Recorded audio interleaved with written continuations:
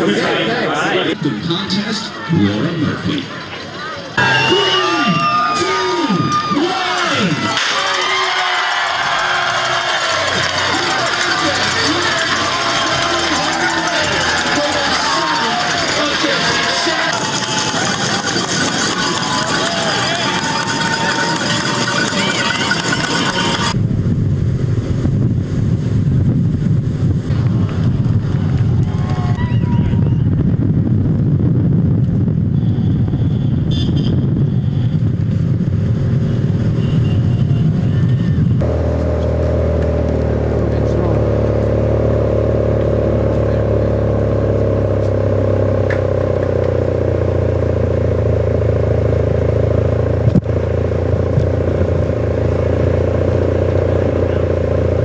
So just looking down then at the pictures here, you can see the magnificent countryside all over here.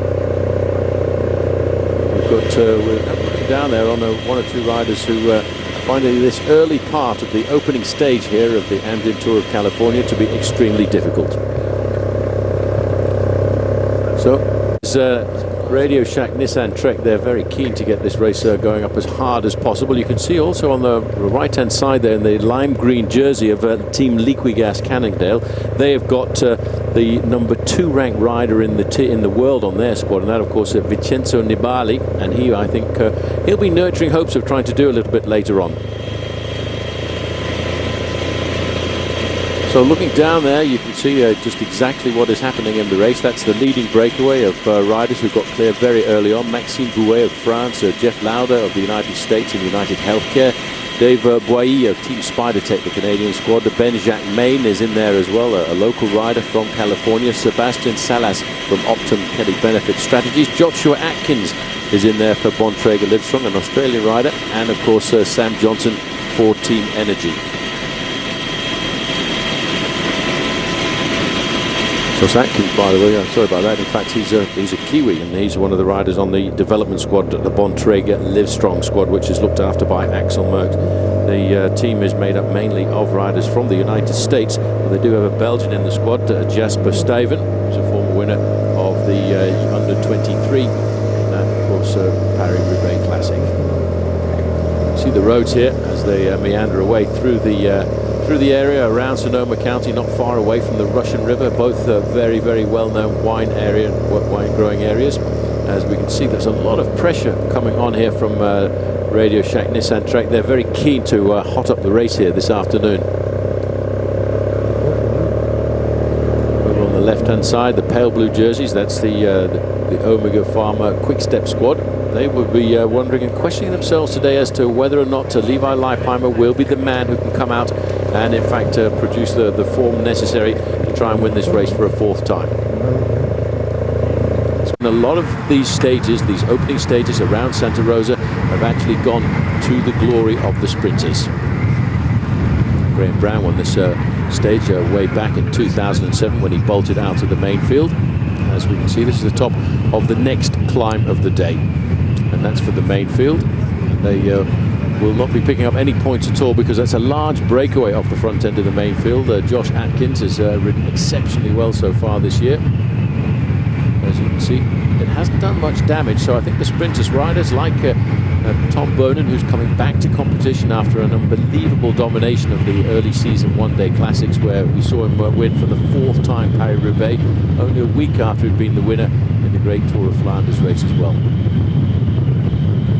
The other thing which is very tricky about riding down these mountain passes here in this part of California is once you get the sun, which is starting to come out in the latter part of the afternoon here, it makes it very difficult to see the line of the road. And you can see somebody's in a serious spot of bother here. This is Tom Peterson going on the back. That's a little bit of a surprise for me, because Tom Peterson, he really been getting popped off the back of the main field in a situation like this. Now we get a chance to see the glory of this incredible state of California. We're going to see these magnificent pictures almost every day.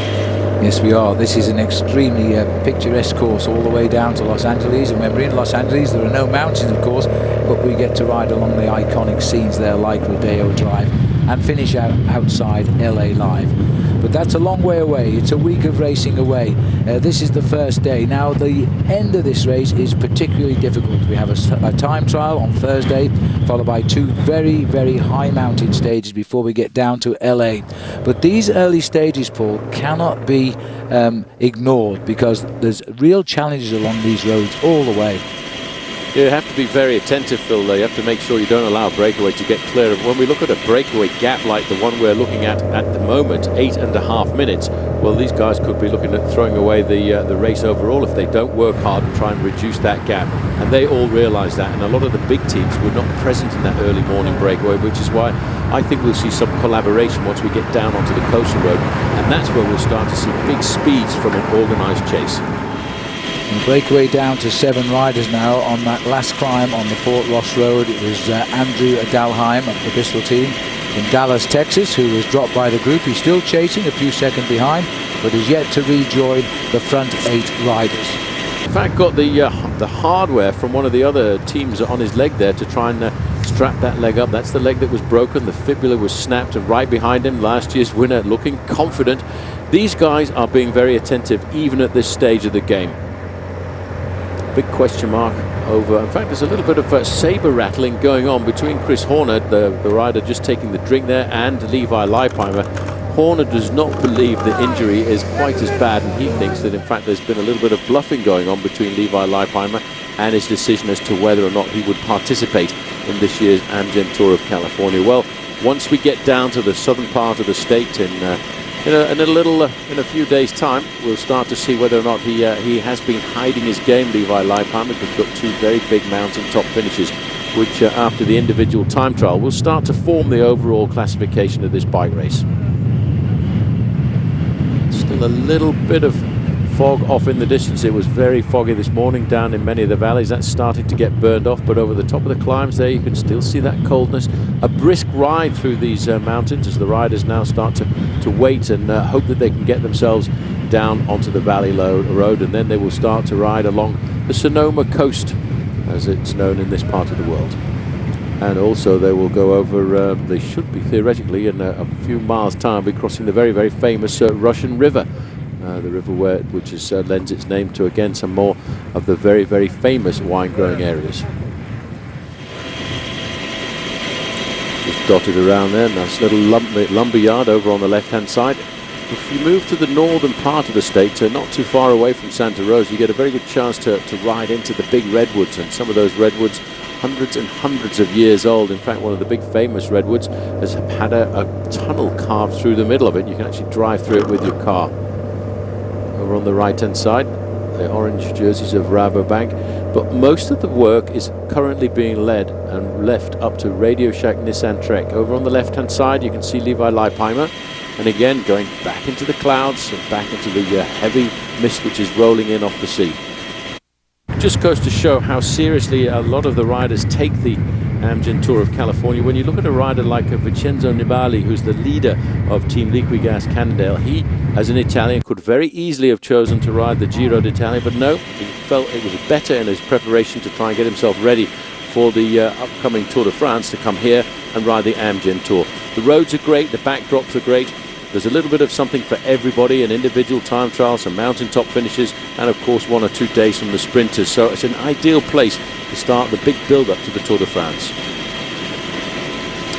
Well, the breakaway situation still is with 50 kilometers to go, and this could be rather a shocker on the first day of racing. Maxime Bouet is in there with Jeff Lauder. David Boilly is in there from Spider Tack. Ben Jacquemin from the United States. Sebastian Salas in there for Canada. 2 Canadians and 2 Americans. 3 Americans getting into the breakaway. Josh Atkins, interesting rider, Josh Atkins from New Zealand. A lot of people feel that he could be a big rider in the future, and he's on the Bontrager Livestrong development squad. As we look down there at the beaches around here, there's not that many beaches. You have to go really a little bit further south to find that the great big long beaches. Looking here at number 73, this is Maxime Bouet, who is in the leading breakaway, and he's just having a little chat back there, and he wanted to possibly go back down to see if he could get some information from his team car. So of smiling going on in the peloton. I can see George Hincapie in his red helmet just sitting a little bit further back, always attentive. He knows exactly what these roads are like, and he's told a lot of his own teammates that down towards the end of this race they need to be very careful, because the final descent of the day, once the riders go over Coleman Ridge, it's a very tricky descent, and you need to take a lot of care and attention as you go down. That's the first time we've had a chance here. We just saw the rider there from Orica Green Edge taking on board drinks. Orica coming in just before the start of the Giro d'Italia to sponsor the Green Edge squad from Australia.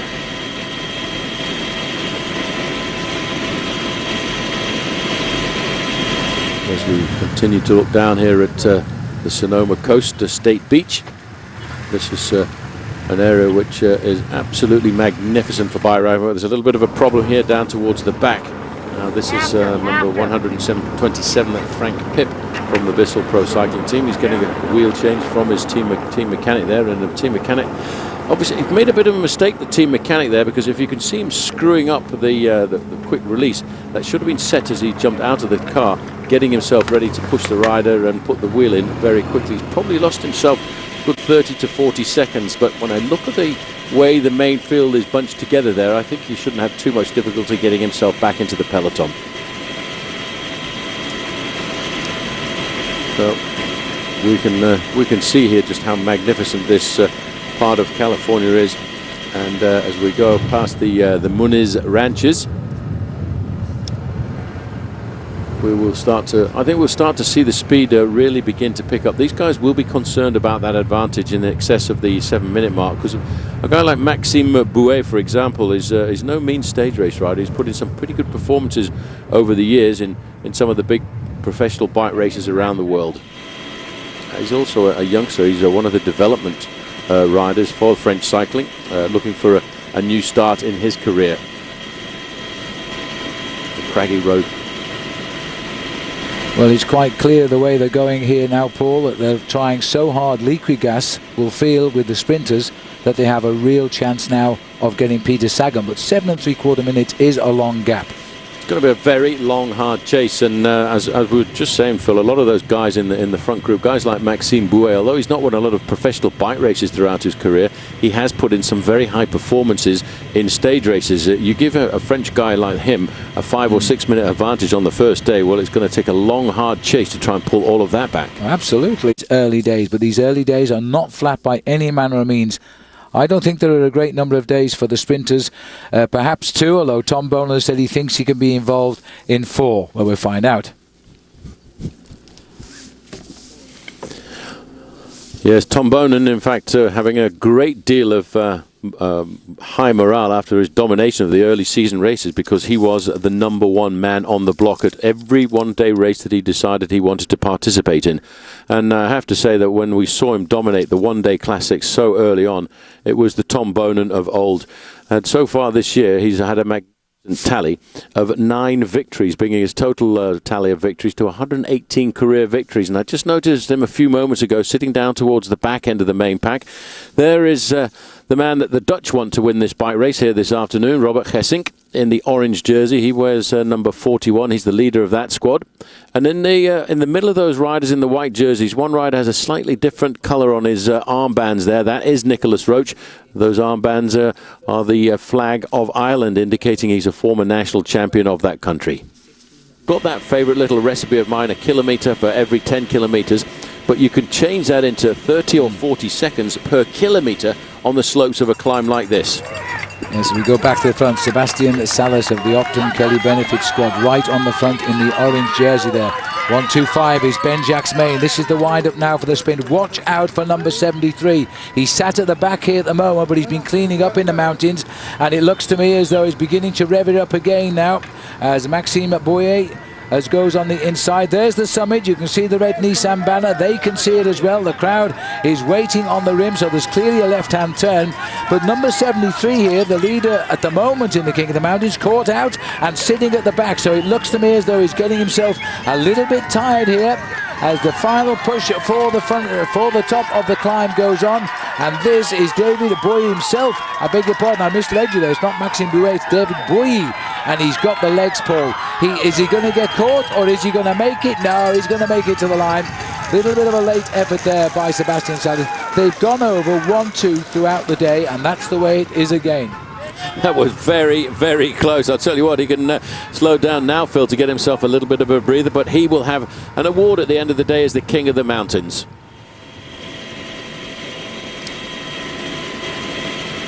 But there is some serious damage. Everybody expected serious damage to happen here on this climb. This is the final climb of the day over the top of Coleman Valley. A lot of the big this morning, they expected not very many more than 40 or 50 riders to be together once they came down into Santa Rosa after their little incursion down towards the Pacific Ocean. Now this is the way back, and look at the pressure that they're starting to throw into this race. Everybody now knows this is the moment when you have to hang on, put the seatbelt on as quickly as possible and survive on the run down towards the finish. But the gap has come down incredibly dramatically. The last time we had a time check, the time check was in fact right up there at 4 minutes, but when they go over the top of this climb, Phil, it's not going to be very much more than a couple of minutes. We're watching them on the climb here. I mean, the boys came up pretty well, but the peloton, if they can keep the pressure on, this is where they can gain an awful lot of time, and they know this. I'm not surprised now that Andrew Dalheim, number 124 there, is in trouble at the back, because he was in the breakaway all day until he was just recently caught on this climb. Yeah, well, it's all down to the guys in the blue, black and white jerseys of Garmin Barracuda. They're obviously thinking about Tommy Danielson. That is Marcel Kittel. Now, if we can just lift up a fraction, Phil, we'll get a chance to see where one of the top sprinters is going to be in this group as we go over the top of the climb. He's not. He's at the back of the main field. Sprinters do not like mountains. They are very much averse, and sometimes I used to think Mario Cipollini was allergic to climbs, but when you give him a finishing straight, they're special. Well, he never finished the Tour de France because the mountains always stood in his way, but he won plenty of stages of the Tour de France. Garmin Barracuda are trying to close this race down as much as they can. Whether they catch them, and Paul's got a watch running here as we head up towards the top of the climb. Peloton is thinning out quite drastically on this climb. This is the last real gradient of the day, but we do have the long, very tortuous descent and then the run-in into town. And they've got to close this gap down. It's just over just coming up 2.5 minutes since the leaders went over the top, so they are getting some inroads into that breakaway, but this is going to make one terrific chase on the way down and back into town. 3 riders from Garmin Barracuda on the top, and as they say, and the time is? The time is 2 minutes and 40 seconds. It was 4 minutes at the start of the climb. They have wiped away 1 minute and 20 seconds in about 1.5 miles. That is amazing. That's the difference with this bike race now. This is Robbie McEwen, number 61. He too not really enjoying the start to get up to the top of the Coleman Ridge and Coleman Valley once we go over the top on the way down.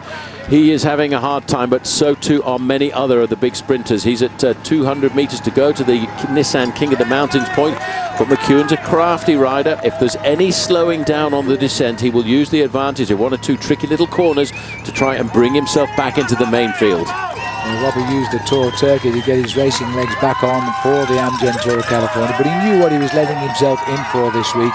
This really is not a race designed for the sprinters, but there are a couple of stages, if they can survive these hills, they can use the sprint. On the main field. So not a surprise really for Robbie, but Robbie will come out, I'm sure, later in the week and see if he can find an opportunity to give himself one last professional victory. But look now at the speed of the main field. Now the action is on. These guys realize they've got about 30 kilometers left to go to the finish, and they've got to try and pull themselves back a 2 minute and 40 second advantage. And you can see by the speed of this peloton, they now believe that they can do it. They're bringing it right back now to the schedule that they're looking at, which is approximately a minute for every 10 kilometers of the race. They realize they can do it, but there are not a lot of riders in that main field, and I wonder how many sprinters have actually managed to survive over the slopes of that very, very difficult final climb of the day. 16 miles of racing, that's 28 kilometers to go to the finish, and pretty much from here it's all downhill. But the race organizers are a little bit nasty here because we just had that Nissan King of the Mountains point. However, before they start the real serious part of the descent, there is a very nasty little kicker just towards the end of this climb. Inside the 1 minute mark, there are no cars left in that gap at all. because they realize the main field can close this gap down very, very quickly. If you want a lesson in going downhill faster, well, just watch these top professionals now. Look at the way they take the line around the corners. They're cutting the apex, lining themselves up for the next one, hardly ever touching the brakes. A lot of these guys will actually look at our cameraman on the motorbike and see how long he brakes, how long he keeps the red light on his brakes on the motorbike, and that gives them an indication of how fast they can go around a corner and how much they need to lift it up going around the corner, especially once they look at the gaps that are starting to appear. We are taking risks here on this descent, and this is could again once again start to split the main field, which was already under pressure going on the uphill part of the course. And as George Hincapie said to himself and to his team last night, watch out on this descent. It is extremely tricky. Don't take too many risks because there are one or two unforgiving corners. Let's have a look at that mileometer there, Paul, but I couldn't really see what he was saying. But they are going pretty quick now on these undulations towards the finish as the gap is holding at 75 seconds. There's still an outside chance for these three. Well, a quick look at that and a quick guess at that speed, I would say we're looking at speeds here between 50 and 60 miles an hour on this last final descent into the outskirts of the city of Santa Rosa, which is hosting the opening stage of the Amgen Tour of California here this afternoon. And the time gap is inside of the 1 minute margin once again. In fact, the race situation is you've got the three riders that we're looking at here, Maxime Bouet, Jeff Lauder and Ben-Jacques Maine. 25 seconds behind them you've got Sebastian Salas, Josh Atkins and Sam Johnson. And then at 50, oh, there's a little bit of a problem there. Now let's just see what happened there. What happened there was, in fact, his chain jumped off. He didn't panic at all, Jeff Lauder. He waited for it to calm down and slowly started to pedal again, and then the chain got picked up by the chainring and went right around the cluster. So lucky bit of maneuvering for him. Never panicked, got his job done. Might just notice on the far side there, that little black box is the transponder, which brings us the results very, very quickly after the finishing line. These guys really have found an invigoration into their pedaling action. They are pushing it as hard as they can now, but the kilometers are not going by very quickly. It's 20 kilometers to go, Phil, so that's going to be a little bit of a shock to these riders, because 20 kilometers to go with a 55-second advantage, theoretically, they don't really have much of a chance of survival, but the way they are going at it, they still believe they can win. They do, and the peloton still believes that they will catch them in. They've been in this situation many, many times before, of course, but at the moment it looks as though it's Rabobank has great faith in their sprinters to see if they can bring this race back. Yep. Right now, all of a sudden we're getting the diagonal line starting to form. I think the fight has gone out of these guys now as they start to have a quick look over their shoulders. They can see the gap is coming down. It's 10 kilometers to go to the finish. And at 10 kilometers to go to the finish, the race situation looks just like this. Three survivors of the early morning breakaway. Maxime Bouet, we're looking at him right now here from France. Jeff Lauder from United Healthcare. Ben-Jacques Maine is in here, but their gap is hovering now at 20 seconds as the main field are waiting for the time to pounce, and when they're going to start to set themselves up for the charge in towards the finish. Bling Matthews, because I tell you what, everybody now wants to get a victory under their belt on the opening day of the Amgen Tour of California. A lot of people think it could be this man, but this is not the time, Phil, to have a mechanical for Peter Sagan. He has stopped at inside of 10 kilometers to go, and look at him, 22 years of age, but no panic at all on this man. He lets the mechanic do his job. He's waiting, and that's about 12, 13, 14. The chains come off there, 15, 16. That's a bad time check. That should have been normally between 12 and 14 seconds. You should change a back wheel like that. I had it on my little stopwatch there, Phil, about 20. He is not out of this bike race, though, because he's got himself back in. He can get himself very quickly up to the front end of the main field. The man who's finished fourth in Milan-San Remo, second Gent-Wevelgem, as the field is wiped out, they're all together, and the man we've been talking about as winning the sprint is still chasing in the convoy behind now.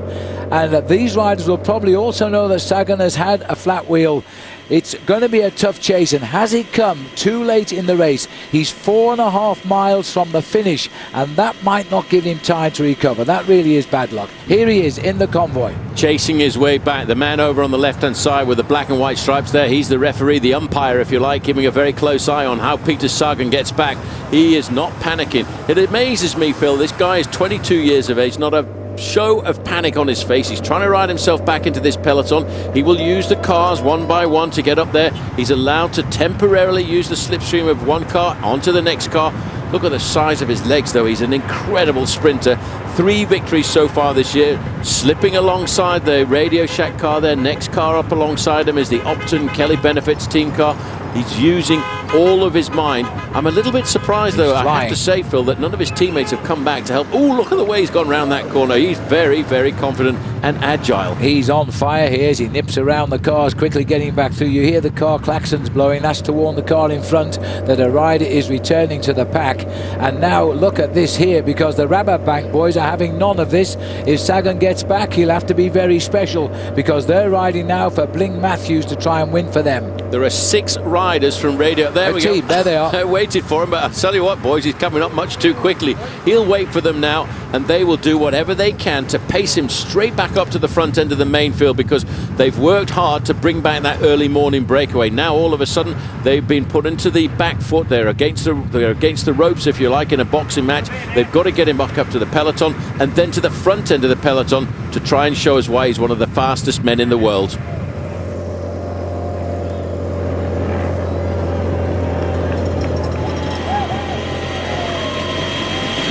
So Rabobank, with 6 riders in there, have got a very good chance to get themselves a big organised lead out. Now this is the back of the pack. He hasn't quite yet made the contact. There's not too many cars left in front of him. He will use his teammates. We always talk about the professional sport of being a team sport. Now you can understand why. Yes, there's always the individual glory of the man who goes across the line in first place, but he needs mates, he needs teammates to pace him at moments like this, which is why he's got up alongside him wearing number 55, Ed King, the American. Funnily enough, they've got Tim Duggan on the front doing all the pacemaking, but I think Team Liquigas Cannondale feel they've got the situation under control. Well, they came back for him, but it took them a while to realise he was going so quickly. Vanotti is the other rider who's waited for him. And meanwhile, at the front now, Liquigas have driven themselves up to the front of the race as well. So they're confident he can recover. As the field now are into the wider boulevards as we begin to run into downtown Santa Rosa. This is a beautiful town, by the way. It's got an old centre to it, as well as a modern area all around the outside. It's a very big town, but once you get down in the centre of the town, its restaurants are sensational, its coffee bars, and it's an arrival for the event here, which has been the way now for some years. And at last they've got the big start of the Amgen Tour of California. We've done one. The men right down the middle in the orange and blue jerseys of Rabobank. Over to the right-hand side, you've got BMC Racing moving forward. They could be thinking about their man, Greg Van Avermaet, because Greg Van Avermaet, a former winner of Paris Tours, can turn out a very good sprint when he has to. See if I can spot George Hincapie. Yes, there was George Hincapie as well. Oh, there's a little bit of argy-bargy. They've gone down, and that was Bling Matthews was argy-barging and touching shoulders there with 1 or 2 riders right in the middle. That's what the sprint is all about. It is very, very precarious, and I don't believe it. Bling Matthews is one of the riders who's gone down, and he was going to be a massive big favourite. Matthews went down there, Phil, very, very hard. Over on the left-hand side, somebody was barging up against him, and bang, all of a sudden your hopes of a victory have been blown out of the water.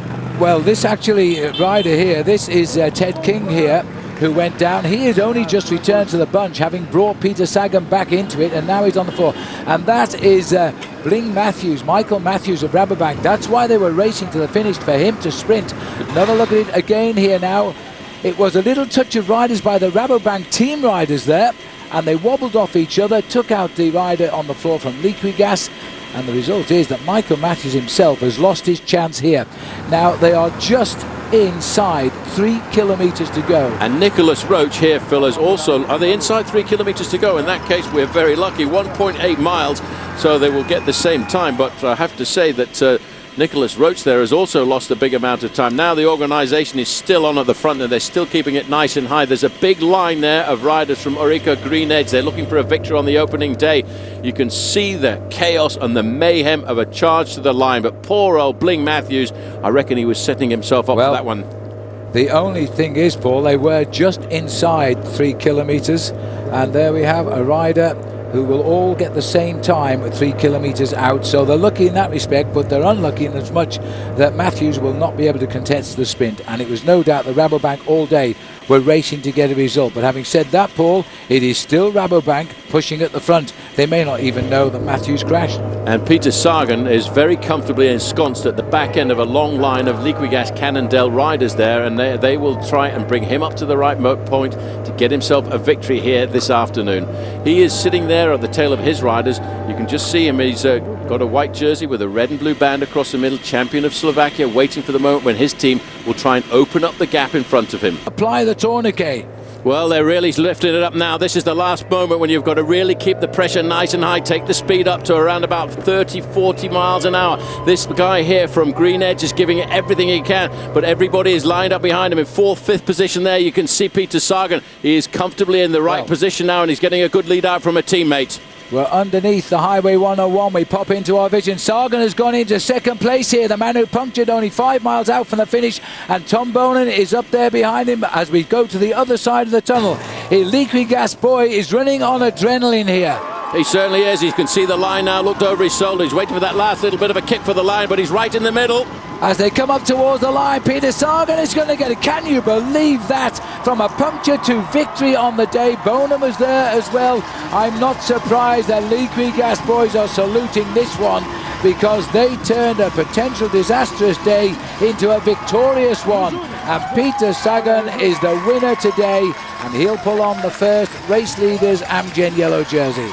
Well, he certainly will there. The team did a great job there, Phil, well organised. He got a wheel change, not a very fast wheel change, but he never panicked. He waited for the mechanic to get the job done, got back into the convoy of cars, and once he came to the finish line, the team put him into the right place, opened up the doors in front of him, and I'm not quite sure what he's pointing at there, but he's very, very happy to greet the crowd here in Santa Rosa with a brilliant victory. His 4th of the year. Yeah, it was his 4th win in the Amgen Tour of California. It is also his 4th win of the season. And look at that, he really did pull away in the end, and no challenge at all, and also no sign of Tom Bonan. Graham van Avermaet was trying to get up there, because that is Heinrich Hausler with the E on his back for Garmin Barracuda. We've also got, I think that's Fras Freddy Rodriguez on the far left for the NE Exergy team, and Greg van Avermaet was the rider in red there for Team BMC. But Peter Sagan really produced the finish. Maybe the crash disrupted Tom Bonan's finish, but he wasn't there. Well, it disrupted a lot of riders, and poor old Michael Matthews from Australia, I think he was hoping to try and get the victory for this stage, which has been sponsored by Rabobank here this afternoon. But the men that we're looking at here, Phil, 22 years of age, he has the experience. He rides with the experience of a 27 or 28-year-old. There was no panic at all with that action. If I'd had a flat tyre at inside of 6 miles to go, I'd be thinking I'd completely lost the race. But he never ever gave up. No, and he turned professional back in 2009 for a team in Czechoslovakia, or the Czech Republic, Dukla Merida as it was, and quickly Liquigas spotted the talent and took him, and he stayed with them ever since. And he's delivered. I make that his 27th victory since he turned pro back in 2009, and his 4th here in the Amgen Tour of California.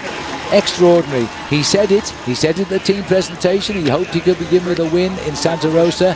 He's delivered despite that shock of a flat tyre just 4 3/4 miles from the finish. Yep.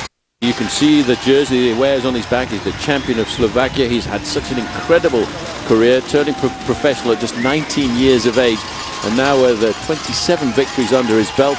He won the National Road Racing Championship title last year, but I tell you what, I was more impressed, I think, with his 3-stage victories in the Tour of Spain and his 12th place overall in the World Road Racing Champions. It won't be long, Phil, before he is the World Road Racing Champion. The amazing thing is, he was actually World Junior Champion in mountain bikes. Yes, also the World Junior Champion in cyclocross as well. And so we're looking now to cross the hills where they've just come from here. As tomorrow we go up to San Francisco for the start, and then we go south as we head down towards Santa Cruz County. The crowd here have enjoyed this day because this has been an idyllic day to start the tour.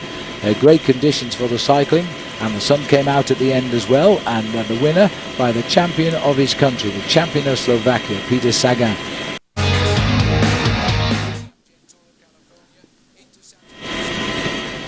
And today it begins a long trek of 117 miles going away from San Francisco and down to Santa Cruz County.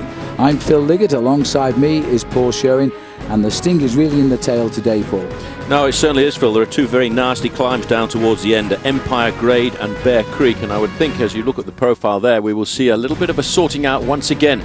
Even on the opening stage, there was a massive sorting out with probably only 60 riders still in contention to win this race. I think that number will be reduced by the end of today. So this is the scene at the start this morning at Pensive Peter Sagan looking there, as he now thinks they're saying that his team, Liquigas Cannondale, will work today to try and keep him in that yellow jersey. But it is a tough day, especially the climb at the Empire Grade, and then finally over Summit Road, which leaves them just about 20 kilometres to race down to the finish. So that could be decisive today, although some of the riders are saying it could well be a sprint from a small bunch of riders. Yesterday, however, the riders found that of the 128-man field, at least 60 of them lost their chance and all hope of overall victory on the small climbs. The weather stayed overcast all day around the Pacific region, but it's certainly come good today because the bright blue skies today. I can tell you there is a breakaway, and we'll be seeing that very shortly. Gone Clear. It's been away since the 22nd mile of the day. So that's around about 35 kilometres into the stage. And Jeremy Fennell of the Bissell team, a New Zealander in there. Alexander Ginier of the Argos Shimano squad. Juan Suarez of Colders Porters of Colombia. Brad White, United Healthcare. Lloyd Mondry of the team AG2R, and Michael Creed of Optum. Those are the riders who have broken clear. The last check we heard was about 6 minutes and 10 seconds, and they're not far before they turn off these beautiful, stunning pictures of the Pacific Highway and then start to head inland over the climbs towards the finish as we go around to Santa Cruz County. So this is going to be an intriguing day today, because these, if there are any easy stages on this year's Amgen Tour, these are they, because as we get towards the weekend with the time trial, and we've got two massive mountain stages before we finish the race in LA Live in Los Angeles, and that certainly is a stage for the sprinters, but a little bit of battle before then. The man who's in the lead, Paul, at the moment overall, because he's recouped well and truly his 10 seconds overnight deficit, is the Bissell rider, which is an American team, Jerry Fennell. Fennell, who is the bronze medalist in his own country's National Road Racing Championship this year. Yeah, I think though, Phil, when we look at this magnificent backdrop here of California, a lot of the big teams are letting the breakaway have some advantage here this afternoon because they know just how tough the final kilometres are. So looking down at this incredible route that the race is taking today, this is the very, very famous Highway 1, runs all the way down the coastline of California, and these riders today are having the best chance in the world to ride safely down this road. Not a surprise really to see a little bit of work happening at the front end of the main field. The big teams realise today is an extremely important stage, because on the run in towards the finish with these two very, very difficult climbs at Empire Grade, which takes in part a little bit of Bonnie Doon, a race climb that was used a couple of years ago by Levi Leipheimer to launch the foundations for his overall win in that year in 2009, to make that his third win in this great bike race. And after that, after the climb of Empire Grade, they're going to go over the second category climb at Bear Creek. But the position of those climbs, I'd have to say, are ideal for a launch pad to see a split up. And you can see how serious now the main field is, and you can see how much better Levi Leipheimer is as well. That's him wearing number 21 in the pale blue jersey of Omega Pharma Quickstep. The big question mark is, how will Levi Leipheimer ride as we go further and further down the state of California? That was a man, we've briefly looked at that man there who had himself a very, very nasty leg break. That happened just 5 weeks ago, and here he is trying to get himself back to the top level of the sport. Team Exergy doing a lot of pacemaking too, getting themselves to the front. Alongside them, some of the biggest sporting teams in the world of professional cycling, Rabobank, Radio Shack, Nissan Trek. They're all thinking about making sure they look after their leaders here this afternoon. Their leaders are the guys who they expect are going to be the men who will fight it out when we go down to the time trial around Bakersfield, and then the two very, very big mountain top finishes. Here we got a chance to just identify the leading group of 6 riders. They escaped with 156 kilometres to go to the finish, and that's about 100 miles of racing. There's Big Tom Bonin. So as the riders continue to move on, everybody now reasonably content, Paul, but there's a visible urgency in the peloton now. I think they might be giving this too much of a lead. I think the main field, Phil, and most of the team managers. I spoke to Jonathan Waters this morning and asked him what the situation was going to be, and he felt they could allow the breakaway to get a big advantage because of the difficulty of this final 20 or 30 miles around the county of Santa Cruz, because with those two big climbs stacked up, Empire Grade and Bear Creek, the big professional teams on the international circuit reckon they can wipe out the advantage very, very easily. Well, the rider here looking rather uncomfortably positioned as he makes his way down is Sam Johnson here, the American on Team Exergy. But just to continue your theme there, Paul, yes, the two climbs will take us over 2,200 feet on Summits Road and 2,500 feet on the Empire Grade, so around about 750 metres. So as we look down from the helicopter, Well, this really is surfer's paradise, isn't it, when you look at the surf coming in here. But for these riders, what they're thinking about is trying to get themselves into a situation.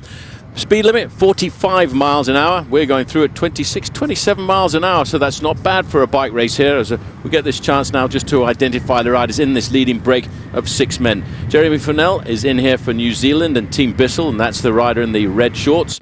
Just behind him, Juan Pablo Suarez. He's the rider from Columbia Deportes.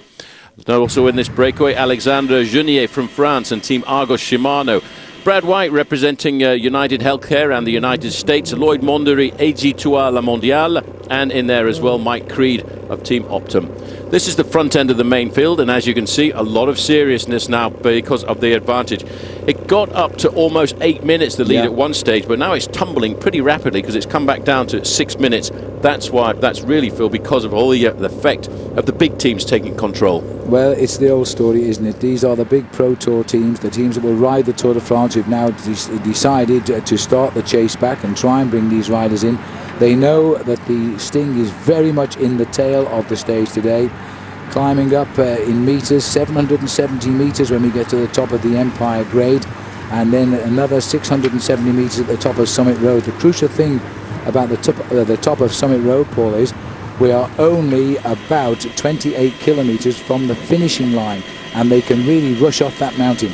Well, they can, and in fact, a couple of years ago, everybody always waits in the Amgen Tour of California for the race to get down to the latter part, to unfold and get into the mountains. But in fact, it was on this very, very similar stage a couple of years ago in 2009 that Levi Leipheimer threw caution to the wind and attacked on Bonnie Doon. We actually use a little bit of that climb today as we go up to the summit of Empire Grade. And I am certain there will be a number of teams there, Phil, will be looking to see if they can lay down the foundations, make another selection. They made the first selection yesterday, getting rid of about, half of the main field. Really, I think today it might be even halved again, and that will give us a good insight as to who the future contenders are going to be. It's so important, Phil, to be placed at the front end of the pack at the start of a climb like this. Yes, because the roads, although most roads here, the big wide sweepers on the highways, the roads around the back are quite narrow, and very often the surface isn't that good. But they are beautiful roads. They remind me very much of the English countryside lanes back home. Well, Garmin clearly have a plan now. We know that Tommy D is their man if it all goes well for him. And there's also got Dave Zabriskie on here, who's finished second 3 times overall in this race and never quite landed the win. What we should also remember, Paul, is throughout the history of this tour, over the 6 years we've had, the biggest winning margin was David Miller, 49 seconds behind Levi Leipheimer. That's the smallest margin we've ever had. And, you know, they know literally every second counts. As we go up to the leaders, though, they've only just started the climb of Empire Grade, and there's trouble. And I'm a little bit surprised to see Suarez in the black being dropped by the others. Well, you're surprised, so am I, because he is from Colombia. Colombians are always very good climbers, but you know, when you've been in a long breakaway, these guys have been hammering down Highway 1. This is a site of the finish line. That's where they will be in a very short time, and they'll all be thinking about coming around that top corner there in the best position. But who's it going to be? But that's not a surprise, though, to see this move. This is Columbia Deportes, a team from Colombia. We saw them last year in the USA Pro Cycling Challenge in Colorado. They were aggressive. They're guys who love to climb. Not a surprise to see that first attack. That's Michael Rodriguez who's launched, and the race referee there almost got tangled up with him, rather spoiled his sprint off the front of the group. Rodriguez is also a very good climber, and that may be a plan. Maybe his teammate up front is just easing back, expecting him to come up. Here is Monduri here, the Frenchman. AG2R, again, second day running. A man on the French AG2R team in the breakaway, but losing ground now as we're seeing this group move forward. Jeremy Fennell is still going forward and still very much the leader on the road. I have to say, AG2 are a very aggressive team. They're always looking for the breakaways. We're now down to a situation as we move up now. We've only got 3 riders left in the leading group. One of those here just sitting on the back, number 88, is Brad White from United Healthcare. Yes, I know it's a bit tough, but hang on in there. Just in front of him, Jeremy Fennell. He was the rider in the red and white jersey of Team Bissell. And setting the pacemaking is another Frenchman. In fact, this is Alexandre Genier from Argos Shimano. But Colombia Deportes, they know this is their terrain. This is the kind of move we expected from them. When they first came over to Europe in the mid-1980s with the Café de Colombia team, they were reputedly some of the best and finest climbers in the world, and they've gone on to build that reputation anywhere that they have appeared. Just at the back there, number 44, you might just have caught him with a little bit of a bandage on his arm. That was Michael Matthews. Went down in a very, very nasty crash yesterday. I'm quite convinced that if he hadn't gone down in that crash, he wouldn't have been far away from challenging the winner, Peter Sagan. And let's remind ourselves briefly as we look at this little move coming from Colombia that Peter Sagan is the overall leader of this race by 4 seconds from the Australian Heinrich Hausler. Jeff Lauder, the American rider from United Healthcare, in the breakaway yesterday is third at 4 seconds. Fred Rodriguez is fourth, and he's looking for 6 seconds. But all of that could be just blown away by the end of today's stage. So here we can see this is a very, very interesting climb. And this is the damage that's already starting to be done at the back, because this is the first of 2 very difficult climbs. And so, just looking down there, you can see that this is the 3 leaders. So we've got those 3 riders surviving now, Paul. We've got Alexandre Genier. Genier's had a very interesting day. Yesterday, by the way, he broke away as he passed through Santa Rosa after 20 miles, 32 kilometres, to try and catch a breakaway that was already 8 minutes ahead. He gave up after a while. Today he went away right from the gun with Tom Zerbel, got caught, and then went away in this group, and there he is, number 101. So he's having a very, very good day. I'm sorry, we're looking at the wrong one. Yeah, 101. 106 is in the break. Yeah, the classic switch of cameras. Yeah, 101 is the sprinter on Team Argos Shimano, Marcel Kittel, a very, very good sprinter. But as you can see, as I've often said, the sprinters have this slight allergy to the climbs, and that's why the pressure has gone on straight away from Colombia Deportes. They really want to try and rumble this race up, but they're not really reacting in the main field. You can see a lot of the same coloured jerseys at the front end of the pack. This is the move now, 106. Oh, he's gone. Yeah. This is Genier at the front, and he's decided to push on here. The man has been in 3 breaks out of 3 so far in this year's event, and the other 2 aren't resisting here. Brad White is on the right, number 88. He rides for the United Healthcare team, comes from Holland in Michigan, and on the left of the road is Jeremy Fennell. Now he's got the most to gain today. He's currently the race leader, having dropped only 10 seconds on the stage yesterday. He rides for Team Bissell, and he's on form too. He's done very, very well in some races in South America recently. Well, Alexandre Genier, the Frenchman, turned professional back in 2010 with the Skill Shimano squad, which through the last few months has changed its name from 1T4i to the new Argos Shimano team. He's actually a pretty handy bike rider, Phil, because a couple of years ago he finished 2nd overall in the Route du Sud, which is a very mountainous race in the southern part of France on the mountains of the Pyrenees. And he can handle himself too. 2nd overall in the Tour of Luxembourg last year, which is a preparation race for the Tour de France.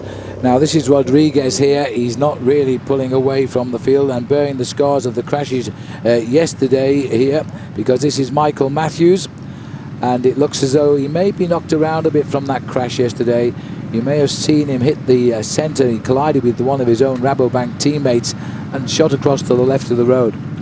No, you certainly did, and this is a very fine move here. This is Alexandre Genier. It's good to see in a race like this, the youngsters get a chance to show off why they are the future of the sport. And Genier, at just 24 years of age, has been a professional for 3 years, but he's only had 1 win, and that was the Tour of Austria, a very hilly race. This is Robin McEwen going out of the back now. Now you can see, you get an idea of how difficult this climb is, and this, of course, Phil, is only the hors d'oeuvre. It's only the starter. We've still got the main course to come once we get to the next climb of the day, which I think is a lot more difficult, and that's the climb of Bear Creek Road.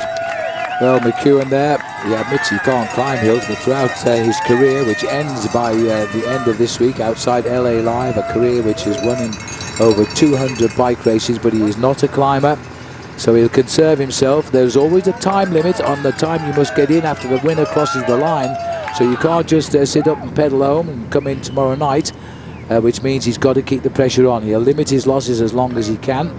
Yeah, Phil, to put that into perspective, today's elimination time is only 8% of the winner's time on the stage. And if you work out that we're only looking at a 4-hour race, so 8% of 4 hours is really not very much at all. You don't want to get dropped too early, especially so far from the finish. It's about 21 minutes. And I'll tell you what, to be dropped as the climb is starting with another climb still to come, that doesn't augur too well, so he's got to watch himself here.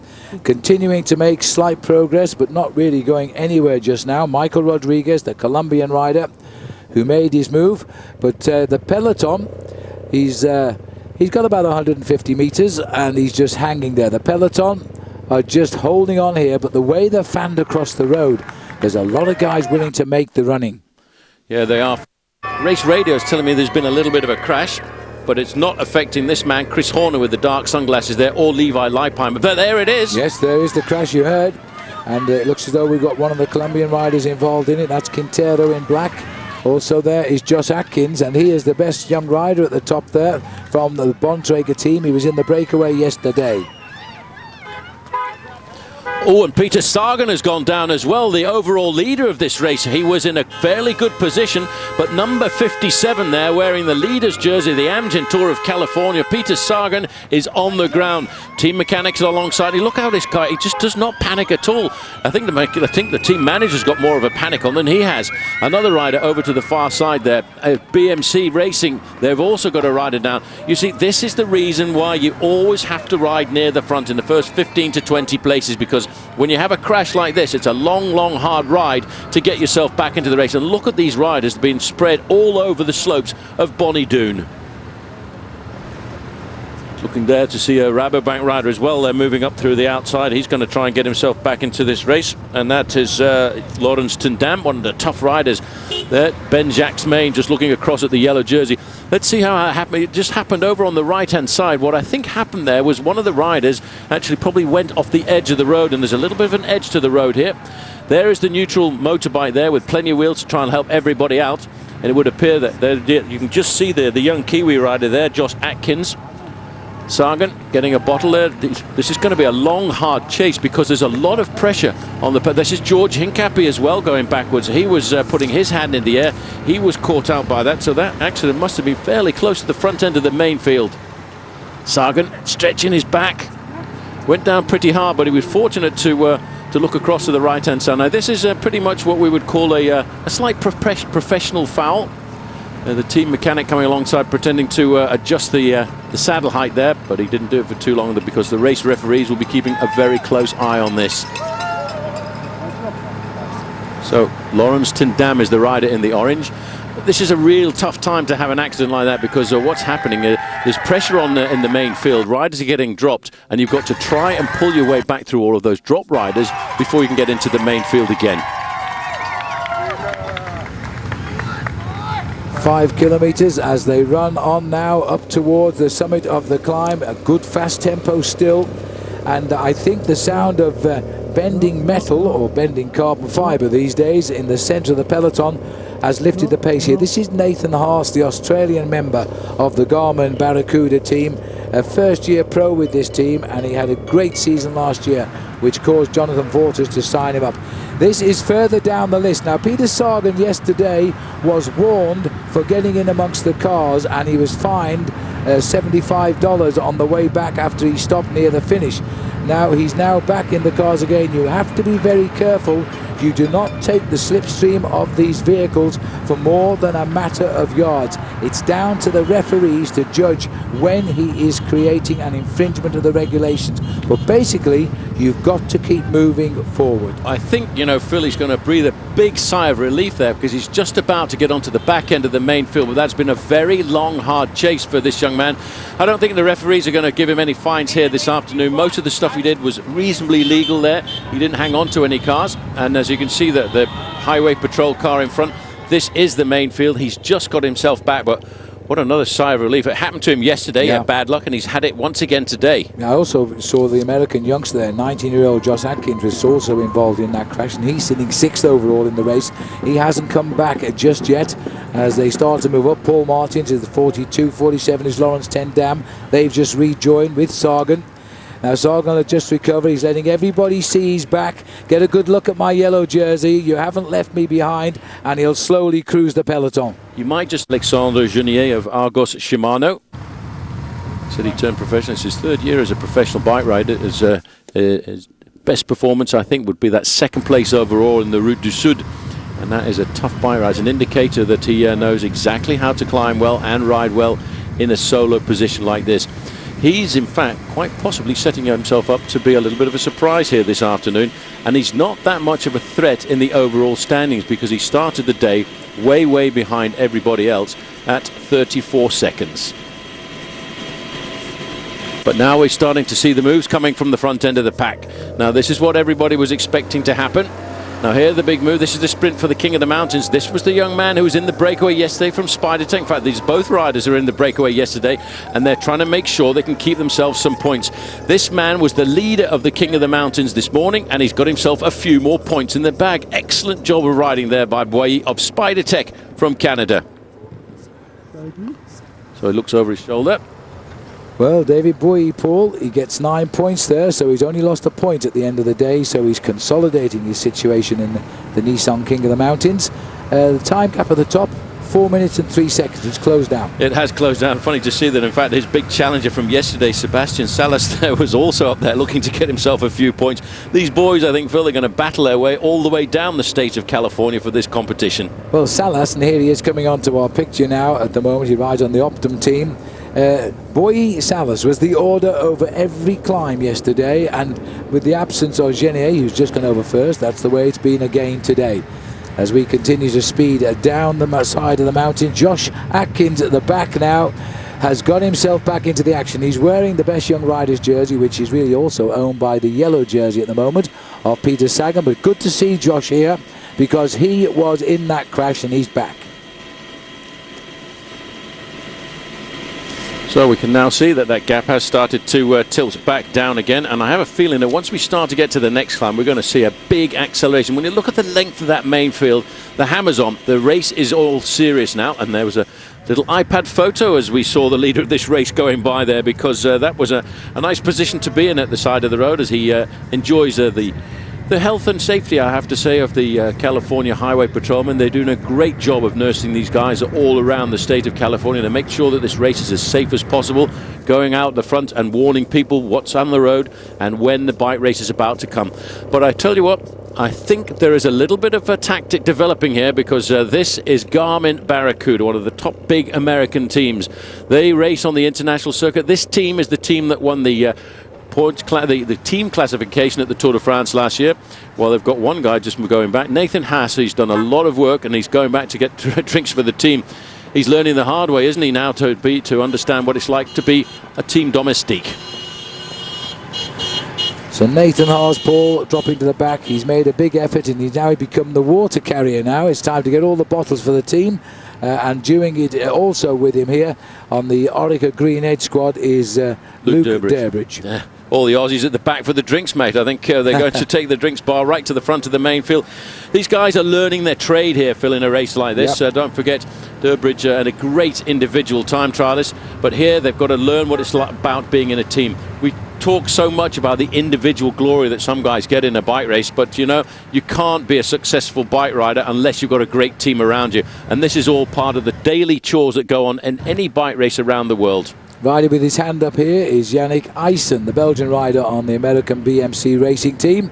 That's how he signals to the race referees that I think he wants a drink as well. Yeah, but this man has to get himself organised and down to the job in hand, because currently Alexandre Junier, he's got a couple of minutes advantage still, because you know Jeremy Venel and Brad White have not yet been picked up, and they're around about a minute in front of the main field.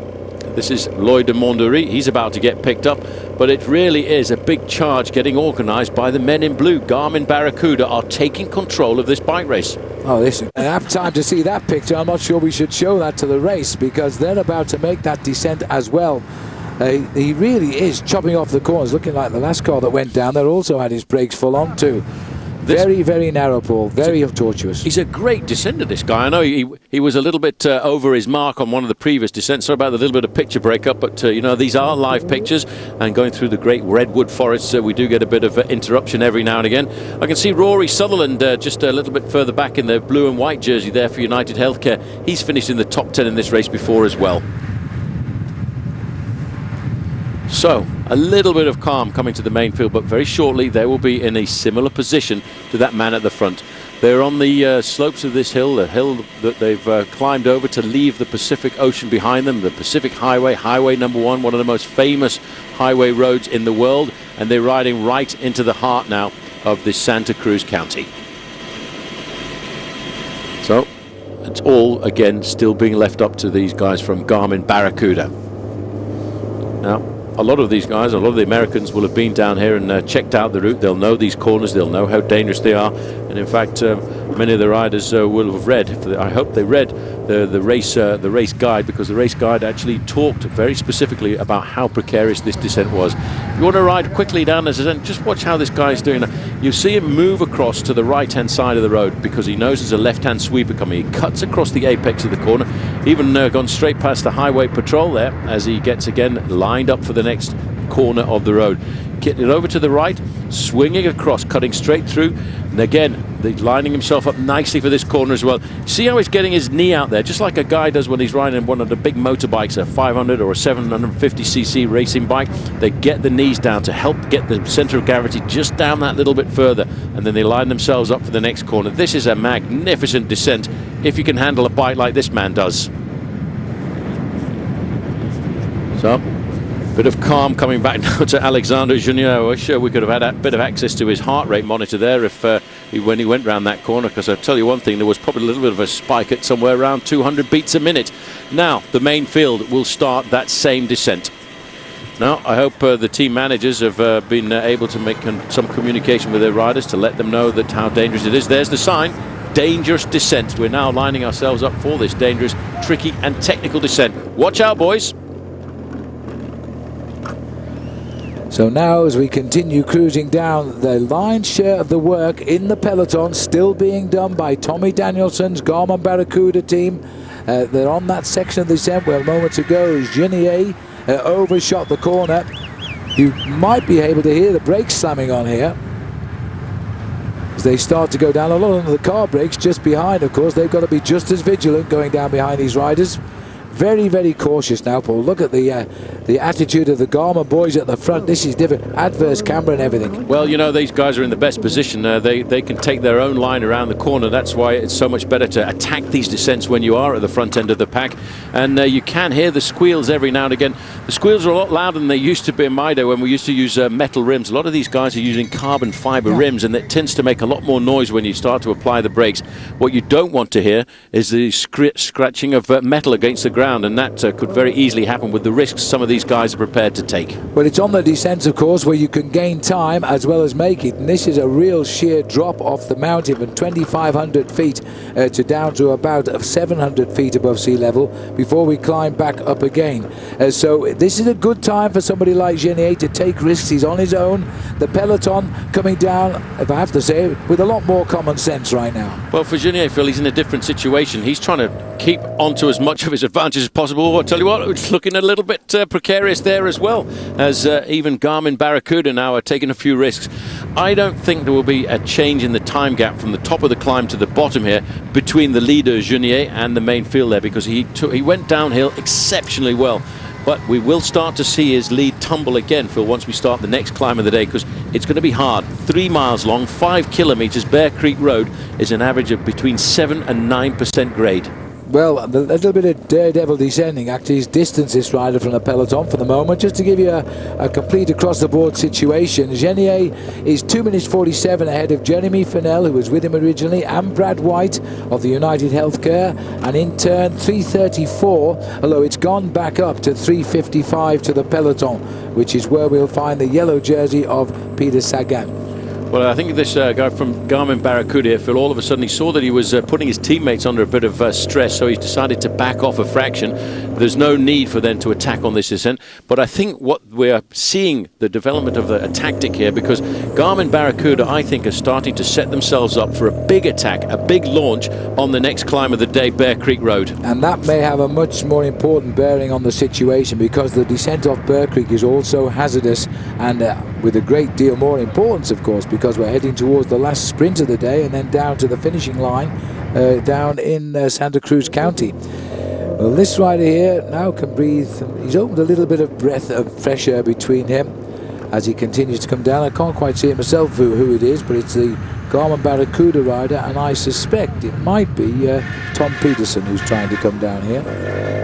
Well, you can just hear the brakes screeching along there, and in fact he's getting himself nice and organised. He's looked back to make sure the gap is not too much, but it's really thrown the cat amongst the pigeons a little bit there with Team Garmin Barracuda. They will get themselves organised. Well, the fact that Tom Peterson is on the front here, he can claim 93% of the workload for his team at the moment as they continue the chase down, and that compares with only 7% from the Radio Nissan Trek team. So you might like to know that as they're coming themselves back together again.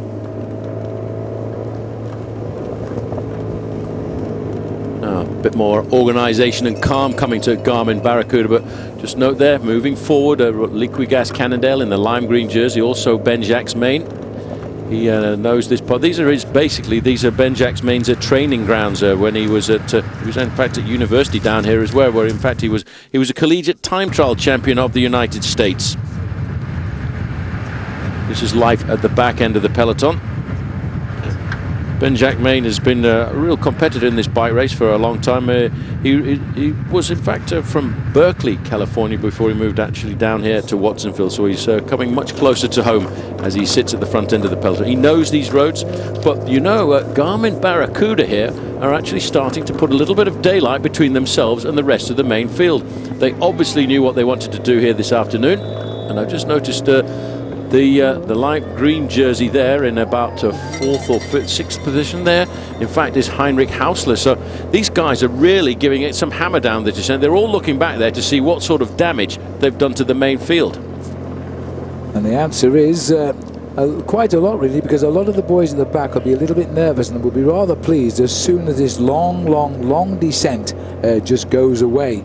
They've got a little crack in the field here at the moment because they've suddenly realised that they've splintered the bunch and we can drive and might be causing a little bit of damage here. Garmin Barracuda, 3 riders at the front, and I think it's 4 in fact. Well, they're on a mission today, Phil, to Barracuda, Team Garmin Barracuda. They're looking to try and reduce the number of competitors that they will have in the Amgen Tour of California. They've got a 2 or 3 pronged attack, in my opinion, because yes, we keep talking about the big man Tommy Danielson, or Tommy D as his nickname is here in the United States, but Andrew Talansky for me is probably the man they're going to count on once we get into the big mountains. As we come through the pine wooded forest here, Genier is stopping our picture, but it'll find itself in a moment or two. He certainly isn't stopping. This is a fine piece of riding by Genier. New sponsor. Bike rider at 22 years of age. Let's have a quick look now. You can see who's made the presence there. I'm sure one of those red and black jerseys down there is TJ Van Garderen. Garmin Barracuda are very happy. They've got a team car behind there, a neutral service car, so the gap is obviously creeping up to around about the 30-second margin. This is the next group now on the road, scrambling to put themselves back in, but this is going to be very difficult because they've had to chase all the way down the descent along the valley road, and now all of a sudden they're going to start climbing again because they're only just around the corner from this final climb of the day, the climb to the summit of Bear Creek Road. So just looking back, making sure they're going to have a big chat there. There you can see the yellow jersey. He's just at the back there. George Hincapie Very experienced professional bike rider, George. Turned professional back in 1994. That's Heinrich Hausler in the green. That's George Hincapie with the white sunglasses on. This is TJ Van Garderen just coming through street. Leon Sanchez coming through as well. Vincenzo Nibali. All big names in the sport of professional cycling. Fred Rodriguez in the Exergy number there. Just having a quick look across at us. We used to call him in the old days Fast Freddy, because he was such an incredible turn of speed as a professional bike rider when it came down to the sprints. And the other night in the press conference, I had a little bit of a joke with him. He says, I'm going to prove to you this week, Paul, that during the Amgen Tour of California, you can start to call me Fast Freddy again. And I think we can, because in the opening day, it turns out that he got himself across the line with a very fine third place. So, looking at the scrambling in this bike race here this afternoon, everybody knew there was going to be a little bit of a move, but they expected it to happen on the uphill section of the course, not the downhill. There is the leading group just around the corner. You can see that red and black car, the SRAM neutral service vehicle, who's in the race here to look after everybody's interests, make sure that if any of these bike riders have a problem, there is a free spare wheel on hand. 138, just going through there is one of the riders who were involved in a nasty little crash yesterday. That's Scott Zawanski. Now I think we're about to get a little bit of calm now and a little bit of reorganization as these guys realize they created a little bit of an alarm bell to ring on that descent. They'll all come back together, but what sort of damage has it done to the overall lead? Because Alexander Genier is still holding on to around about a 2-minute advantage. But it's hectic, it's nervous as they make their way down towards the big final climb of the day, Bear Creek, and that's right in the middle of this Redwood Open Forest Reserve area. Well, there it is, that's the coming together, scuttling around there, the VIP car. I presume it's a VIP car there that was giving some people a bit of chance there, and the race referee has just told that car to get over to the right-hand side, get out of the way, because you had your chance to get by, and it's not going to happen now. That's Rory Sutherland just over on the left, a quick glimpse at him. Dave Zabriskie moving up to the front as well. And all of these riders from Garmin Barracuda, they're definitely on a mission today. They're bolstered by the fact that in the past, and if I'm not mistaken, it's the Garmin Barracuda team, as it is called now, that have actually won this stage both times that we've been to Santa Cruz County before. Firstly was Tom Peterson, and the other was, of course, in 2010, and that was Dave Zabriskie. I thought this young man, Alexander Genier, was in with a chance, but it's now down to 1 minute and 22 seconds and going quickly. So as we see Genier on the front pole, we see at the back of the race now the Nissan King of the Mountains leader, David Bowie, who had a great day yesterday and has had a good climb on the first one, is unhitching at the back. Well, he's got himself a few points in the bag here this afternoon, but Phil, you know, when you're going a long breakaway like this guy did in a stage race, it's a question of one day or another, you've got to pay for that effort. There's no secret in the sport of professional cycling. He had a hard day yesterday, and yes, he is going backwards, but he will still be the leader of the King of the Mountains classification tonight. Also more damage. Ben King slipping backwards there for Radio Nissan Trek. Also the man who wears the best young rider going backwards, 141, John Askins. Well, but Josh is only 19 years of age, and he also was involved in that fall. He is going to be a real class act as the years unfold. Goodness me, he's not old enough to shave yet, Paul. He's enjoying himself. He's crossing swords with some of the greatest bike riders in the world, and he's got a leader's jersey on his shoulders at the moment. Yeah, Phil, don't forget, these guys, the average age of Bontrager and Livestrong is just 20 years of age. They're racing against, you could almost call them boys, because they're racing against men. Boys. They're racing against Tom Bonan. They're racing against Levi Leipheimer. They're racing against the big names of the sport. Chris Horner. For them, it's a chance to get a little bit of a chance to measure themselves against the future. Well, all the cheers at the upper part of the climb here now is for Alexander Genier. Hearts always go out for a rider who tries like this. He's taken the ball. He's leading the race towards the finish. He's only 22.5 miles or so from the finish. That's about 37 kilometers. And he knows now that the top of this hill has got to come quick. And then the concentrated effort. And if this field does not crack in the next couple of kilometers to the summit of this climb, we are going to get, I think, a big bunch sprint down at the finishing line. So the gap continues. In fact, I'm getting information. There it is. I was going to just tell you it's 35 seconds the time gap, because that's what the computer's telling me, but it's not. It's all over now, bar the shouting, because now all of a sudden the job at hand that's been done by the team helpers of all of the big professional cycling teams, like Radio Nissan Czech to begin with, like Garmin Barracuda, who've done a massive amount of pacemaking on the front of this gap, and now helped by United Healthcare, they've pulled back the last survivor, and now we might just start to see a little bit of tactics starting to unfold. Look at this, all the nervousness, all the communication now starting to happen. We're still looking at about 3 kilometers to go to the summit of the climb. Damage at the back. Number 37, Timothy Rowe from Australia, riding for BMC Racing. But on the front, they're also trying to set something up, quite possibly for an Aussie, because I think it's third position there is Rory Sutherland. Keeps sitting up, having a look over at the top to see what the situation. Fourth place is Robert Hessink. Been a professional since 2005. He has had a very tough time, Hessink. He broke his leg in training last year and had to fight his way back up to the top end of the sport. But he is a very good climber. There was something in the row, because now Luis Leon Sanchez is leading them down the descent. The first part of the descent, in fact, one of the teammates, in fact, it was Wilco Kelderman from the Netherlands, who's gone to the back of the pack, and I wonder if he's got a mechanical problem. He's looking over his shoulder. The riders, they put their hand up like that to indicate to the race referee. Now, the race referee is in the first car there, that grey car behind the main field, and he will then over the radio call up the Rabobank team car. He will try and give them an indication of what the problem is, if it's a feeding problem, if it's a flat tire problem, if it's a bike crash, and give them as much advance warning as possible. But on these tricky and precarious descents, it's very difficult sometimes for the team managers to get there quickly, and you might have to wait, 30, 40, 50 seconds before the team car can get up alongside you. So they're charging down this descent now, and once they get off the bottom of this descent, they're not going to be very far away from the finish of today's stage. So it's all back together now, with 20 miles of racing, or 30 kilometers left to go to the finish. Luis Leon Sanchez. Many people tipped him as being the new Miguel Indurain.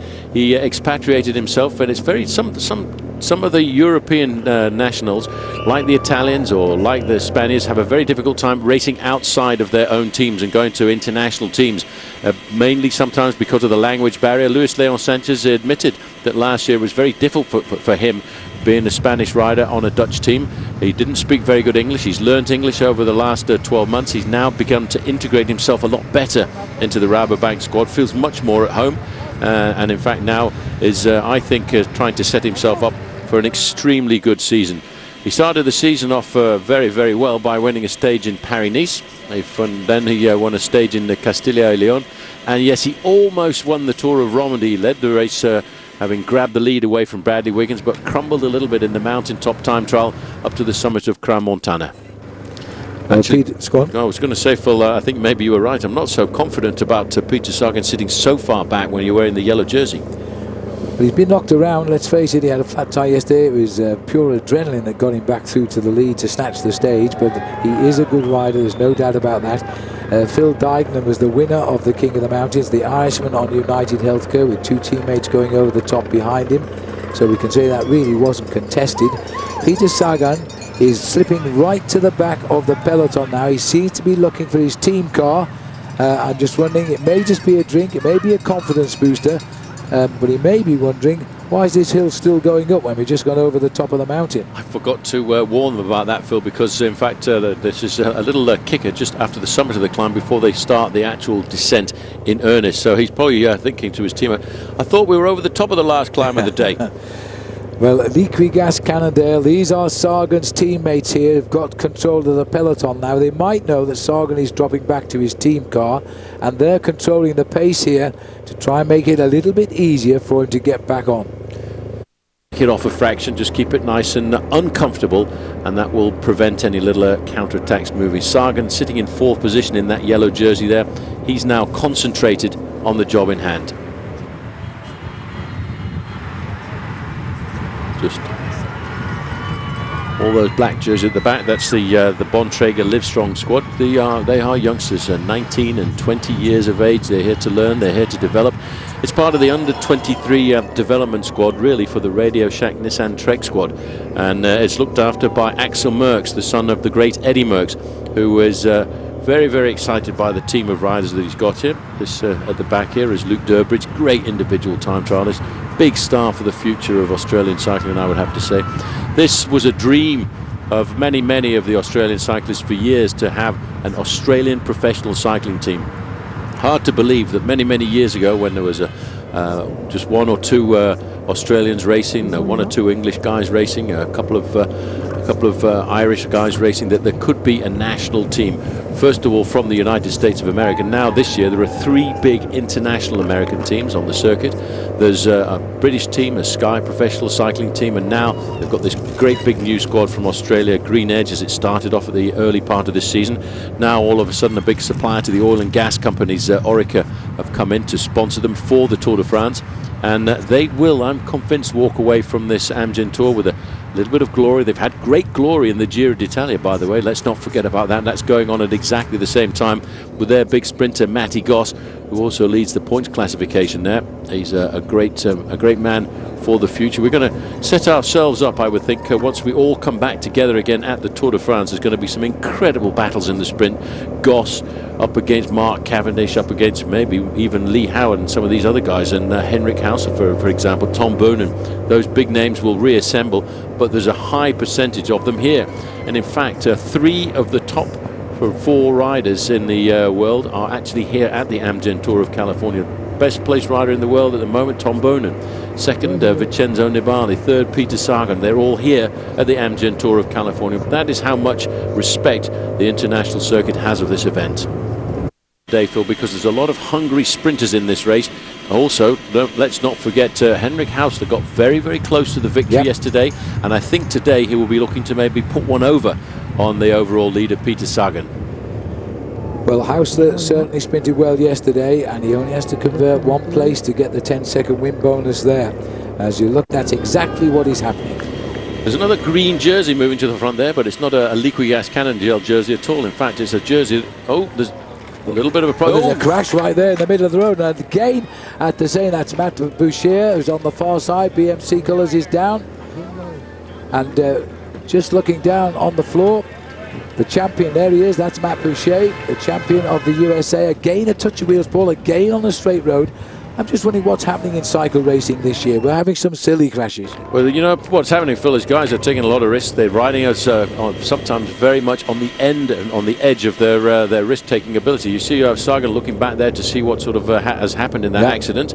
But certainly, at least he wasn't in it. The American, he was riding at the front. You don't very often fall off from position 3 or 4 in a peloton like that. But now the discussion will be going around that group now to see who's gone down. Have we got any teammates left behind there?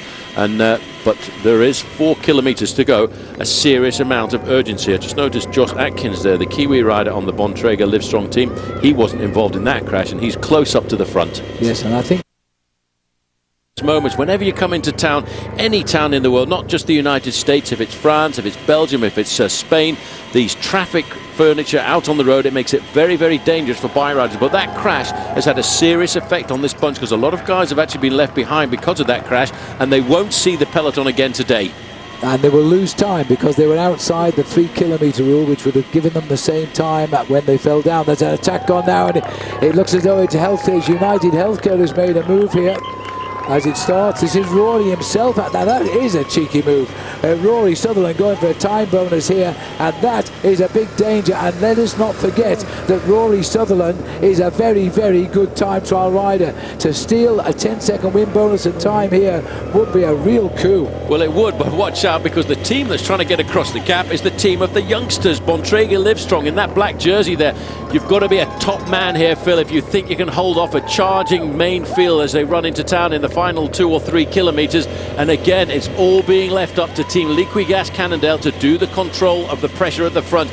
They've got halfway across that Bontrager Livestrong, but Rory Sutherland has opened up a pretty serious gap there, and I think all of a sudden you're going to hear the alarm bells ringing in the main field.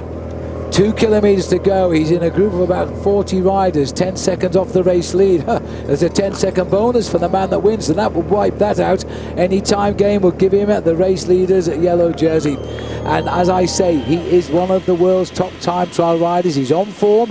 He's just won recently the Tour of Gila in New Mexico, and you can see now he's taking the whole road here. He's clipping the corners. He's causing a little bit of panic in the back. That peloton is also getting smaller in size. I think it's split up. There's the others.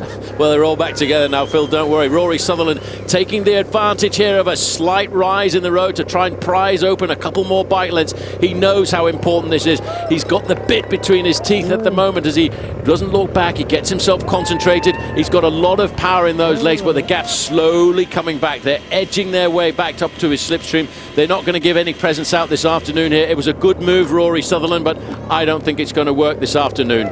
Well, the peloton is still trying to bring him back, but he'll give them runs. He go under the Kendo, 1 kilometre to go, Banner now. That's 1,000 metres from the line. If they catch him, he'll be about 500 metres out. Well, they've got the organisation. They're clawing their way back into his slipstream. You've got a lot of riders lining themselves up. There's Green Edge, and that's Luke Durbridge right in the middle. But again, it's going to be the Garmin Barracuda boys. They will be looking after Heinrich Hausler this afternoon. He'll be wearing a green jersey. He's second in the points classification. And now is the moment when you've got to keep calm. You've got to wait. There's a big organisation, BMC Racing, there also. They'll be looking after their sprinter. That's Greg van Avermaet. The fourth wheel, as we look from the helicopter, is the yellow jersey of Peter Sagan. The win bonus will certainly keep him in the race lead tomorrow. A very dangerous sprinter's 2 wheels behind him in Greg van Avermaet. The field is closing in and the field is launched, and the rider second of those 2 riders in green is in fact Lee Howard. If he wins this, he could be the next leader of the race, and Sagan knows that. This is the tricky bend, Paul. They lock very sharply into the home straight. Sagan is over the shoulder of Lee Howard, and he's launched a searing sprint. So Taylor Phinney predicted he'd win 1 and 2. It looks like Taylor Phinney was right, because he has won his second stage and he gets the 10-second time bonus. And he got it, Phil, all in that final corner. He didn't back it off. He never touched his brakes at all. He had the right line go around that corner. Didn't lose any momentum at all.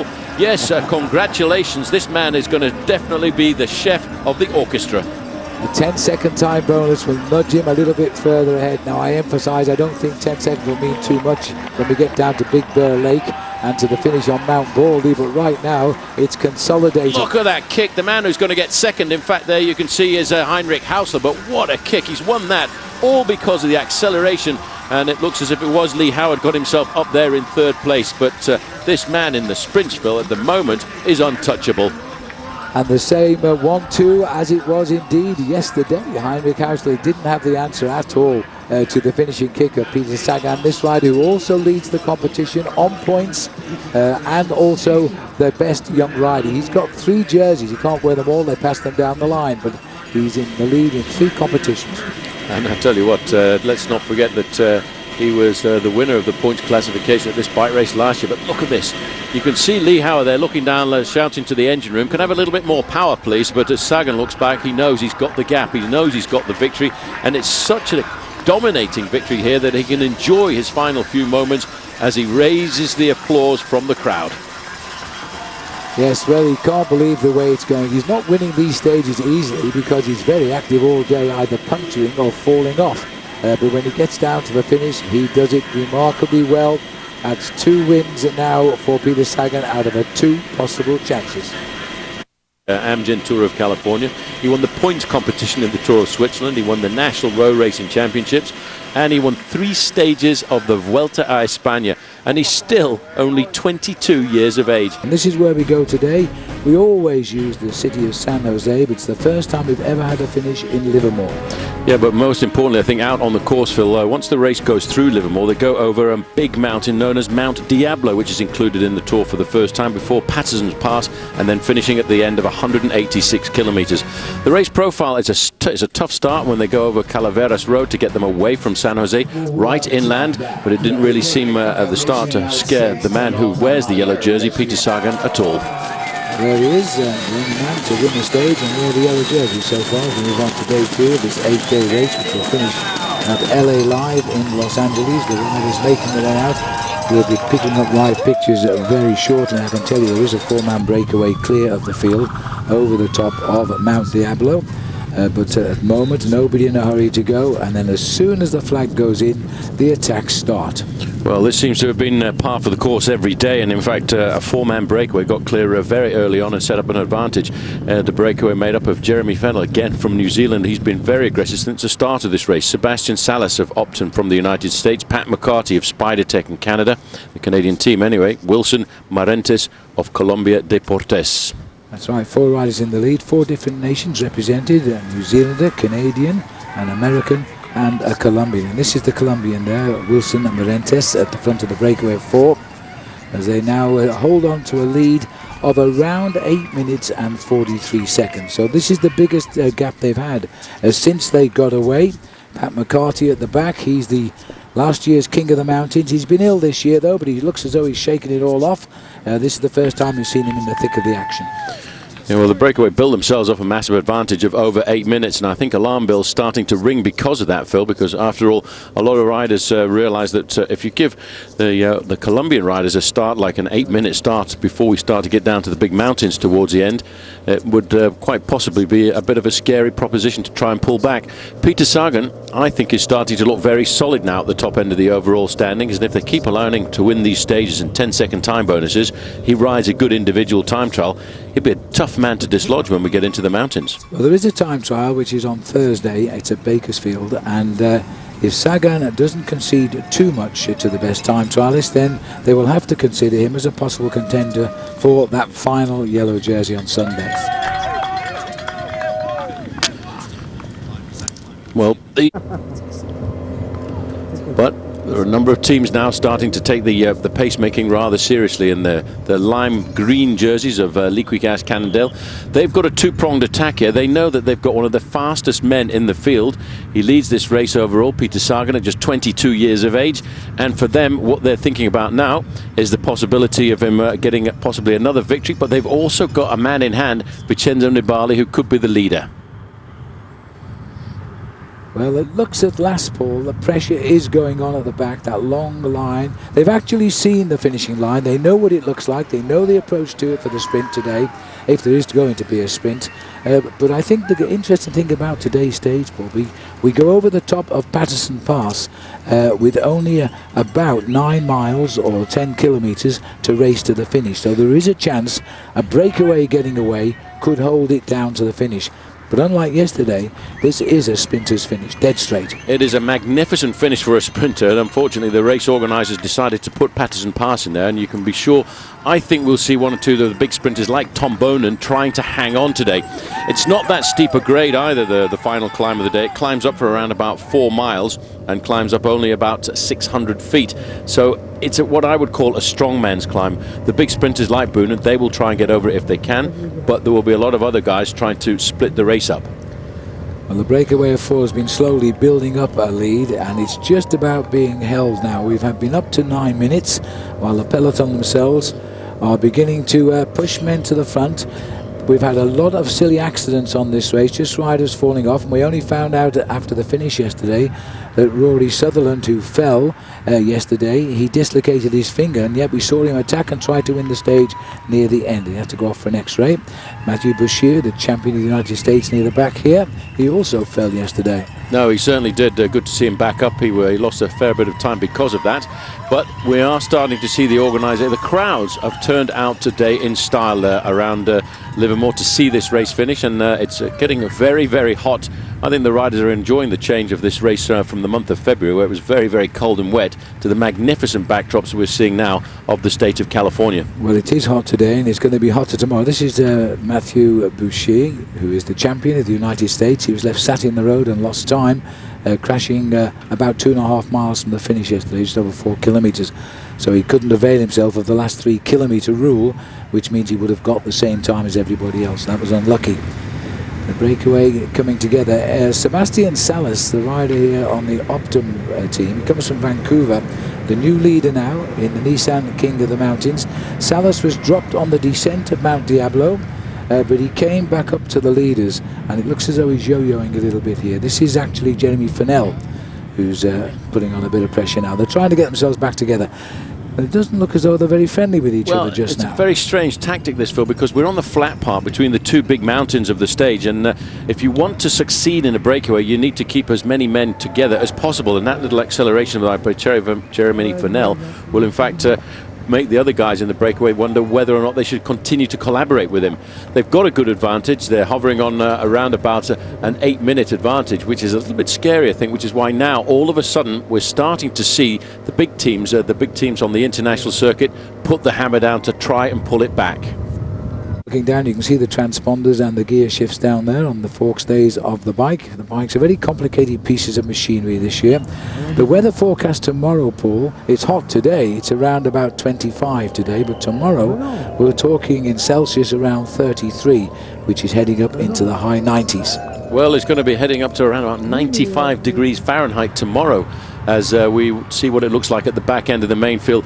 Obviously, Phil, Team Liquigas Cannondale taking this very, very seriously. They're starting to eat into the advantage of that four-man lead group, but it's going to be a long, hard chase. Now, these long, hard chases are going to make this race extremely tough. We have not yet had one easy stage in the Amgen Tour of California this year, which makes me wonder what it's going to be like when we get to the real nitty-gritty in the big mountain stages.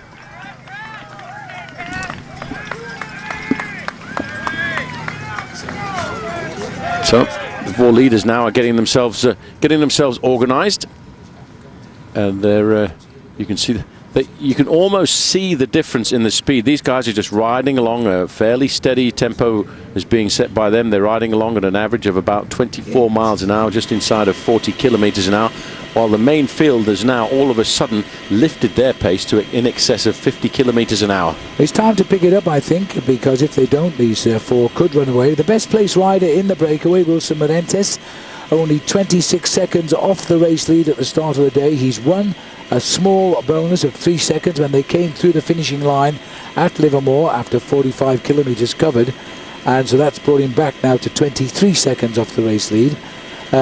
So he's obviously the next candidate for the yellow if he maintains anything of his breakaway down to the finishing line. Well, I've got a feeling it's going to split up heavily on the climb.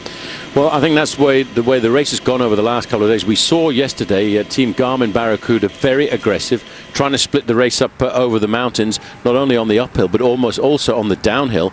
And I think they will keep that hammer down all of the time because they want to try and weaken riders like Peter Sagan leading up to the individual time trial around Bakersfield. Because although, Phil, we're talking about 5 seconds here and then 10 seconds there in the opening days, I think that 18-mile, 24-kilometer individual time trial is going to produce some massive time gaps. Peloton racing through Walnut Creek at the moment here, and the line looking a little bit ragged as they fight to get into the slipstream of the rider in front. Straighten yourself out now. It's always the job of the team leader, the race leader rather, for his team to do the work. The others will watch and wait and seek an opportunity maybe to attack him. But Sagan seems today to be having his most peaceful day of the three so far. Remember day one, he punctured close to the finish, re-caught the field and beat them all in the sprint in Santa Rosa. Yesterday on day two, he not only fell off, he had to get back on, get to the front and do it all again. Amazing, amazing tenacity to win 2 days in a row like that. Yeah, especially.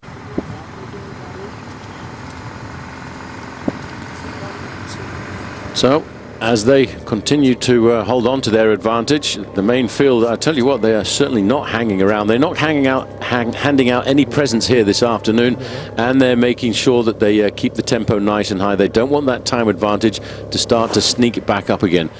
113 on the far side. That's the man who wore the King of the Mountains. Well, he's wearing the King of the Mountains leader's jersey. He built up that advantage yesterday, Boilly.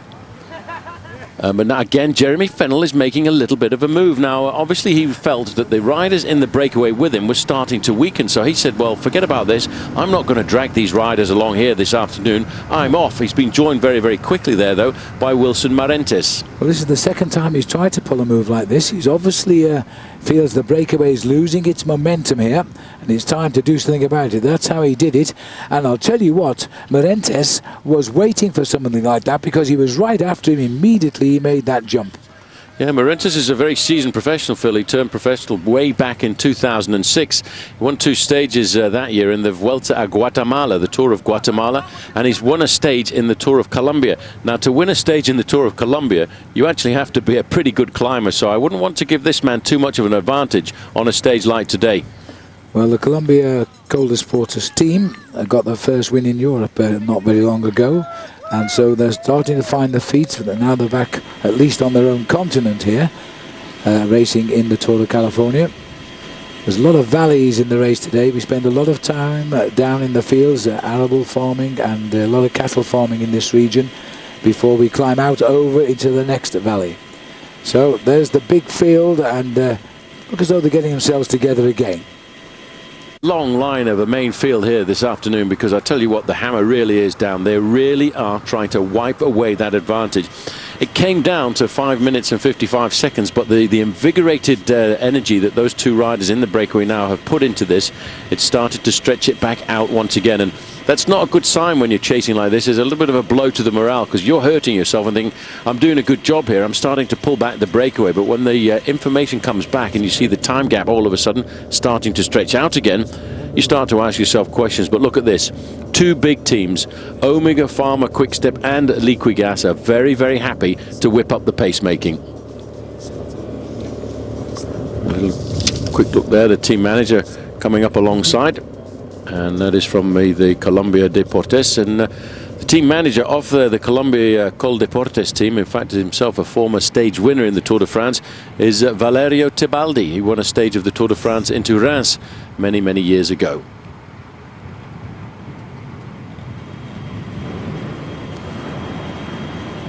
Again, we are being treated to some magnificent backdrops here. And by the way, the race organization here are using exactly the same company to produce these images as is used at the Tour de France. They brought over the French motorbikes, the helicopter camera, the whole kit and caboodle to try and give us the chance to show off California at its best. And there is still an awful lot more of this state to see.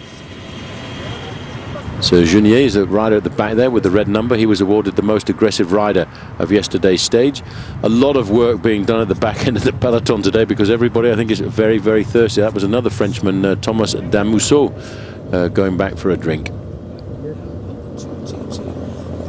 This is a serious chase now that we're looking at, because this man on the front is being the sacrificial lamb, Francesek Rabon, a big, strong bike rider. And there is one of the riders. That's one of the riders who's just come. That's Pat McCarthy, who was in the breakaway. He's just come back to the main field. So the race situation now pretty much should be that we've only got 2 at the front.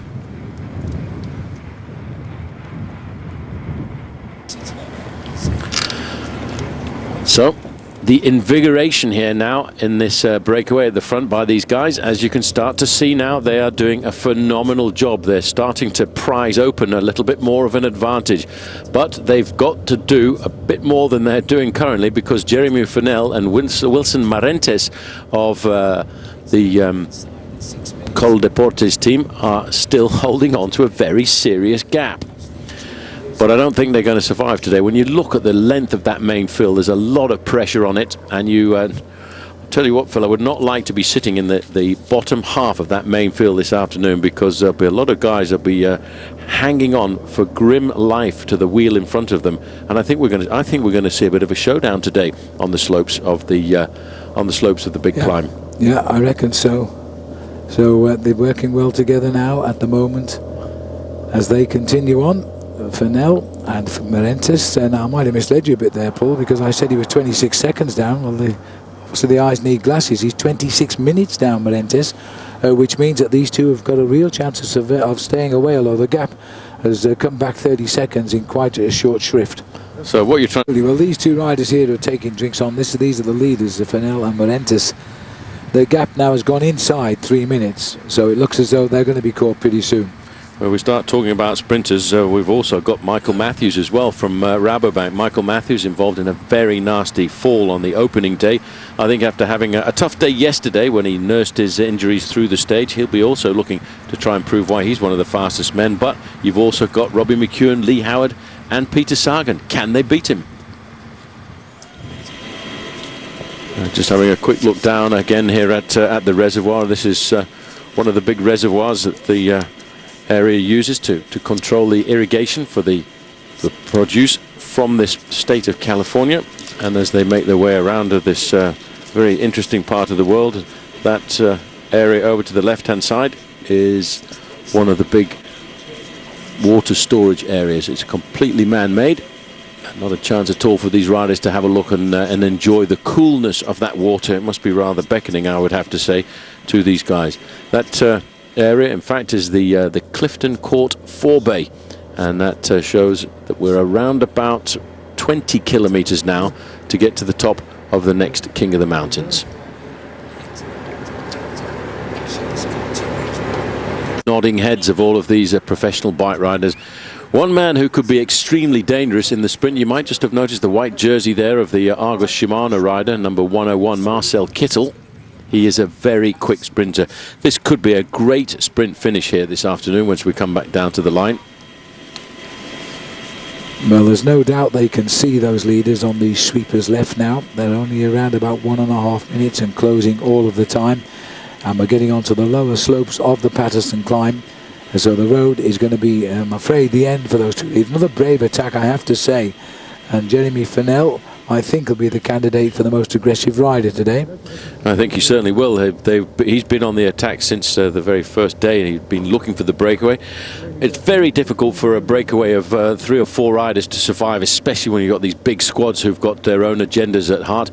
But, you know, if it all does come down to a sprint, we've got some incredible sprinters. There's one of them I was just going to talk about, Phil, number 101, because Marcel Kittel has had 5 victories so far this year. He started off in victory with a stage of the Étoile de Bessèges, but he won 2 stages of the Tour of Oman, which is an incredible race.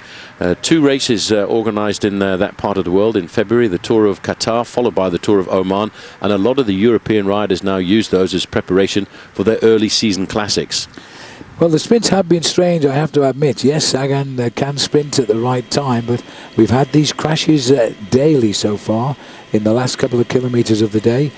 Michael Matthews has taken a couple of nasty knocks, and I think he's also had a nasty knock to his confidence on the Rabobank squad, because on day 1 he managed to get over all the hills, very fast finisher, and then was involved in a crash on the run into the finish, never got a chance to sprint. No, but if he's given his chance, and that's Michael Matthews just over there on the right-hand side in the orange jersey. You can see still bandaged up on his elbow. He's wearing number 44. A sprinter is a special breed of bike rider, Phil. Give him any smell of a chance of victory, and he'll forget about his ailments, he'll forget about his pain, and he will go and try and get that win. But it would be so nice in this final race for Robbie McEwen if he could get himself one final victory. Yes, well, I think it'd be a very emotional one if he did. He's had 1 win this year. He won the OCBC Classic in Singapore, and that was a great win. It was run a lot on his skill and ability and tactical sense, as well as have the legs of a sprinter, but he won it. And it would be absolutely superb if he was to go out to his last race with a victory, especially against the quality of field here. Well, that's the big problem for Robbie McEwen. It's the quality of the field here, because there's some very rapid sprinters, including his own teammate, Lee Howard.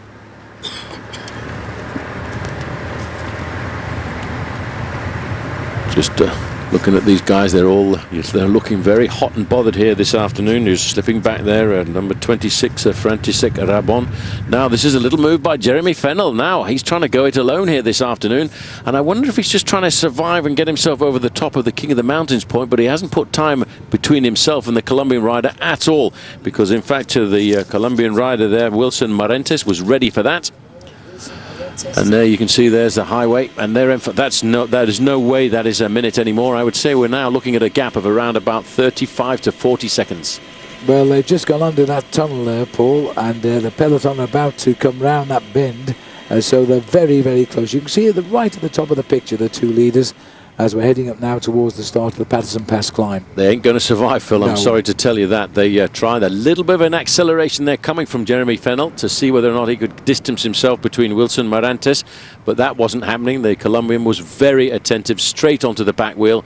But if they look over their shoulders now, Phil, I don't have that down at 50 seconds at all now. It's down around about the 30-second mark. Very shortly, it'll all be back together. A little bit of a descent now before we actually hit the actual climb itself, which is about 6 miles long, or just over 9 kilometers long.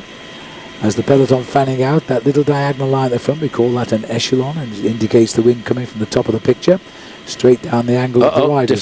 Different team now, Phil, because this is Garmin Barracuda starting to put the hammer down.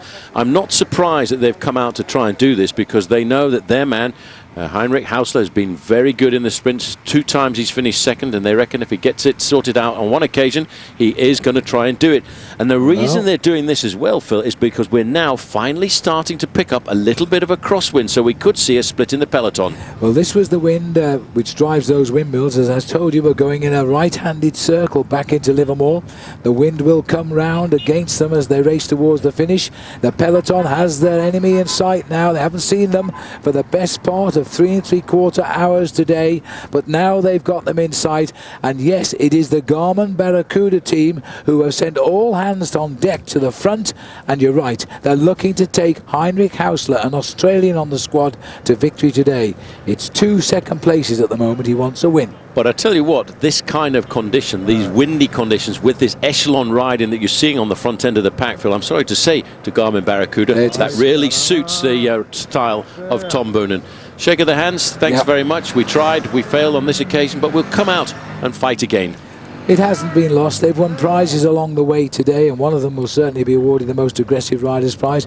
25 kilometres, just over 15 miles left to race, and that is exactly where they've been caught by the race led on now by the Garmin Barracuda team. They've got a long downhill and a sweeper bringing them back into Livermore for the finish.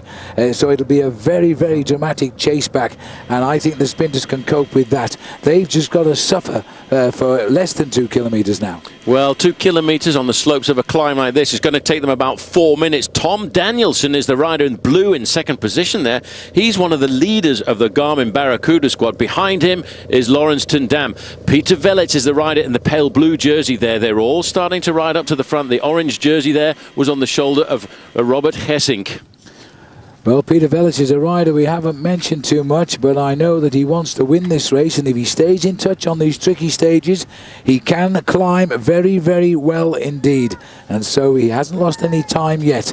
But we're looking now here directly into the eyes of Nicolas Roche. I almost called him Stephen, his dad, and also Fabien Duarte. But they're closing in, Paul. It isn't going to happen. Tim Duggan from Liquigas Cannondale lives in Boulder, Colorado in the United States in the high altitude, and the man behind him lives in the same place. It seems to be the mecca of American cyclists, Boulder, Colorado, and in fact the USA Pro Cycling Challenge in Colorado in the month of August will be going to Boulder, Colorado, so they'll all be racing on home surface. Oh dear, look at the climb up here now. It looks a bit of a nasty end to the climb.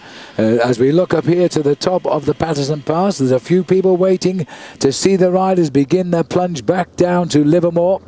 The gap is still there, but it's like dangling a carrot in front of a donkey, because those boys aren't going anywhere. It's not going anywhere at all. Duarte and Nicolas Roche, they're both riders well up in the overall standings. They're only 20 seconds back, but Tim Duggan is pegging them. But once we get over the top of the climb, Phil, you will start to see an organised chase. And I won't be surprised at all to see the chase coming from a team with pale blue jerseys, Omega Pharma Quickstep. There's a lot of riders. Look at the movement in the echelon as riders trying to reposition near the front. Now this is where it kicks. It kicks right up to the top, and Duarte is the strong one of the two here as the road now climbs to the summit of the last challenge of the day.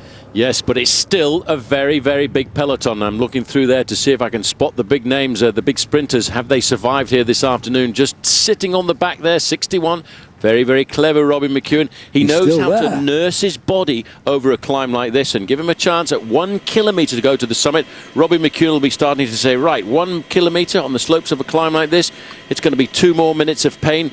I'm well in with this, mate. He's well in, and he knows it as he sits there near the back of the peloton for the moment. But as this road kicks downwards, he'll move up if he can. Duarte, clearly the strong man on the climbs here, the Colombian. 1 kilometre to go to the summit, just over half a mile. They're just sitting there watching as if they are the the best seats in the theatre, watching the two leaders on the stage. And another little move here now, and this is, I wouldn't be surprised if it's not Genier who's had a little go, because this is Argus Shimano, and I think it is Alexander Genier who's moving clear. It certainly is. He's got the red number on his back as the most aggressive rider. He's not looking for a breakaway here this afternoon, Phil. He is looking to get himself some Nissan King of the Mountain points over the top of this climb, because he's well placed in that competition too. Yes, he was out on the mountains yesterday. He's out, in fact, started the day in third place overall in the mountains. Not a lot at stake today. If he got third, he only get 4 points.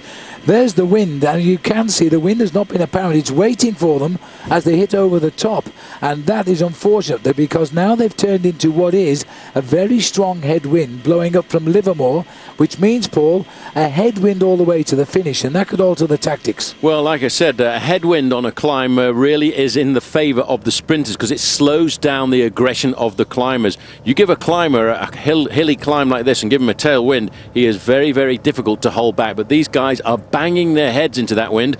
Once they get over the top, it's a violent wind that they will receive them.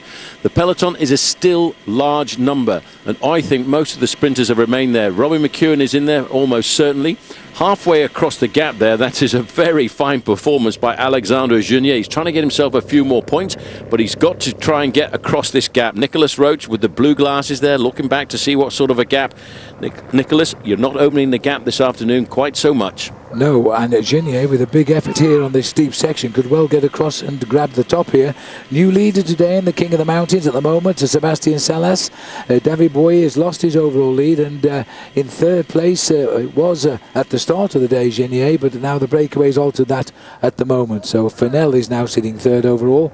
It's all done on points on the line here in the Nissan King of the Mountains, and Genier is trying to reach these boys before the finish. I think he'll just run a bit short, and I don't think Nicholas Roach will steal the points off the Colombian, who's done all of the work on this steep part of the ascent. He really is a very impressive climber. He's a great bike rider, Phil. As I said, a former world champion. You don't win a world champion at any level of the sport of cycling, whether it's junior, under 23 or senior, without having a whole lot of class under your belt. And this man here, he really has. Nicholas Roach, in fact, is going to do a little cheeky move here and try and come over the top. This is the steepest part of the climb here, but no, Duarte is a man of pride. He says, sorry mate, I've done the most of the pacemaking. I want the points and the money. And he's got them just exactly right, and Roach will take second there. He gets 5 points for second.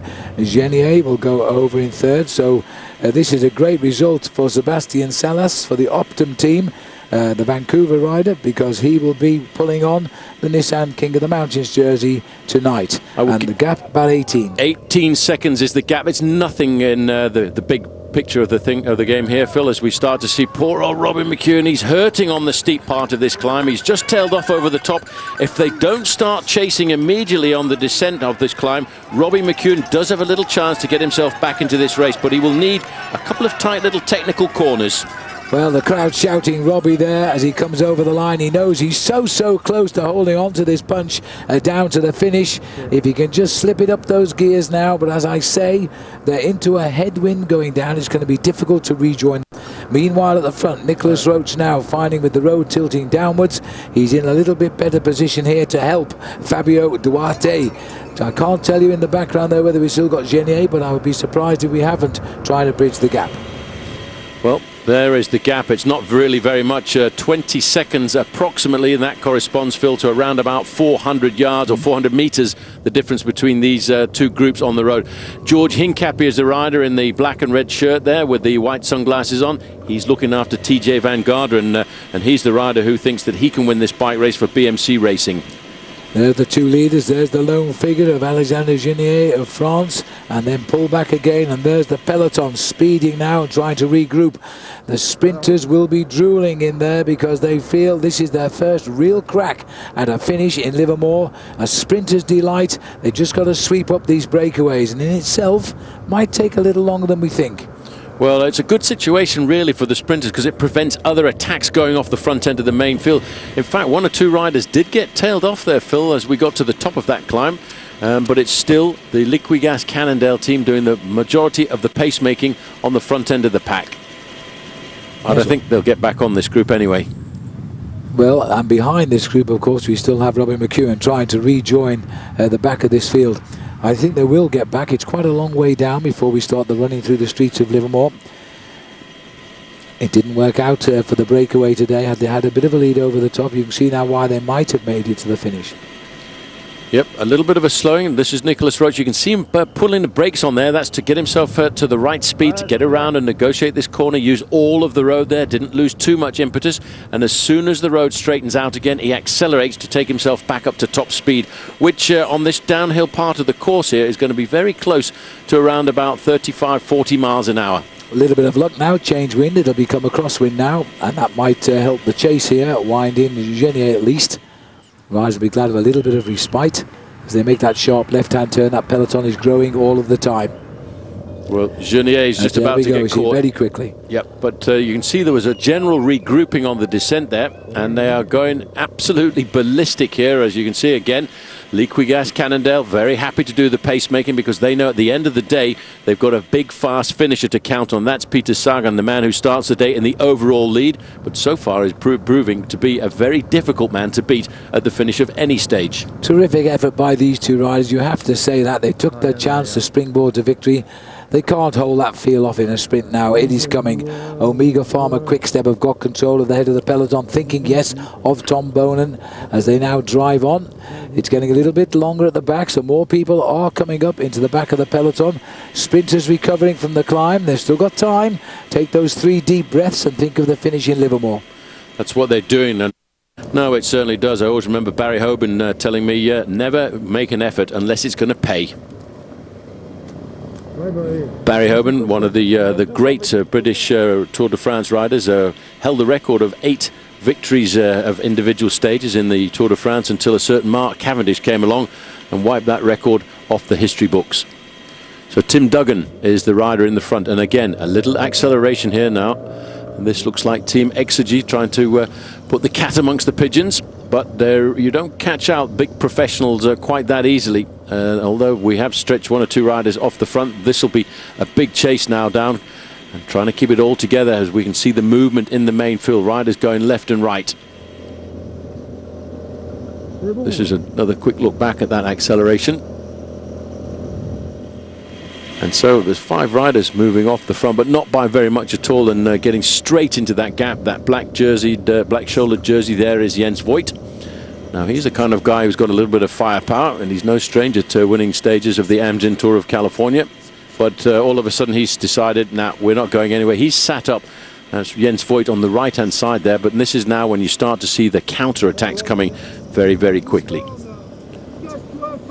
Not a lot of organisation, and I'm a bit surprised at that because we're inside of 10 kilometres to go, and very shortly one team or another is going to have to take the responsibility of keeping the pacemaking high, because the faster the sprint is and the faster the lineup is on the run in towards the finishing line, the safer it is, believe it or not, because you keep the race stretched out into a long line. When it's compact like that, riders are jumping left and right and moving distance. So Rabobank have said, okay, let's get it organised. There is the yellow jersey on the shoulders of Peter Sagan. He's riding right behind the rider in the Radio Shack Nissan Trek jersey there. That's Chris Horner.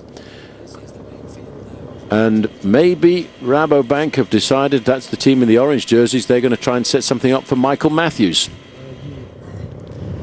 Well, Peter Sagan is in a perfect position there. Sitting alongside on the left in the black is Chris Horner, the defending champion. I wouldn't imagine Chris surely will get mixed up in a sprint with Sagan. No, he's not doing that. He's riding at the front to make sure there's no possibility of him being involved in an accident, because when we run into town like this, when the race is close together and boxed like this, riders are jumping left and right to take a few risks to get to the front end of the peloton, and that's when accidents happen. That's not what Horner wants to get involved with. He's much safer riding where he is. It might take a little bit more energy, but at least it gives you more chance of avoiding accidents. Horner on the back of the pack here. He was caught out with that little bit of an acceleration, but he's got a teammate up alongside him, immediately scrambling up to the front to make sure he's caught in a nice position. He doesn't want to lose any time on the run in towards the finish. None of the main contenders before the start of this race so far have lost any time in the overall standings, but that could all happen if you get involved in a crash on the run in towards the finish. The thing is, on these wide boulevards, when you think you've got it right, there's a sudden surge of a bunch of riders coming on the other side of the road, and all of a sudden you're no longer second or third, you're 22nd or third. So you've really got to fight now to stay in position, ready for the sprint, and that is what is happening. And the sprinters from Rabobank are looking around to see where Michael Matthews is and to see if they can steer him towards the finish. These are the most dangerous moments of the stage today. The last 2 days we've had accidents, as now we've gone through 3 kilometers to go. Should we have a crash, all of these riders will receive the same time. Yeah, but you don't want to crash. No, you want to we stay don't. upright. You don't want to get injured, especially if you're a guy like Chris Horner or Tommy Danielson, who are thinking about winning this bike race overall. These guys, look at them. They're always looking over their shoulders. The reason they're doing that, they're trying to see where their sprinter is, where the man is that they're trying to help out. Rabobank now are picking this up. They're looking back to see where is Michael Matthews. Yes, he was up with a chance of a victory on stage one. Now it's the organisation coming from the French squad, AG2R La Mondiale. Yes, and doing all of the work here is Romain Bardet, one of the young riders on the race. Trying to help him out too is Rinaldo Nocentini. They're obviously driving for their sprinter, which is, I think their sprinter will be Maxime Boe or Christophe Riblon. But they've got themselves organised as they put all those white jerseys. But now comes a rush from Rabobank, a drive through on the centre of the peloton. What you see now is this is man against man, team against team, trying to take the responsibility. You got a little bit of an acceleration came from AG2R La Mondiale, but they didn't have the firepower. They came up alongside Rabobank, then failed. The engine started to splutter a little bit, and all of a sudden it's back to the men in orange, the Rabobank riders. Look at that, 1, 2, 3, 4 right on the front. Lawrence Tendam is the last man. Look at his face here now as he grits. He's keeping the pace, Phil, up around about 50-55 kilometres an hour. He swings off now. He's looking for Michael Matthews. Michael Matthews is stuck in the middle there, zigzagging around, trying to stay in the slipstream of his teammates for as long as possible. Now, we've told you this is a perfect sprint finish here, a long straight line up towards the finishing line. Rabobank are desperate for a win. They've been very, very determined. A slight drift of wind down here in Livermore coming into the face of the riders, which means the sprinter must come out of the slipstream late into that wind. Matthews is in second place for Rabobank. They will know, they know that. These sprinters, they know if they start the sprint too early and they go into the wind, then the guys behind them will take advantage. Sitting in the middle, I can see the pale blue jersey there of Tom Boonen. There is the Kendo, 1 kilometre to go banner. That's the most important thing these riders know now. They know how much time it's going to take to the finish. 60 seconds they'll cover this final kilometre. And that could be even an exaggeration now as they line up for the line here. And the fact the white jerseys of Argos here, so too will be Marcel Kittel as his team AG2 are starting the launch for the line. But you know, we've got the youngsters from the Bontrager team, the black boys on the right hand side, jerseys there. And also now we're looking for the likelihood finish of the yellow jersey of Peter Sagan, but it is Garmin Barracuda, and I think that is Nathan Haas who's making a run for the line. But now there's a rush on the right side of the road, but the yellow jersey of Peter Sagan at the moment is out of it. And watch for the red jersey of Team BMC, because that will be Greg Van Avermaet, the last corner, and they can now see the finishing line ahead. The sprinters could have been washed away here, some of them anyway. As we go up towards the line now, it's Hausler. Hausler takes on Sagan. Heinrich Hausler goes for the line. Sagan is after him. Matthews is on his wheel. It is Hausler, and Tom Boonen launches as well. It is going to be Sagan again on the line as he hits the line. Make it 3 out of 3. That is unbelievable. Peter Sagan came out of the pack there. Boonen was coming fast up alongside him. Heinrich Hausler knew what he had to do to beat him. He had to get the kick on him first. He tried to do that, ran out of steam a little bit up towards the finishing line. But Peter Sagan, as every bike rider in the peloton says, Phil, this guy is unbelievable. He is incredible. And poor Heinrich Hausler, who wears number 13, has now got 3 second places. If I was Heinrich Hausler, Phil, I'd get rid of that number. I'd ask the referees to change it for something else. Well, terrific finish, but 3 different ways of winning as far as I'm concerned with Peter Sagan. He took his chance in Santa Rosa after he crashed. He got that on pure adrenaline yesterday. He made it out the corner, and today that was a pure sprint. It was an incredible sprint, and he made no bones about it. Look at that. The team cannot believe this. 3 out of 3. But maybe, Phil, more importantly, another 10-second time bonus. He's going to be leading all the pre-race favourites now by 30 seconds. That's right. He's put 30 seconds into people like Chris Horner as well. A light run on the far right of our picture in the white helmet there. That is Tom Boonen. We'll wait for the result of the photo, but I think he got 3rd on the line. as he comes over the line. It was a great sprint. So we'll wait. I think the order will be Sagan, Hausler and Bonen. These boys, though, there's no doubt who won it. Another day of hard work by Liquigas Cannondale, and the payoff has come for the victory by Peter Sagan again. Number 57, now he's making himself a very solid leader at the top end of this bike race, and at 22 years of age, that is victory number 29 in his very, very short career. He made it look so easy when he came out of the pack there. He didn't have any teammates to lead him out on this occasion, but he used the acceleration of other riders. Bonen made a late dash for the line, but he just did not quite have that speed to get his big wheel going around. Well, the stage today taking the riders away from Sonora on the road down to Clovis, and what a magnificent backdrop we will have for the majority of the stage, because in the background over to the left-hand side of the riders as they make their way down here, they will have the Yosemite National Park on their shoulders, and a little bit further off into the horizon they will be able to see the massive Great Sierras. But the race profile looks like an upturned saw, and it's zigzagging, and it'll be up and down for the whole day until we get to the final climb of the day, the climb of Crane Valley, and then it should be a fast run into the finish line. Well, I can tell you that throughout the day on our live coverage, which is now starting, there has been a breakaway of 11. One rider has been dropped. There are 10 still out there, but the field are chasing. It is being run off at an exceptionally high speed today, and they should come in with an average speed of just on 40 kilometers an hour for this long day in the saddle. And it's worked out well. We've done 5 of the 6 climbs. Once we're over the last climb of the day, which is not too far ahead, and then the riders will basically be all downhill towards the finish. These are the breakaways in the front. Wilco Kelderman passing through camera at the moment. And Radio Shack have got Markel Irizar up here, and also Ben King, 2 riders there. The Colombian Portis rider just passing through is Darwin Atapunya. Been a good breakaway, but 4 or 5 of these riders are within 30 seconds of the overall lead.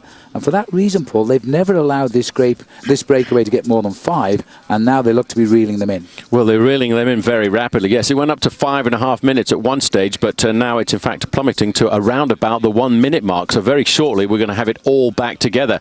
Most of the pacemaking is being done on the front over the last couple of kilometers by Radio Shack and Nissan Trek. Now, you might say that's a bit of a surprise because they've got a man in the breakaway in Markel Irizar, but the tactics for me, Phil, is the most important thing for them is to make sure they toughen this race up. Yeah, absolutely right. We just got a glimpse of Tom Bonen going through there, the big sprinter from Belgium on the Omega Pharma Quick Step team. And Tom would like to win today. It looks as though he probably will get a bunch sprint down in Clovis, but you never know. Through the Yosemite National Park, and of course looming on the horizon on the right. No, you never know exactly how the race is going to unfold, especially on the running down towards the finish line. Peter Sagan has been asking himself the questions. It would appear that he was in a little bit of difficulty in the early part of the stage on one of the early hills, but that's not surprising. You can't take anything away from the fact that this man has had an unbelievable start to the Amgen Tour of California this year with 3 stage victories out of 3 possible availables. However, now we're facing up to the next sprint point of the course at Oakhurst after 78 miles covered. That's Tom Bonen just going out of picture there, riding behind Chris Horner, the defending champion from 2011. While we get a chance here, just look a little bit further up there, you can see this is the leading group of riders. It's 10 riders in strength going through there. Wearing number 5 is the American rider Ben King, who's on Team Radio Shack. And in fact, some of the big teams have got riders into this breakaway, and I think one of the reasons to do that is to put pressure on everybody else. I think everyone is starting to be a little concerned about the strength of Peter Sagan. He's already built himself an advantage of around about 30 seconds over the pre-race contenders. Men like Chris Horner, Tommy Danielson, a little bit further back, Levi Leipheimer, Robert Hessink, and his own teammate Vincenzo Nibali. And they're wondering, how will he be able to do this? But you know what? The last time check we got was the 1 minute mark, and now all of a sudden we are looking at the gap just being wiped away completely. Well, they're snapping on their heels, Paul. They've shut down with some tremendous firepower from Team Radio Shack. It's a tactic will confuse many people watching because Radio Shack had 2 riders in the breakaway, but as we've just seen, Jens Voigt has driven this field all together.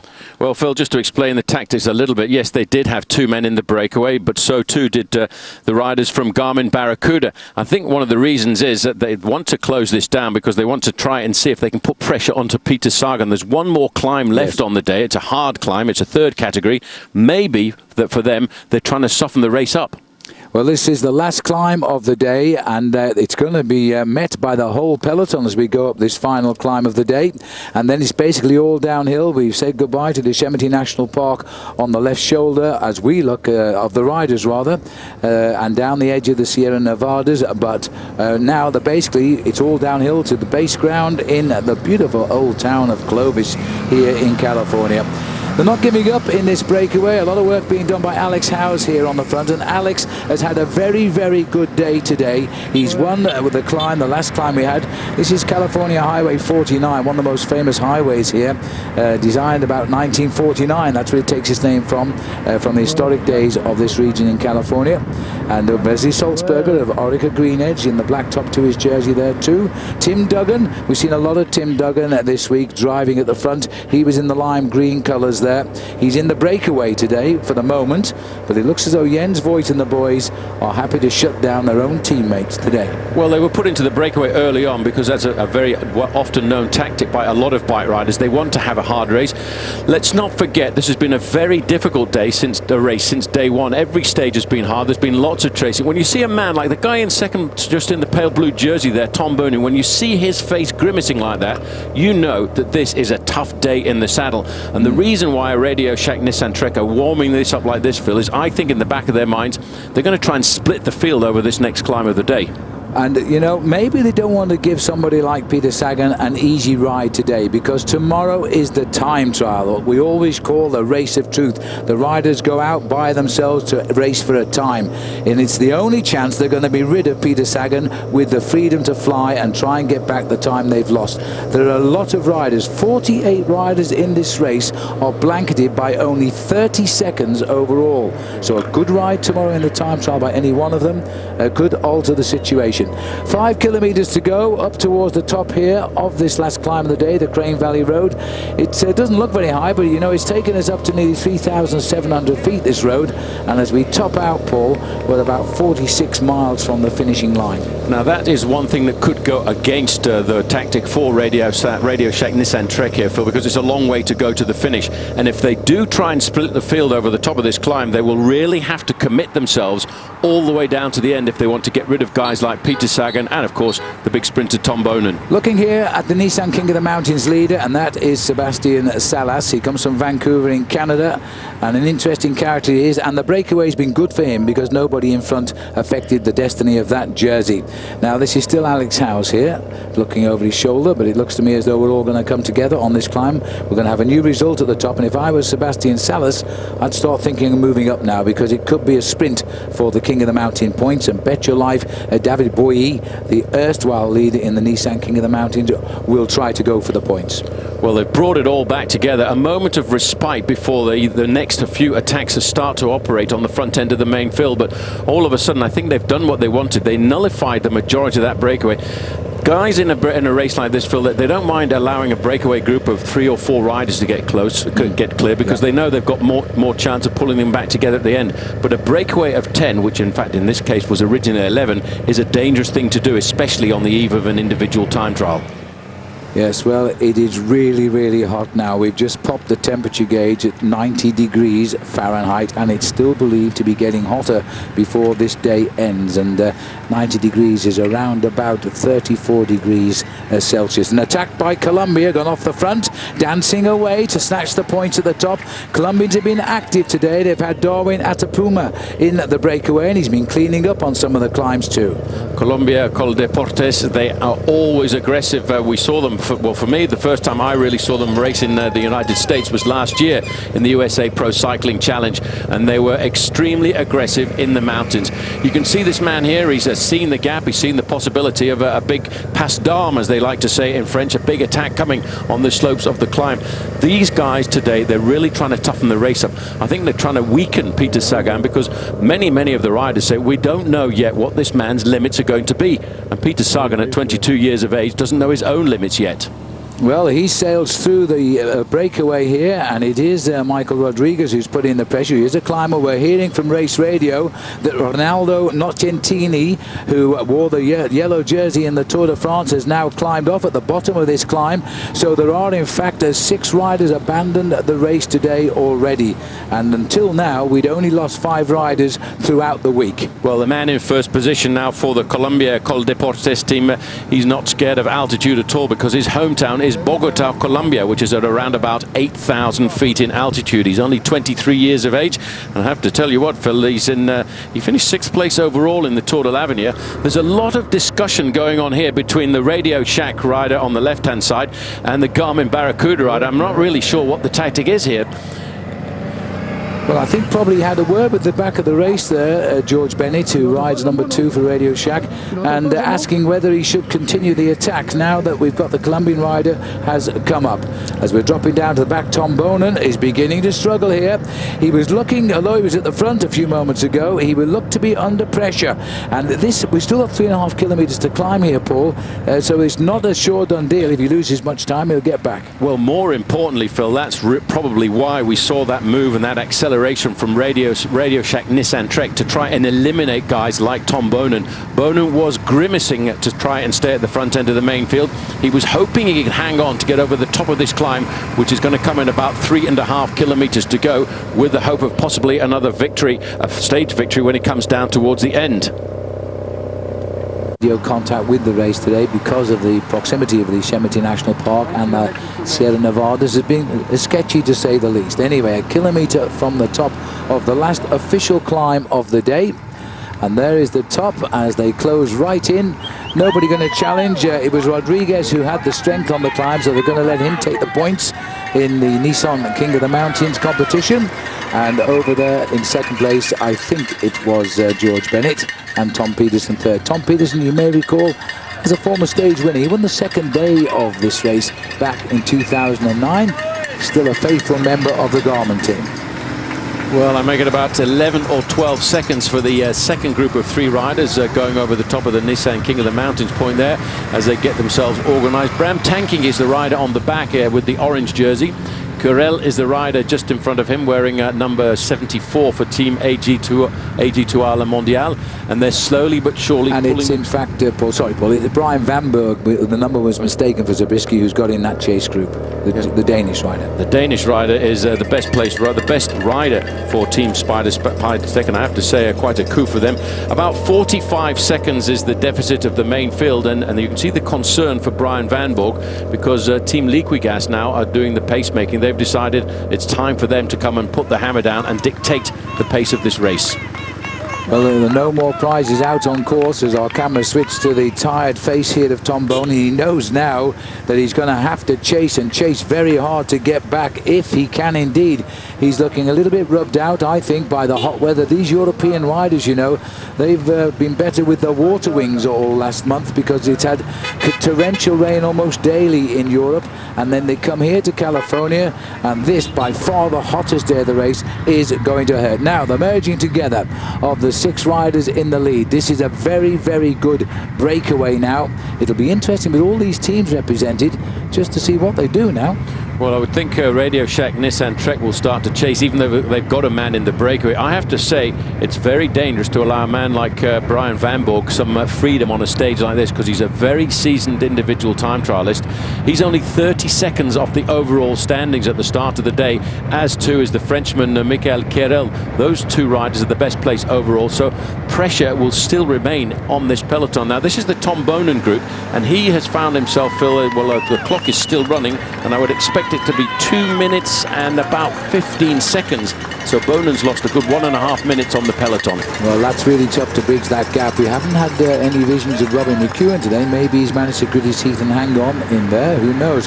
But Michael Cherel here, that's an interesting one, Paul, because he was in the breakaway all day and he's gone again. Now, I have to say, hats off to AG2R Le Mondial. It's a French team, which is always on the attack. They always look for the breakaways. Now, this is starting to look like a very serious peloton, because we've got this man here, Brian Vanberg, wearing number 118. He's a seasoned campaigner, and strangely enough, a couple of years ago, he was regarded as a man who was one of the best in the individual time trial. Kirill, I can't believe Kirill can go the distance, having spent all day in the original breakaway of 11, and they were swept up on the last official climb of the day of Crane Valley. And they're burning up some power today, Paul, 350 watts on some of the riders here out in front, and I'm not surprised they're going to be melting under this sun.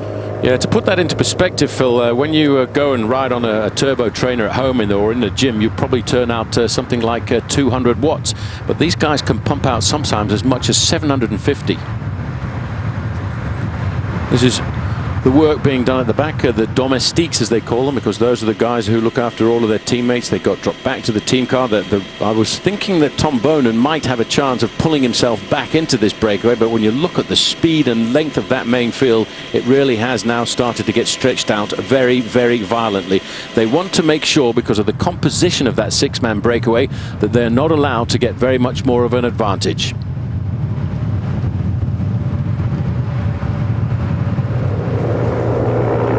So, once again, Tim Duggan, Ted King, they have been asked to come to the front for their team. Liquigas Cannondale do all of that pacemaking. Sitting in the second row now are the riders from Radio Shack Nissan Trek. They must be in a little bit of a quandary, because they've got their man in the breakaway, and he was George Bennett, and he's only 54 seconds off the overall standings. That's why there's this urgency. I think they want to try and pull this all back together before we get to the flatlands, and the flatlands still leave us with around about 30 miles or 50 kilometers to go down to the finishing line. And the speeds on this descent, in fact, we haven't really got to the full part of the descent yet as we go through the forests, which are abound in this part of the world. And once we start to drop down into the flatter lands around Clovis and start to line up to Clovis, we come back up to the agricultural land that we drove through all of last night to get down here. This really is the home produced area of California, with the water moved around by huge irrigation canals. But the speed that we are witnessing here, it really is quite remarkable. And in fact, you can see the Rabobank rider putting his hand up there. He feels that the motorbike is just a little bit too close. Look at that long line. It's like a long snake winding its way through the outskirts of the Yosemite National Park here. The Sierras are way off into the distance. We'll be heading down there after the individual time trial tomorrow around Bakersfield.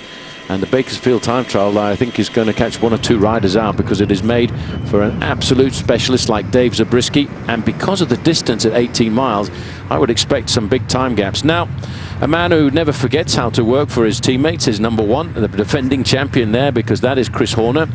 He stopped for a little bit of a chat with the team manager, and he said, well, while I'm alongside the bar here, I might as well get topped up with a few drinks for the lads. And he's probably got 4 or 5 bottles. You see how he's going up through the main field, passing the bottles out to his teammates. The winner last year of this race, and everybody expected him to ride a very good Tour de France until he had that very nasty crash. The best young rider, well, he isn't actually the best young rider. He's wearing that jersey on behalf of Peter Sagan at the moment, Josh Atkins. He's one of the leaders of the Bontrager Livestrong Development Squad. We are chasing down here like a bunch of nutters, because we're down to 33 seconds. Now, if they catch that breakaway quickly, then there could be a chance for the Boonen group to come back in here, because I think once they've nullified the breakaway, we'll see a little moment of respite and a slowing down after what has been a very hard stage. Time gaps, because, you know, the race of truth, the individual time trial, there's guys like most of the top contenders, Phil, before the start of this race, they haven't put a foot wrong so far. They've been waiting for the final half of this race. You know, Tom Danielson, Chris Horner, Andrew Talansky, they're all in this group, and they're all back together now as we see the catch has been made. And I think it is really because of the presence of Van Borg in that breakaway that they nailed it down, because the guys from Liquigas know him exceptionally well. So 40 miles to go, and we are all together. That's about 61 kilometers.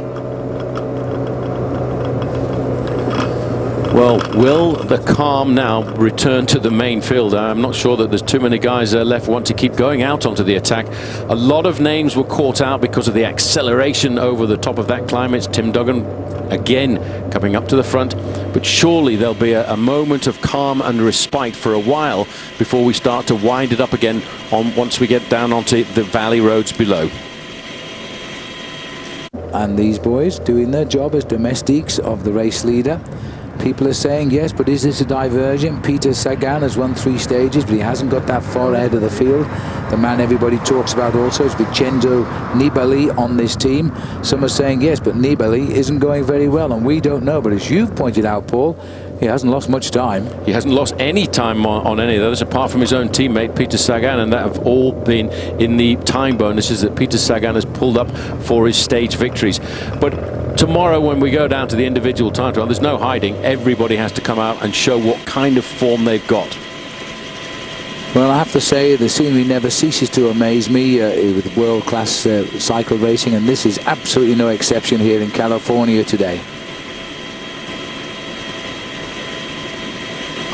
Well, I had a quick word with Eric Brooking this morning, the team manager for Team Rabobank, and he felt that today it would be the day that Liquigas Cannondale left the responsibility to the control of the main field to the other teams. Well, I have to say, Eric, I think you're wrong here this afternoon, because obviously Liquigas are feeling very, very confident. A little bit of discussion going on, and I think they're trying to figure out who's been left behind, how many guys have been left behind, and do they need to use all of their energy on this part of the course now.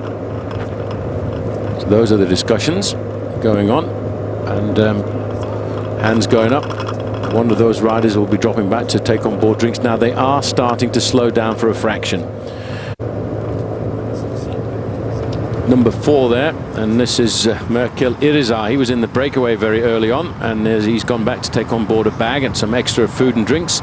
And the reason he's taken on that bag there is probably when we went through the feeding station, because he was in the breakaway, he wasn't able to grab his bag, and you need to make sure that you keep eating every day in a professional bike race like this. It'd be interesting to be able to get a bit closer look to the gaps between the main field and riders like Tom Boonen, who was tailed off going over that last climb of the day, the summit of Crane Valley Road. And with this speed here, and knowing the courage and dedication to victory of a man like Tom Boonen, having 2 teammates alongside him, I wouldn't be surprised to see him reducing the gap between himself and the peloton and catching up before the end.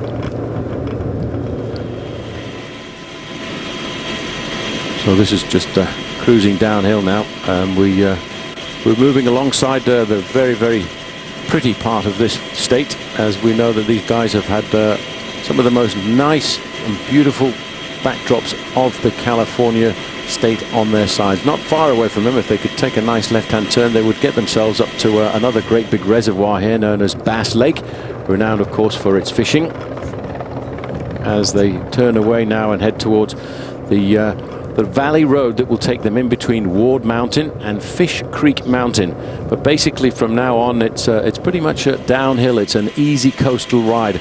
As you can see, that main field is not a great big main field. There's about 50 to 60 riders in there, but at this kind of speed, if there's a big group organized behind, we will start to see some of those riders dropped on the mountain passes coming back into the race. Well, big question mark for everyone, I suppose, now is how will Levi Leipheimer perform when he comes into the individual time trial? He's hidden his game very well so far as we've come down the first 4 stages of the Amgen Tour of California, and he's a man coming back from a very, very nasty injury. But tomorrow I think the individual time trial is going to create some very interesting and massive time gaps. It's a flat individual time trial. It's almost 30 kilometers in length, or 18 miles, and it's got a serious little sting in the tail because it climbs up to the oil fields around Bakersfield. This group is getting bigger and bigger all the time. I'm looking for the large pale blue jersey of the Omega Pharma Quick-Step rider, Tom Boonen. Well, just having a look down from the helicopter. So now a little bit of a race call there by the race radio. One of the riders from Rabobank having a mechanical incident, and he's pulled up to the side. We're slowing down enough now that if with that big chase of the 6-man breakaway, if Tom Boonen and that group of his behind didn't lose too much more time, then he's got a chance to get in. This is Gerard Cholik, and the pale blue on the left-hand side himself, a very good sprinter. He could be the exchange sprinter for Omega Pharma Quick-Step, if you like, if Tom Boonen isn't able to get himself back into this main field. TJ Van Garderen says he's a little bit concerned at the moment about his ability to take on the likes of Chris Horner, because he's lost two very strong teammates in the form of Steve Cummings, who crashed onto a wrist that was injured in the early part of the year, and his Swiss teammate Steve Morabito. And it'll all come down to man against man once we go up to the summit of Mount Baldy. And in fact, once you get to the top of the climb of Mount Baldy, there's nowhere to go but back down the hill, because it's very much like an Alpe d'Huez or a Luzardiden once you get into the big mountains of the Alps and the Pyrenees at the Tour de France. Once you get to the top, there's only one way down, back down the same road. There we are. Cheers all round, Paul. I must have just spotted you in the television box there as the riders go by. It's all downhill to the finish, not quite, but basically now the challenges of the day are done. I can't see anybody being allowed to slip away from this field today.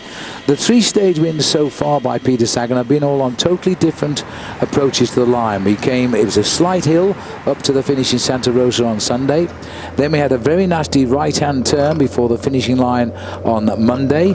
And then yesterday on Tuesday, we had a pure sprinter's finish. I thought this is the finish that will surely beat Peter Sagan, but it didn't. So I really don't know anymore if anybody is capable of beating him, because it's a very good sprint finish in the old town of Clovis today when we get there. Yeah, I think the only way to beat him, Phil, is with sheer power and try and nullify that acceleration that he's got on the run in towards the finish. But they've tried on other occasions with sprinters like Mark Cavendish, any which way you want. And very often when a sprinter is on the top of his form, the only way to beat him is when he actually makes the mistake himself. And so far, Sagan hasn't made one. No, absolutely right. And he's looking forward to his first Tour de France this year. And we did ask him, did he expect to do quite so well? And he said, I can't explain as to why I'm winning the sprints. I'm here to train for the Tour de France, which is the one race that he hasn't ridden before. And I think Mark Cavendish better take note of this. He's finished fourth on the stage of the Giro d'Italia today, and outwitted by his arch rival Roberto Ferrari, who brought him down in a sprint the other day. And he won't like that. He will certainly not like that at all, and he will try and bounce his way back. It's going to be a tough ask for a lot of professional bike riders this year, because this is a complicated season to try and master. Not only do riders want to take part in the Amgen Tour of California, the Giro d'Italia, of course, on top of that, Phil, you've got the Tour de France, but it's the Olympic Games as well, yes, that everyone's thinking about. Aren't we just back home in London? So they're slowly picking up the tempo. The reason for this is to kind of nullify the possibility of attempts. It makes it difficult. It makes the legs sore, and that's what's happening here. One rider's been sent to the front for Omega Quick-Step, and the reason for that is to really just set a false tempo and discourage anybody from feeling a little bit frisky and trying to launch themselves into the attack.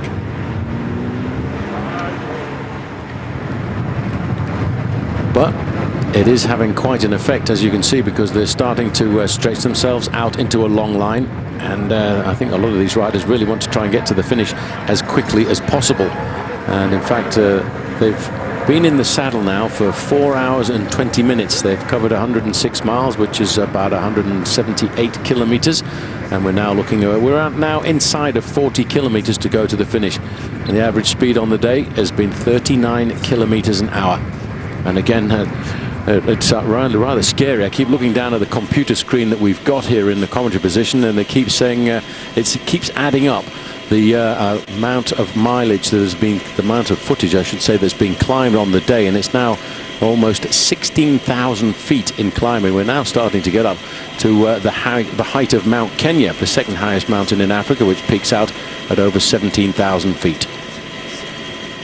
Done a good job. It takes all of the pressure off Garmin Barracuda. Heinrich Hausler in the green jersey will be sitting there in 4th or 5th position, waiting to see whether his teammate gets caught or not. And if he does get caught, he will have had an easy ride up to the line. But what it's done is it confused the lead out of Team Omega Pharma Quick-Step, but not now. They're coming back into control. They're trying to calm down the nerves of everybody else in that main field, and they'll try and see if they can just pull back themselves to the back wheel of Dave Zabriskie inside of the last 5 or 600 metres. 2 kilometres we've just gone by now, and Dave Zabriskie looks over his shoulder. Usually not a good sign. It means the legs are now aching. They'll be on fire.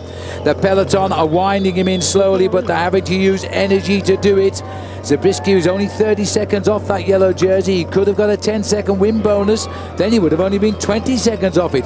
He's going to look at the guys now. Knowing Dave Zabriskie, there'll be a wry smile on his face saying, that hurt you boys, didn't it? It certainly hurt everybody. That's what it looked like briefly at the back. This looks like Gerhard Scholek, one of the riders from Omega Quickstep. He's a very fast sprinter himself, but it's not for himself this afternoon. He's trying to make sure he keeps Tom Boonen up at the front. He does not want the riders on the left and right hand side to come around and swamp his team sprinter, which is why he's keeping the pace nice and high. Boonen is still there in 4th or 5th position in the pale blue jersey, but he's getting swamped over on the left. Well, this is the difficulty now, because here in the USA these roads are really wide. They're not like the European narrow approaches. We're under the Kenda, 1 kilometre to go, Banner, now 1,000 metres to the line, and it's Team Garmin Barracuda, and that's the team of Heinrich Hausler who's on the front. There's one more corner to go, and these riders are going around it as we speak, and now they're looking up, and if they look up straight in front of them, they'll see the finishing line now. They're looking back. They've got the white jerseys. That's going to be for Marcel Kittel. He's a rapid man. Tom Boonen is still nicely placed in the middle of all of that pack. So too is Fred Rodriguez of Team Exergy. He's in about 4th or 5th, but Boonen has got a good position. Marcel Kittel is the 3rd man in line here, and it's also Josh Atkins as Team Bontrager who's trying to break in on the action as well. Watch Sagan, dead centre of our picture in the yellow jersey as Rabobank launching Michael Matthews. Matthews is looking for the back wheel of Sagan and has got it here. As they continue to the line now, they're going to break clear. Bonen's on the far right as Sagan hits it with the wheel, and Hausler's on his wheel. The top 2 finishes for the last 3 days. Is he going to do it again? And he's on the line and he gets it. It's impossible. 4 out of 4 for Peter Sagan. Well, all of the top sprinters in the Amgen Tour of California there, Phil, were on his shoulders. He waited and bided his time. Marcel Kittel, Tom Boonen, Henrik Hausler on the left-hand side, but calmly, well, not that calm, coming up through the middle with power and acceleration. Boom, boom, makes it number 4. Well, I'm not going to talk about Peter Sagan. I'm going to ask you, Paul, how does Heinrich Hausler feel 4 second places in 4 days? Well, he did everything. They've tried every which way they can to find the right tactic to blow this guy out of the water. They haven't found it yet, and they're going to have to wait now, Phil, all the way down to LA Live. And a 10-second win bonus as well, don't forget, which is edging him away for the time trial. This is how he did it. Had a teammate with him all the time. Look at Tom Boonen there. He's caught in the middle, and on the outside there was a long way out, and he couldn't even see where Heinrich Hausler was. He was locked there onto the wheel of Peter Sagan. This is the moment Boonen was waiting for. He was on the wheel on the left-hand side of Kittel, but as soon as the gap on the door opened, bang, there you can see Peter Sagan going right down through the middle. And as you said, look at Hausler, please, please slow down, slow down. I want to get this win, but no, I'll have to do second again. Well, that was a great sprint, a phenomenal sprinter. Nice for downtown, historic town of Clovis to receive the Amgen Tour of California at that speed and with such drama. But now we are going to see an interesting individual time trial tomorrow, because Peter Sagan, with that 4th straight win and another 10-second time bonus, is going to go into the individual time trial tomorrow with 40 seconds advantage over all of the pre-race favourites. Boonen there on the right, he faded a fraction. Heinrich Hausler was waiting for that moment, but he just knew at this point that he was beaten. And Michael Matthews, another Australian, getting up there in 3rd place. Wow. Well, it was all set up there by Dave Zabriskie. They tried to do what they could to take the sting out of the Liquigas tail, and Zabriskie almost pulled off a fine one there on that charge down towards the finishing line. But Peter Sagan getting himself yet another victory here at the Amgen Tour of California. Notches up his 7th victory of the season and the 30th victory of his career. But he's made it 4 in a row here at the Amgen Tour of California. Well done, Peter Sagan. Also succumbed now as we continue here. This is Andrew Talansky now, and this young man too is a real candidate for final victory. He will ride a good time trial today. But now we want to see if Zabriskie has gone through so much quicker at the turn. All of the riders who are going well are building on that, as indeed Christian Armstrong did in the women's event. She completely annihilated them when riding from the turn back to the finish. If you're really strong, this is where you make your time. And if you know how to dose the energy and dose the effort that you put in, Zabriskie, it looks as if he's almost praying there as he gets his hands into the middle of the handlebars. Look at the way he puts his head down every now and again. That makes him that little bit more aerodynamic, and then he has to look up to make sure he's riding in a safe line, make sure he's got the line right, just making sure that he keeps his speed in excess of 50 kilometers an hour, 31 miles an hour he's probably averaging currently. A magnificent machine he's had put together for him. You can see all the little additions here and there to make it that little bit more aerodynamic. Well, we're getting through now towards the last 20 riders to go. In the start house at the moment will be Brent Buckwalter. He'll be making his start. Now and then we get to 2-minute gaps shortly as the top riders, the top 16 riders in this race, will part at 2-minute intervals. That's to try and stop the coming togetherness. Zabriskie has passed the 2 riders who started in front of him. He's absolutely flying. Next man we should see in the start house will be the defending champion, Chris Horner. And out on course we are now seeing Tommy Danielson. So this is it now, Paul. These are the boys you know with a great ride today. They're on the podium in yellow tonight. Well, it's all about this individual time trial now, and as we look at this route, I have to say I do believe, Phil, it is made for Dave Zabriskie, but there are some great time trialists out there as well when you think about guys like Luke Durbridge from Australia. Chris Horner knows. Just come in, 37.48. I'm not sure who it was who came in. Still, Voigt is the best time with 36.22. Third best time. No one is just about to go out of the starting house as we look down here at the bike of Tommy Danielson. So Zabriskie is still very, very aerodynamic. He doesn't look to be showing any weakness at all, and it's over this last half of the race now that you really got to make sure you dig right in. But he's such an experienced bike rider. When you look at his 30 or so professional victories, Phil, nearly all of those have been in the individual time trial. Now this is Boucher setting the 3rd best time as he just comes in, but I think we're going to see this leaderboard reshuffled with the arrival of these stronger riders now. Dave Zabriskie, the current leader on the road, he is getting his next man in his sights right now. Well, that's going to be the Irish rider Phil Danin on United Healthcare. Dave Zabriskie so far has caught 1, 2 and about to catch his 3rd man, and that man Phil Danin of Ireland started 3 minutes ahead of Dave Zabriskie. That gives us a little bit of an indication of how fast Zabriskie is tearing up this race. I think he has got to be the big favourite for the event here this afternoon, but the big question after that will be, can he defend it when we go into the big mountains? Although we still have got some very good time trialists. You know, Cam Meyer from Australia can ride a good time trial, and Luke Durbridge, he is out on course. We're waiting for him to come down to the finishing line. As you can see, all of the money and investment that's been made into these very specialized bikes for the time trial. There you can see Phil Danin, but he can't put off the inevitable, and that is being caught and passed by the champion of the United States in the individual time trial, Dave Z, as they used to call him. Dave Zabriskie hardly looks across there at the rider he's just caught, and he gets himself straight back up there. This is Nathan Brown coming up from the Bontrager Livestrong team from the United States of America, and you can just about see the heat haze here. He is trying to challenge the time of Jens Voigt, 36.22. He's not a bad ride, 3rd best time there, 37.47 for the young rider on the development squad of Livestrong. It's a long way up the climb here, and it really, really hurts. It S's towards the finish. He'll come round a sneaking right-hand bend to go under the banner, and that clock is still ticking here. Voigt has found himself an inspired performance, 16.09, but Zabriskie, a first man, goes inside, but only just 35.59 on the line. Well, that was on the clock, and that's confirmed. So I take my hat off to Voigt. He's only 10 seconds slower. Jens is a battler. You know what? Jens Voigt will fight his way through any individual time trial around the world if he can. Zabriskie, though, has just gone in. He's laid down the gauntlet for everybody else now. 35.59, 23 seconds faster than Jens Voigt, 52 seconds faster than Martin Jellingi. Of Taylor Phinney, who was over in the Giro d'Italia, of saying that Peter Sagan is going to win stages 1, 2, 3, 4 and 6 is already looking rather good. Should have put some money on it, because so far he's been absolutely correct. Taylor Phinney, with the time difference, of course, he's probably watching this race. in Italy when he's at rest after his stage in the Giro d'Italia, and he led that race for 3 days right out at the beginning. He's now, I think, not far away from the last man in the race, but the most important thing is the youngster's still in the race.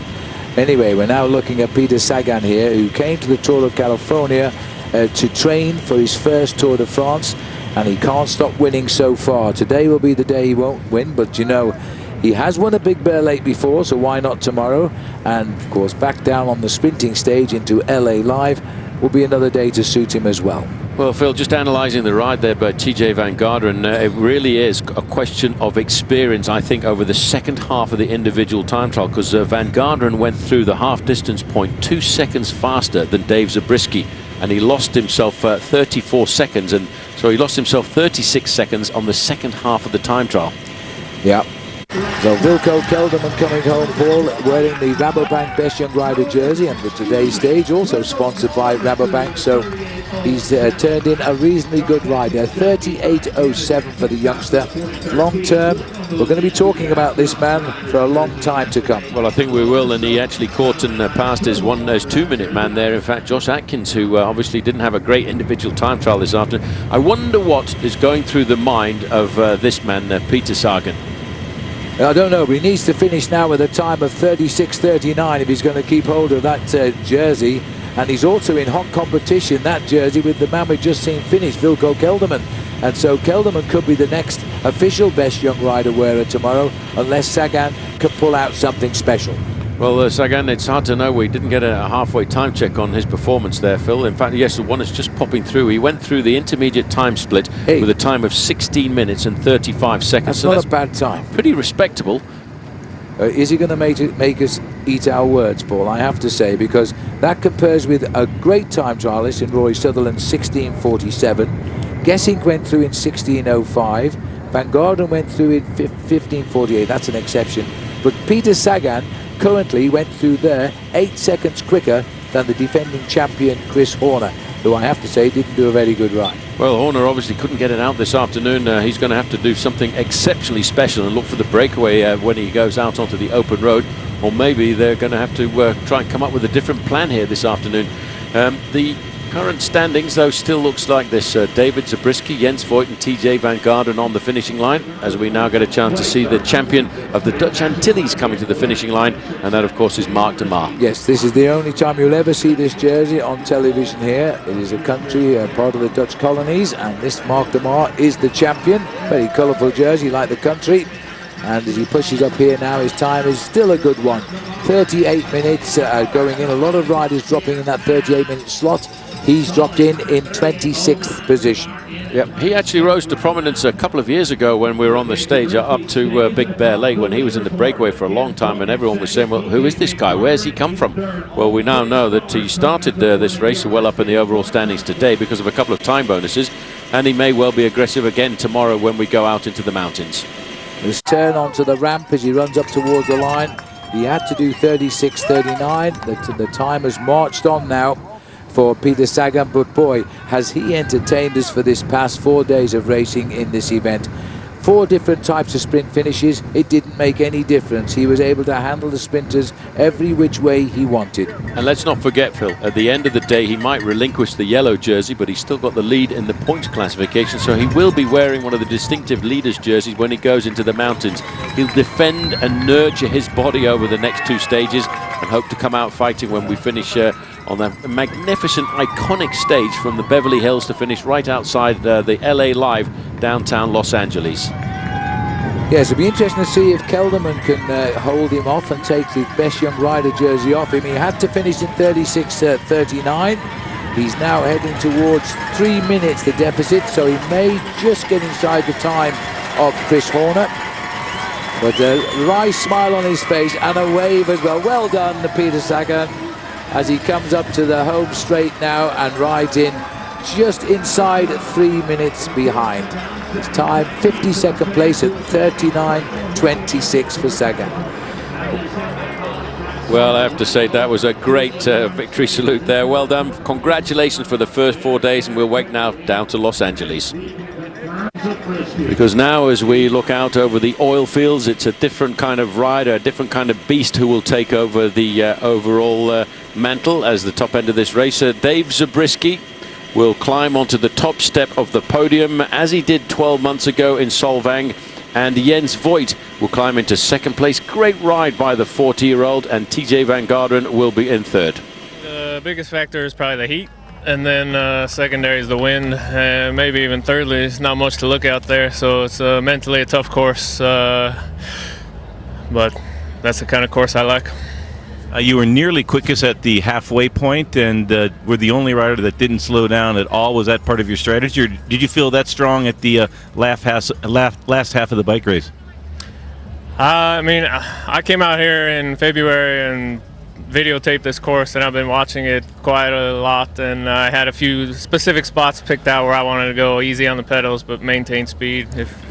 I know that sounds funny, but you can do it, and going into that turnaround was one of the spots that I picked out to get a big rest before I shot up out of there. So maybe that's why it was slow going in there. But the way back, definitely the wind was pretty in the face, and I just knew that I had to concentrate a lot and keep the speed.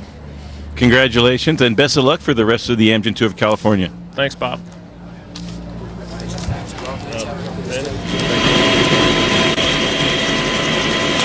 He's a little bit eccentric, isn't he? Even at the team presentation, he slipped underneath and he went on stage with the wrong team, and it wasn't a mistake. He stood up there on purpose to try and fool everybody, and then he came round again when his team was called, which was the next team. He's a character, to say the least. Dave Z, as they always call him. He is one of the characters of the sport, and now he's the new leader. Yeah, we've got two very, very hard days of mountain climbing. The riders leaving Palmdale in this morning, moving throughout Los Angeles County, through Bernardino County before they get to the great big summit finish at Big Bear Lake. Now, if you want to put a little bit of a scare into those legs of yours, just have a look at this profile here this afternoon. It starts climbing immediately with Mount Emerald over Angeles Crest, then finishing up at Big Bear Lake. But Dave Zabriskie was extremely calm and collected about his new position in the overall league this morning. After all, he should be, because he's got a massive advantage over the second place rider TJ Van Garderen, 34 seconds. Now, yesterday the temperature soared to a massive 38 degrees, but although it's very sunny today as they head towards the mountains, it has come down quite dramatically, so they'll be pleased with that. It's starting off at just around about 25 degrees. It will get a little bit warmer, but it won't become the scorcher of yesterday. And as the riders, this is pre-pictures here as they rolled away from Palmdale. I can tell you there are 7 riders in the lead. They got away after only 1 mile or a couple of kilometers of racing today, and it's become a battle of the king of the mountains between Sebastian Salas, the leader, and David Boye, 2 Canadians on 2 different teams who are in this breakaway and have been sharing the points so far over all of the climbs we've had. Yeah, well, Van Garderen, I think, will be feeling that he's the best of the rest so far, because he's one of the best placed climbers, but he's only got a 5-second advantage over Robert Hessink, and Andrew Talansky's a further few seconds back in 4th place in the overall standings. I think the teams will want to try and toughen this race up today, Phil, if they can, because they realise if they want to turn the overall standings upside down, you've got to make it difficult today and then really put the hammer down tomorrow. Well, they're just coming into Crestline now, which is the first of the time bonus sprints of the day. None of them are interested in the sprints. Best placed in this breakaway is Sylvain Georges of the AG2R La Mondiale team. Started the day 2 minutes and 52 seconds behind. Well wiped that out at the moment, although it's coming down now. They were over 8 minutes, but we are now down and coming down rapidly. So I suspect that by the time we climb into the region of Big Bear Lake, the race will catch up. So they're not in any hurry to take this. I'll give you all the names in the breakaway: Sylvain Georges, Andrew Bajadali, Yuki Doi, Gregory Ratz, David Boye, Jeremy Fennell, and Sebastian Salas. Yes, they built themselves up at one stage an advantage, 7 minutes and 15 seconds, but now it's down to 3 minutes and 42 seconds, with the majority of the pacemaking in the main field actually being done on a number of occasions by Team Radio Shack Nissan. Even though they have a man in the breakaway, they put a man in the breakaway early on, and this man we're looking at here the former Swiss national champion Gregory Rast. But for them, they want to toughen this race up. It's a big call, though, I have to say, for Chris Horner if he thinks he can win this bike race for a second year in succession, because he starts the day in 32nd place, looking for 2 minutes and 50 seconds. And if you look at these riders here in the blue and white jerseys, this is a Garmin Barracuda. Doing the pacemaking on the front here is Heinrich Hausler. He's got rid of his green jersey as the leader. Well, he was second place in the points classification, but as far as he's concerned now, his team is in a very, very good position to win this bike race overall.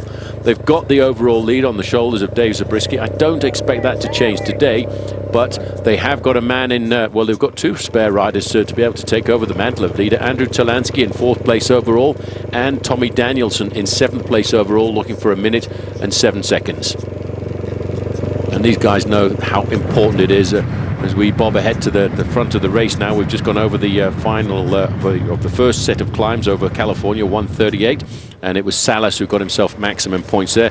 He got himself maximum points over the first category climb as well, over Wrightwood, to extend his lead in the overall standings in the King of the Mountains classification, a title which has been a great battle, because in fact in the breakaway of 7 riders, both Boyi and Salas were 1st and 2nd in the King of the Mountains classification, which is why I think they were given a little bit of freedom. But now we're getting to the serious part of this race as we head up to Big Bear Lake. And it is a difficult climb, although I don't see it being the sort of climb where we will see the big contenders actually blow themselves apart, but they will race extremely hard. They will, I think, Garmin Barracuda's tactic will be to try and toughen up the lake, the race, if they can, because as far as they're concerned, they will try and consolidate the lead of Dave Zabriskie on the top of the leaderboard. Zabriskie, although not a great climber, is the man who is capable of accompanying many of the best in some of the biggest bike races in the world. And here he is. This is the first chance we've got to see him here this afternoon, as Zabriskie, wearing the leader's yellow jersey at the Amgen Tour of California, looking very comfortable at the line of his teammates who are pacing him. Well, looking at Chris Horner, he must be a little disappointed with his time trial yesterday. He's not a noted time trial rider, but now he's got it all to do today and tomorrow. Tomorrow, particularly on Mount Baldy, if he's going to get any of his lost time back. But he's lost almost 3 minutes on Dave Zabriskie. The race, having started off today from Palmdale, it's gone over the small climb of Mount Emma Road.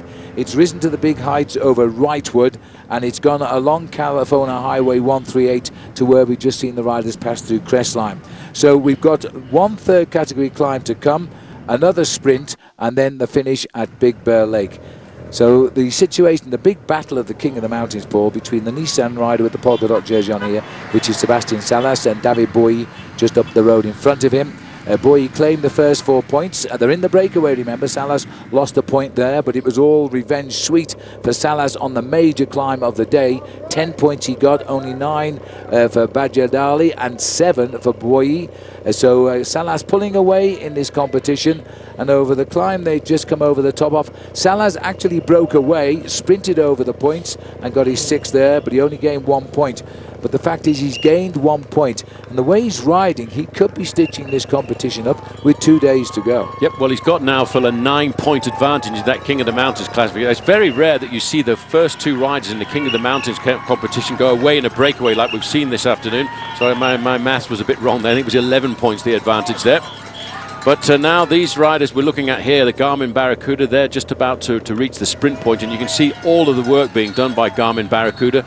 They are trying to toughen this bike race up here this afternoon as we charge down into the small town of Crestline. And after we've gone through Crestline, well, it's all uphill to the finish of Big Bear Lake. Time to shut out the sun for Heinrich Hausler. 5 kilometers from the finishing line, the gap hovering at 3:45. We've been well over the top of 8 minutes. But now it looks as though the team of Garmin Barracuda, which is the team of Dave Zabriskie, are just limiting the escape now. At the moment, Zabriskie's out of the lead, of course, because Sylvain Georges, 2:52 down overnight, is the new leader. But on the other hand, that's going to happen on a stage of this length. 1 or 2 riders have found the pace too hard today. Well, Merkel Irizar, that's a bit of a surprise, because number 4, Phil, he's well up in 10th place in the overall standings. It just goes to show this has been a very tough race, the Amgen Tour of California, right since the very start. And if you don't put your efforts in the right places and you go out too hard on one occasion, all of a sudden you pay for it. And it seems to be the case for Merkel Irizar. Well, I'll tell you what, 4 rides already gone today. One of the surprising names is Lawrence Tendam abandoned the race today, having said on the microphone at the start this morning how much he was enjoying the Amgen Tour of California. It was a surprise. But maybe not for Robert Hessink. Hessink riding very strongly. That's the rider there in the orange jersey. He starts the day in 3rd place overall. He's looking for 39 seconds on Dave Zabriskie. There's a lot of looking back here as we see the Irishman, Nicholas Roach. He's going back for a spot of water, I would expect. He's looking to try and fine-tune his form for a little bit later on. Here we go back up to the leading breakaway of riders, and 131 here is Andrew Bajadali of the United States and the Optum team presented by Kelly Benefits. He was pretty aggressive early on and got himself some points in the King of the Mountains. Now he's trying to see whether or not he can stay in contact with that leading group. It is a tough call today because it is a long stage. It's a stage that rides in at 186 kilometers. But more importantly, it's all about the altitude that the riders will climb. And so far, and we're still looking at 53 kilometers to go to the finish, the riders have accumulated a total climbing footage of almost 13,000 feet. That puts into perspective just how difficult these days are. Number 7 in the breakaway is Gregory Rast. As we look into the faces, there was a little move there. The rider for Garmin Barracuda just tickling the front, trying to figure out what's going to happen next. Moving up on the far side in the black, red, white and blue jersey, that's Chris Horner. That's also Bram Tankink moving forward, and he's been back to the team car to take on board drinks for all of his teammates as well. On the far side, the red and black jersey, that's TJ Van Garderen. He feels he sits in a very good position in the overall standings because he started this race with a very strong team to support him. But unfortunately for him, he lost to Steve Cummings, who crashed out, and Steve Morabito, who crashed out and was taken to hospital. As we join the man who dominated here, the early 4 stages, Peter Sagan. I think he's doing a little bit of teamwork this afternoon. But Sagan, strangely enough, if you go back to 2010, was the winner of the stage here into Big Bear Lake, and that at an age of just 20 years old. Keeping on board plenty of liquid is extremely important here.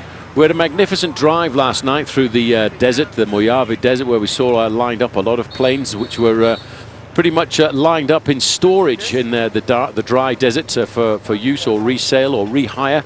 And it's quite an impressive sight as you move through the very, very long, dry desert area where in the summertime the temperatures creep up to 45 degrees Celsius.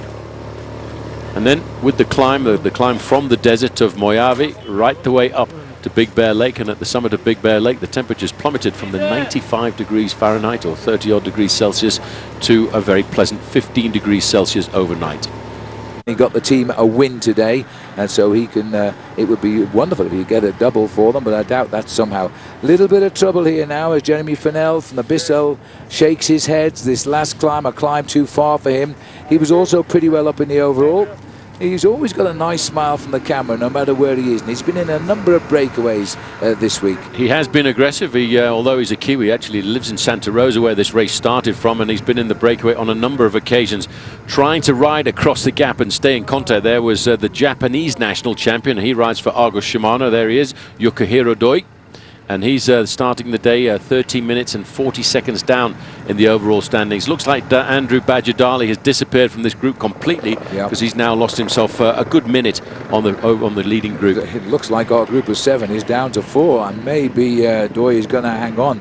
These third category climbs always seem to be pretty hard. They're often long, the gradients are quite steep, and the 2 climbers are dicing with each other for the King of the Mountains title, which will be awarded on Sunday. That's Boyi and Salas. Well, I have to say, for our cameramen are here, I think they're as much as you are as ornithologists. They're picking out all of the birds that they can out along the route of the Tour of California. We've seen almost everything there is to offer so far when it comes to the variety of species here. Well, I know around the world many people who watch our coverage are bird watchers, and that's why I point the birds out for you. And we spotted a osprey 2 days ago, and somebody wrote and told me that it was quite unusual to see one in that area, but they agreed it was an osprey. And I've got a feeling as we look at this is the end of David Boyi, and that means the end of his challenge for the King of the Mountains here, because Salas is up the road.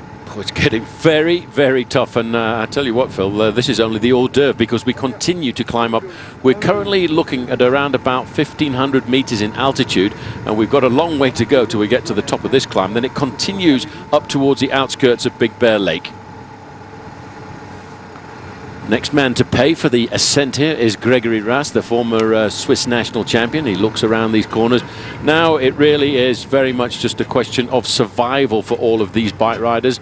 And I think we're now down to just two leaders. Sylvain Georges, who is the rider from AG2R Le Mondial, who wears number 75, and Sebastian Salas, I believe, has managed to stay with him. Now, if Sebastian Salas can go over the top of this climb in first or second place, he's going to have a very, very good chance of winning the King of the Mountains competition at the end of this week's racing at the Amgen Tour of California. And that would be a great thing for him to take home for his team Optum Kelly Benefit Strategy. I think Phil is keeping a colleague alongside you in a breakaway like this because you know, they're not going to give Sylvain Georges an easy ride to the finish. He starts the day 2 minutes and 52 seconds down in the overall standings, and they dare not give him too much freedom because he could really create a bit of a surprise.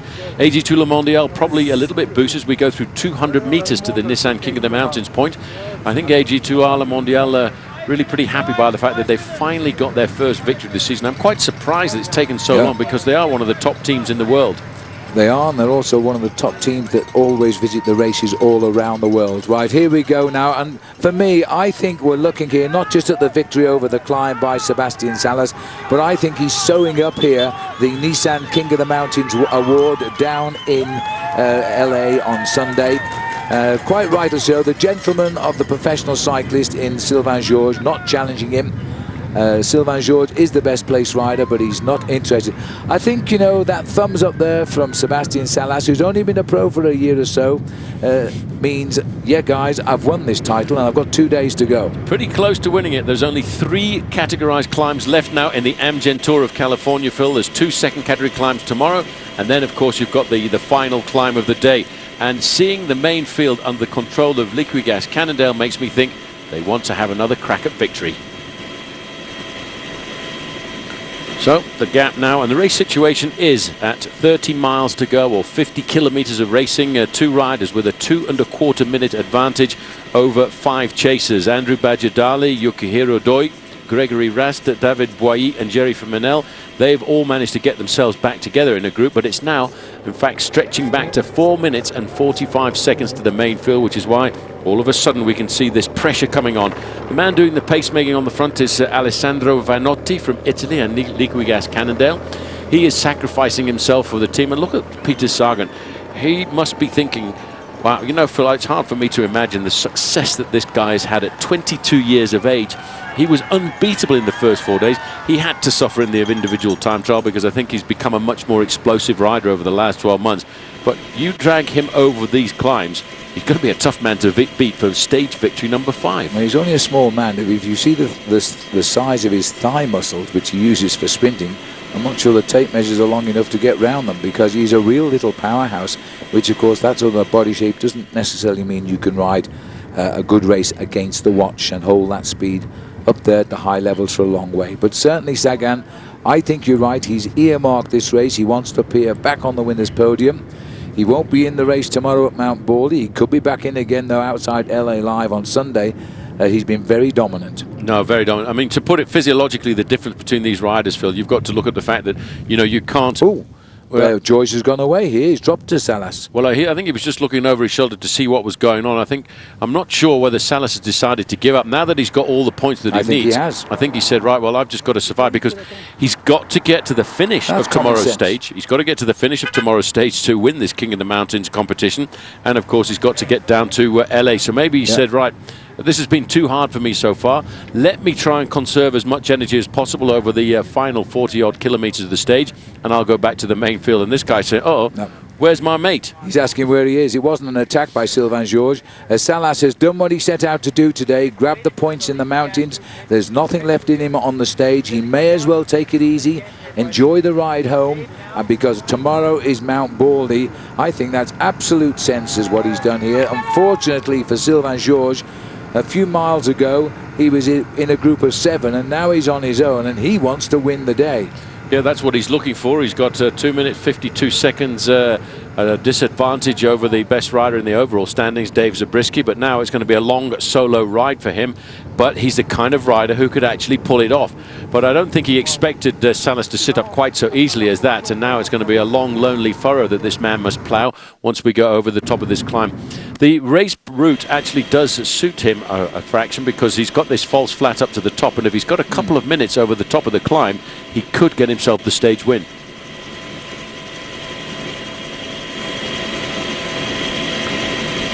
So it's Liquigas, 1, 2, 3, 4 riders. Alessandro Vanotti doing the majority of the pacemaking there. Then a little bit further back, just sitting comfortably there, you've got the man who thinks he might be able to make that stage victory, number 5. Lined up behind, you've got 5 orange and blue jerseys. Those are the riders from Team Rabobank. They're obviously thinking about their man who is in 3rd place in the overall standings, Robert Hessink. They're going to Los Angeles at the moment. Anyway, Sylvain Georges enjoying what is an absolutely perfect temperature for bike racing, because these boys are generating their own heat, and we're holding it at round about 27 degrees Celsius today. Perfect conditions. He's fighting his rhythm a bit now, Paul. He senses he's slowing down on these climbs. They're beginning to nag at the legs. He's got to be very, very tired, because he broke away in the first mile. Yeah, 1.5 kilometers into the race, bang, and 7 men went clear. And he is now the lone survivor. But, you know, it's taken AG2R Le Mondial a long time to get the opening victory on their account this season. But it often happens like that. Once you get the first victory under the belt, then there's a gush of victories. So I wouldn't be surprised if they make it 2 in a day. Well, we'll wait and see. Tim Duggan is on the front at the moment for Liquigas. I don't know if that counts, though, 2 in a day, though, Phil, with the time difference. What is it? It's 7 hours, isn't it, to over to France? Why not? Well, what I give him hope that. is, if he wins, he rings up Sebastian Hinault and wakes him up at about 2 in the morning to say, I just won in California. We'll see. Scuttling through there, number 66 was Wesley Sulzberger of Orica Green Edge. This is Life at the back, 1:31, Andrew Badger-Darley in the breakaway early on. Big Bear Lake, 10 miles to the finish. That's 16 kilometers, so that must tell you a little bit of a secret in the fact that we're not going straight to the finish. We're going to circumnavigate the lake and take in a few more nasty little climbs as we rejoin this man who I think this afternoon is going to create a little bit of a surprise, because I'm more and more starting to think that he doesn't look like a man who's weakening. He's being very sensible and taking on board lots of liquid. He's eating all of the time. At this point of the race, it's very difficult to eat anything proper, not real foods, but what he will be taking on board will be high energy gels and high carbohydrate foods that keep him topped up to try and keep that race going as much as possible. These 2 riders, well, they're just about to get picked up, and this was the Japanese champion who was in the breakaway early on, and he is with Sebastian Salas. He will probably win the King of the Mountains competition now. I think it's pretty much all sewn up, bar the shouting. But what's the question now is who's going to win the stage, as we still look at the lone leader, Sylvain Georges, with a 4 minutes and 45 second advantage over the peloton.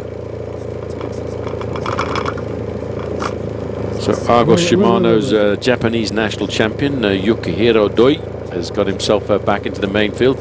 He's been pretty aggressive as well, and we've seen the whole of that team. They'd expected a lot out of their sprinter, Marcel Kittel, but none of the sprinters have really had a chance at all here this afternoon, as the spectators are very much enjoying the streets of California. Any of the American riders, he won't know exactly where he will be racing. He won't know exactly what the climb looks like, and as we can see, there is still the remnants of a breakaway group just off the front here, but Peter Weening has now got about a 15-second advantage over the main field, which contains the yellow jersey, the King of the Mountains jersey, and the points leaders jersey. And that, in fact, now there's another move coming now. Team Rabobank here have decided, right, boys, we're really going to go for this here this afternoon, because this looks like the shape now of Robert Hessink, who's going over the top.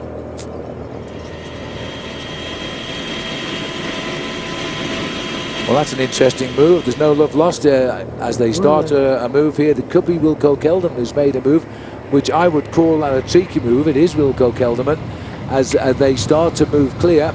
He's in 3rd place in the young rider competition. And interesting, he's gone after his own former teammate, although Wilco wasn't on the squad then. No, he wasn't. Well, the best young rider, let's not forget, wears a Rabobank jersey, but in fact it's the Australian Luke Durbridge. But it's interesting to see that the two Dutch riders are going to try to get together. This is going to put now a lot of pressure onto this race. Now they're going to be really put under pressure to pull it all back together. Again, I think this is a diversionary move for Robert Gesink for tomorrow. They want to toughen the race up. They want to try and put pressure on everybody else. Tomorrow is going to be a big showdown, but you've got to race it hard today so that everybody goes in tomorrow even more tired than they've been after 6 days of racing. I think Gesink is the big danger now to the Americans' victories in this race. Only one non-American has ever won the Amgen Tour of California. That's Michael Rogers, the man from Canberra, Australia. A drink being offered to Sylvain Georges. He says no thanks. He continues on. They're all shouting at him in English, saying, "You can do it, keep going, you've got this." But I'm not sure whether he understands any English. But 4 minutes 10 seconds is a good gap going into the last 23 kilometers of the race. But there's signs now the peloton is restless. They are ready for him for the day, representing Radio Shack Nissan in the breakaway. Now, we really are under pressure in the peloton here this afternoon. If the man who's dominated the first 4 stages wants to win again, he knows his teammates have got to do a lot of pacemaking. This is going to be a real crunch time. The next 10 kilometers are real crunch time for this man who leads the race, Sylvain Georges of France, born very, very close to the Puy de Dôme, the area of about 100 extinct volcanoes, right in the very heart of France, not too far away from Clermont-Ferrand. Now, Kelderman, Weening, and that Jeremy Fennell, who's actually managed to survive. He was halfway across the gap. He's, apart from the man in the lead, I think he's now the last survivor of that early morning group of 7. So the 3 riders speeding along this road as we're gently downhill just a moment. Kelderman quite happy to drive. His overall gap is at 2 minutes 6 seconds, so he's a wanted man if he gets too far ahead. He's actually 3rd in the best young rider competition, but within a minute of Luke Durbridge, so they'll have to chase as well soon. The funny thing statistically though, Phil, is the distance between Kelderman and Peter Weening in the overall standings at the start of the day was a mere second. They're both Dutchmen. They previously raced together on the same Rabobank squad. They will know each other. They will know each other's strengths and assets, and I think they'll combine their efforts to put serious pressure onto the main field, because Rabobank have got a man in reserve just sitting there nice and comfortably in 3rd place in the overall standings, Robert Gesink. Yes, and I think he's wanting the day off, if you can have such a thing in a stage race like this. Now the 21-year-old Kelderman has been told to get up front, see if he can improve his position in that race for the Rabobank sponsored here, Best Young Rider. And of course, it is he does ride on the professional Rabobank team. Well, Luke Durbridge leads that competition at the moment for Australia. He'll take a back seat tomorrow. We are going to witness an incredible showdown on Mount Baldy. Massive time gaps are about to appear, and TJ Van Garderen, we wonder whether or not he can wrestle the mantle of the overall lead away from Dave Zabriskie. 12 months ago, TJ Van Garderen lost 1 minute and 20 seconds.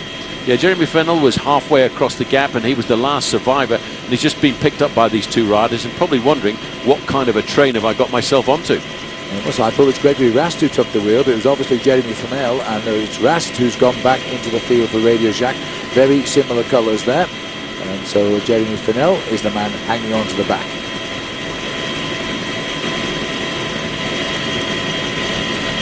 Right, 17 kilometers and 30 seconds, and we're now about to, for the leader anyway, to get to the slight downhill to take him to the outskirts of Big Bear Lake, and he will be hoping that he survives, and then it's a flat ride around the whole of the lake.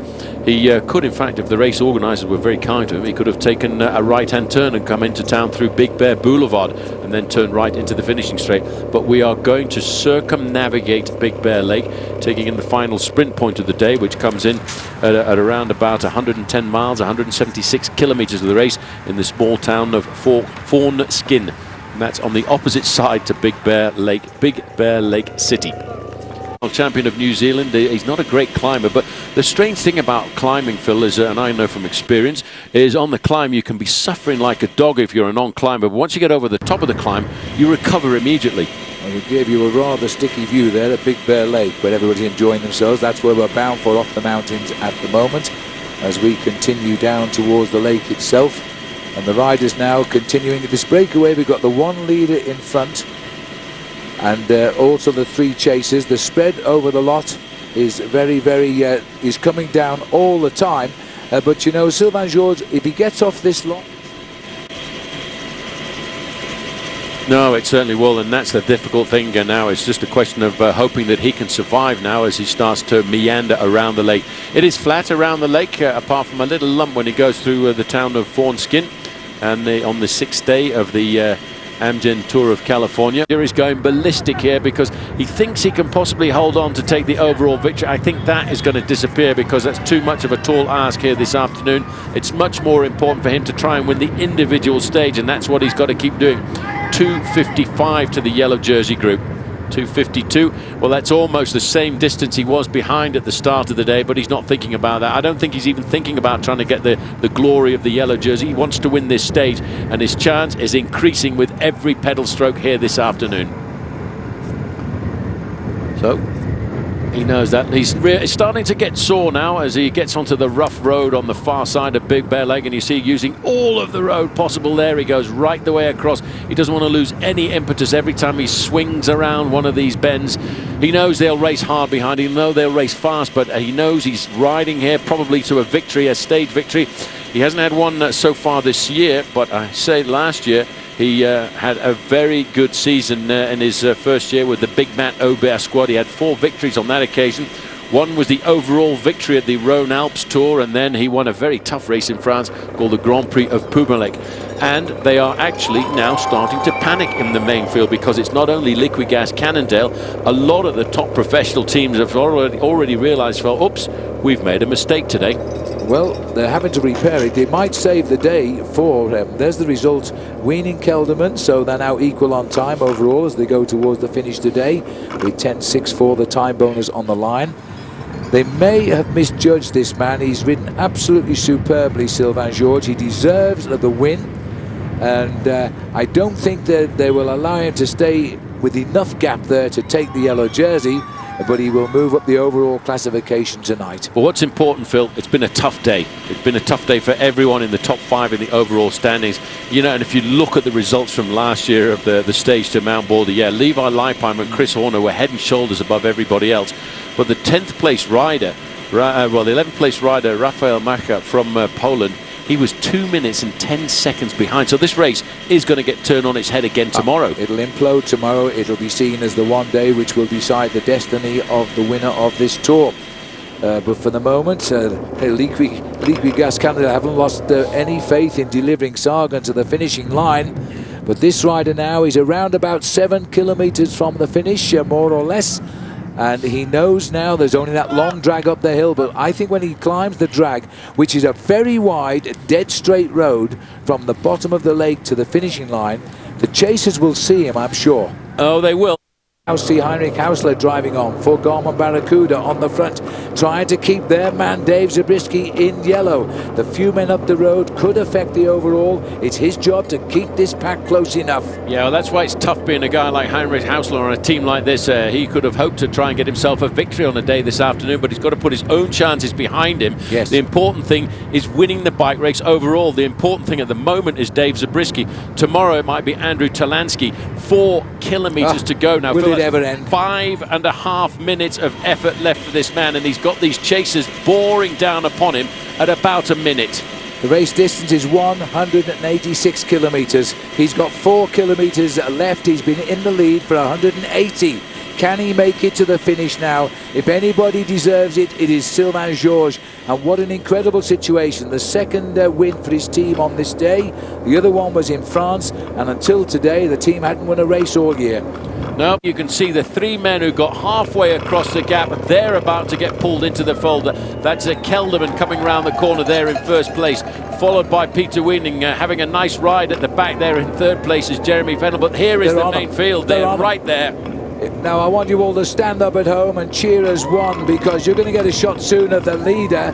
We're going to see the finish, and we're going to see the whole field right behind him.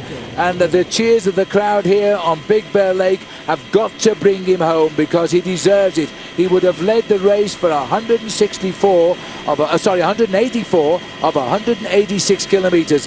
Those 3 are about to get caught. It is one man just around the corner there, v the rest. It is going to be so very, very close. And I think what might happen here, what might Phil just give the advantage with 2 kilometers to go to the leader, Sylvain Georges, it might just give him the chance. The confusion of catching the 3 guys that they were scared about may well just see the main field slow down for a fraction. That's all he needs, just a fraction of a slowing down in the peloton, and bang, he's going to get the win. 1 kilometer to go. The Kenda kilometer is in front and behind him. He's 1,000 meters from the line, but when he makes this corner, it's all uphill to the finish. It is not done. It will be absolutely desperate. That is what it looks like. It is a straight crack at the line for him now. It doesn't look as if you're sitting in your couch at home and you think this is a flat road. I can tell you it's not. I walked up here this morning. It's got an awful gradient, but this man, he keeps looking up there. He can see the blue banner across the finishing line, and he's trying to get up there. I'm pretty sure he's got this one in the bag here this afternoon, and it's all about this man at the front because he deserves the victory this afternoon. We're ticking off the meters. He's dared a look over his shoulder and he's seen the peloton right behind him. The attacks are coming from the peloton now, bet your life. His legs just won't answer at all, and we've got an Upton rider who has started. This could be Michael Creed from Upton as he's tried to make a move. Yeah, well, Creed makes the move, but he's got a big, tall order to try and get across this gap. There is the man who leads. I think he's got it, Phil. It's in the bag. You know, when they caught those other 3, they hesitated to check each other out to get ready for the sprint. This rider is dead on his feet and he's going to make it, and there's no more worthy winner of this stage at Big Bear Lake than Sylvain Georges. Now it's uphill and it is not easy. He's got to keep going. Those legs are like rubber and he doesn't know really where he is, but this is going to be a nice day for the Le Mondial team, the AG2R squad. They're not going to catch him. The crowd are bringing him home. This is a superb win for Sylvain Georges, the biggest by far of his career. He can't believe it. You know, it's foreshortened often by the camera. It looks as if they're right on his tail here this afternoon, but he will have the chance to enjoy the last 20 or 30 meters for this magnificent victory, and there'll be a big battle for second place. Sylvain Georges wins the day. The time he had as race leader is well gone by. That doesn't matter. Total hero of the day, 184 of 186 kilometers in the lead. Now somebody better catch him, otherwise he's going to fall down before the sprint.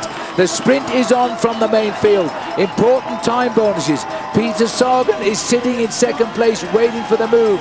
If they're going to beat him, they've got to go before him. Well, they're starting the sprint there. You can see Sagan's up there in second position, and he's going to wait. He's very easily going to get this, Phil. Look at the acceleration there coming from Sagan. He's got the right up there. Hello, boys. Come and challenge me if you can. Thank you very much. I'll take a second place. Well done. Yeah, look like Peter Velits, but he's got a bonus, Peter Velits. If that's Velits, that could be important. He got 4 seconds bonus. He's only 49 behind overall. He's back to 45. But that is an interesting little cheeky move.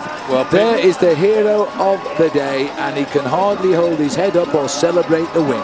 Phil, the number of times people have said to me, why do these guys go in the breakaway and they get caught down towards there? Well, this is the proof in the pudding. If you don't go in the breakaway, you never get a chance to pull off a victory like this, and that's why this guy did it this morning after a mile of a 115-mile race. He probably didn't believe it at certain points, but I tell you what, when he got to that final kilometre, he knew he had it in the bag, but he's going to have sore legs tomorrow, I'm sorry to tell him. And who cares? He's won a big stage here in the Amgen Tour of California, one of the biggest at Big Bear Lake, and we need to give him a few seconds before he gets over there. He doesn't want any ice on his back. He's absolutely done here. And what a terrific ride. And 2 wins for his team, and they've had none all year, both coming on the same day on 2 separate continents. Yeah, let's have a look at that sprint a little more. That, in fact, is Peter Velits who's coming up there. That could be extremely important when we go down towards the end. No contest at all for the man in the green jersey. He'll continue to extend his lead in the points classification. But a rather cheeky little move there by Velits, who comes up there to cross the line. I think, in fact, it might have been Francesco Rabon. Anyway, we'll get confirmation that in a short while. There it was Peter Velits. So Georges gets the win, 28 seconds ahead of Peter Sagan. Peter Velits will get himself a time bonus. Now that could be extremely important a little later on, because Peter Velits was well up in the overall standings at the start of the day. Peter Velits was in 5th position, and that time bonus will in fact move him ahead of Andrew Talansky in the standings. Very clever move there by Velits, doing that, because he will have got himself a 4-second time bonus, and that will put him at 44. So, anyway, that's the face of pain, anguish being relieved with victory at the end of the day for this young man, Sylvain Georges, as we go out to see the Buccaneers out on the big lake. So, have a look at this. There is a slight change in the overall standings. Zabriskie is still the leader with 34 seconds. But just behind him, Peter Velits has now moved up into 4th and moved Andrew Talansky down into the 5th. But that could all be hypothetical when it comes to tomorrow, because tomorrow is the battle of Mount Baldy. And it's a huge climb, a monster of a climb, which last year saw incredible time gaps over everybody. Easy victory for Peter Sagan, turned the clock back to 2010, and that sprint was for the victory. On this occasion it was for 2nd place, but watch out for him. He'll nurse his body up to Mount Baldy tomorrow and try and come out and dance again around the outskirts of Los Angeles and LA Live.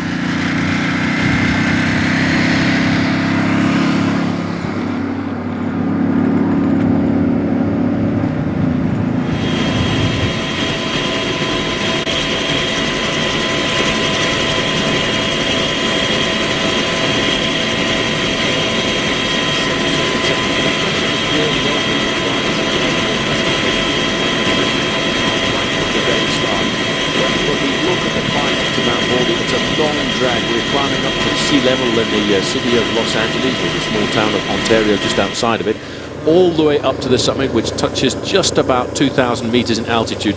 The pressure is all over Garmin Barracuda here this afternoon, because they've got 3 chances of winning this bike race overall. Obviously with Dave Zabriskie, because he starts the day in the yellow jersey, a 34-second advantage over TJ Van Garderen of BMC Racing. There's Dave Zabriskie. He's got his teammates all around him. The red and black jerseys there are the teammates of TJ Van Garderen. Then the orange men in the Rabobank squad, those are the guys who'll be looking after Robert Hessig a little bit later on. There's the leader of the green jersey points competition, and that is Peter Sagan. There's Tom Bonen going through, Levi Leipheimer, all very, very famous names, all under a lot of pressure on a day where it's basically uphill all the way to the finish. There's Luke Durbridge in the orange jersey, leader of the Best Young Rider competition. That was a lead he took in the individual time trial. Durbridge starts the day in 6th place, 1 minute and 1 second down on the overall standings. But the pressure really has been on in this event. It's not a difficult climb to begin with, the climb of Mount Baldy, but when you get up to the final 5 kilometers, it really is steep, and it was very, very resemblant of a mountain stage finish in the Pyrenees. And especially when you look, when we get to the pictures of the finishing line, you'll get a chance to see just how difficult this climb is. Just looking back, that was Heinrich Hausler snipping through there. The next rider to come through there is Alex Howes, an American rider. There's Zabriskie, not giving anything away. Zabriskie now lives in the outskirts of Los Angeles. He's finished in this race second on 3 separate occasions, and I'm sure today he would throw all of those away for a big win.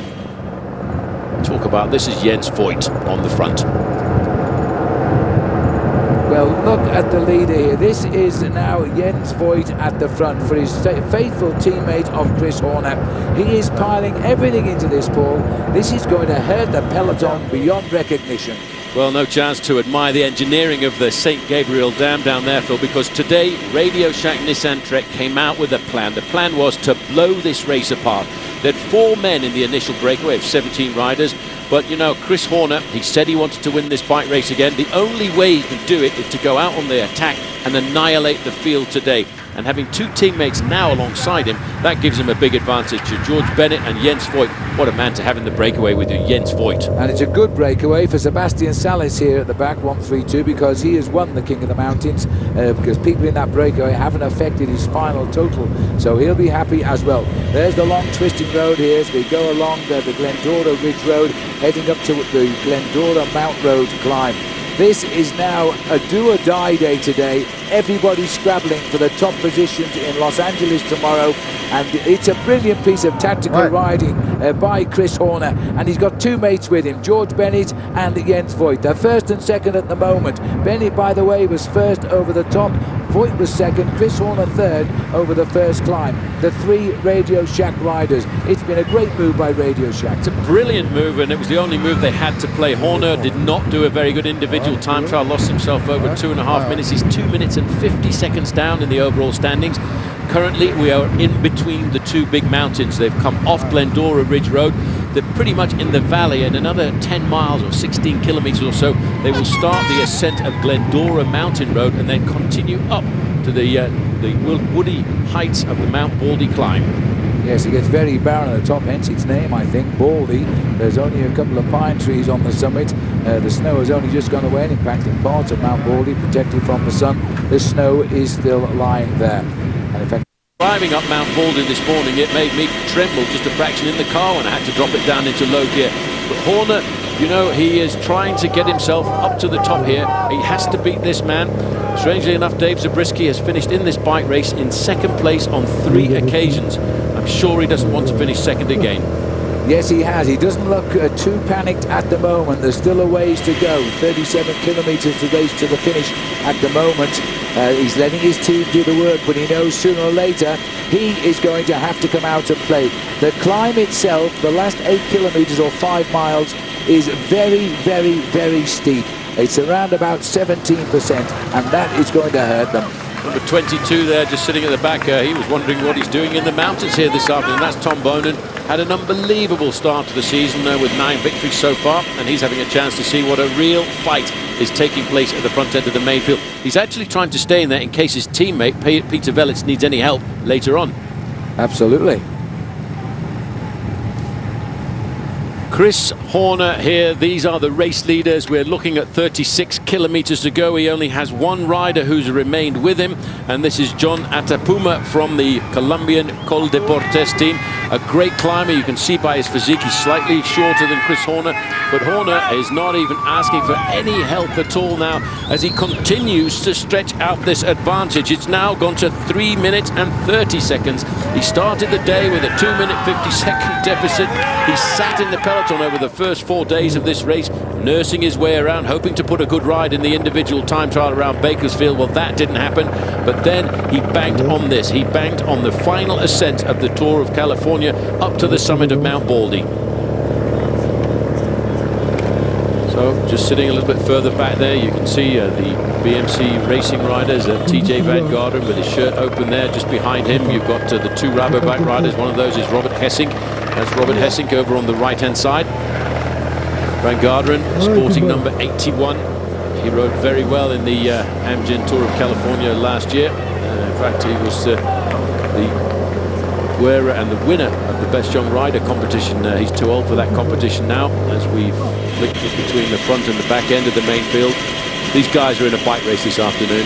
Not very often do you see somebody turn around a time deficit like that. 2 minutes and 50 seconds was what Chris Horner was looking for, and he's got the big advantage here, Phil. I just noticed the Lion of Flanders flag down towards the side road indicating a tailwind. That gives big advantage to the climbers if you're climbing with a tailwind. Well, it allows them to get into those gears, supple in the pedaling style. There's the applause from the crowds. Genier is now come back here towards the field.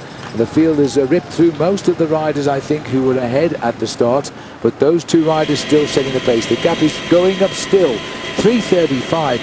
They'll be getting very, very worried in the next few miles, I think. Phil, I'm just casting my mind back to the Tour de France last year when we saw an incredible move by Andy Schleck when we went into the big Alpine passes. It didn't work on that occasion, but Andy Schleck, when he made his long breakaway, actually had a headwind. Horner.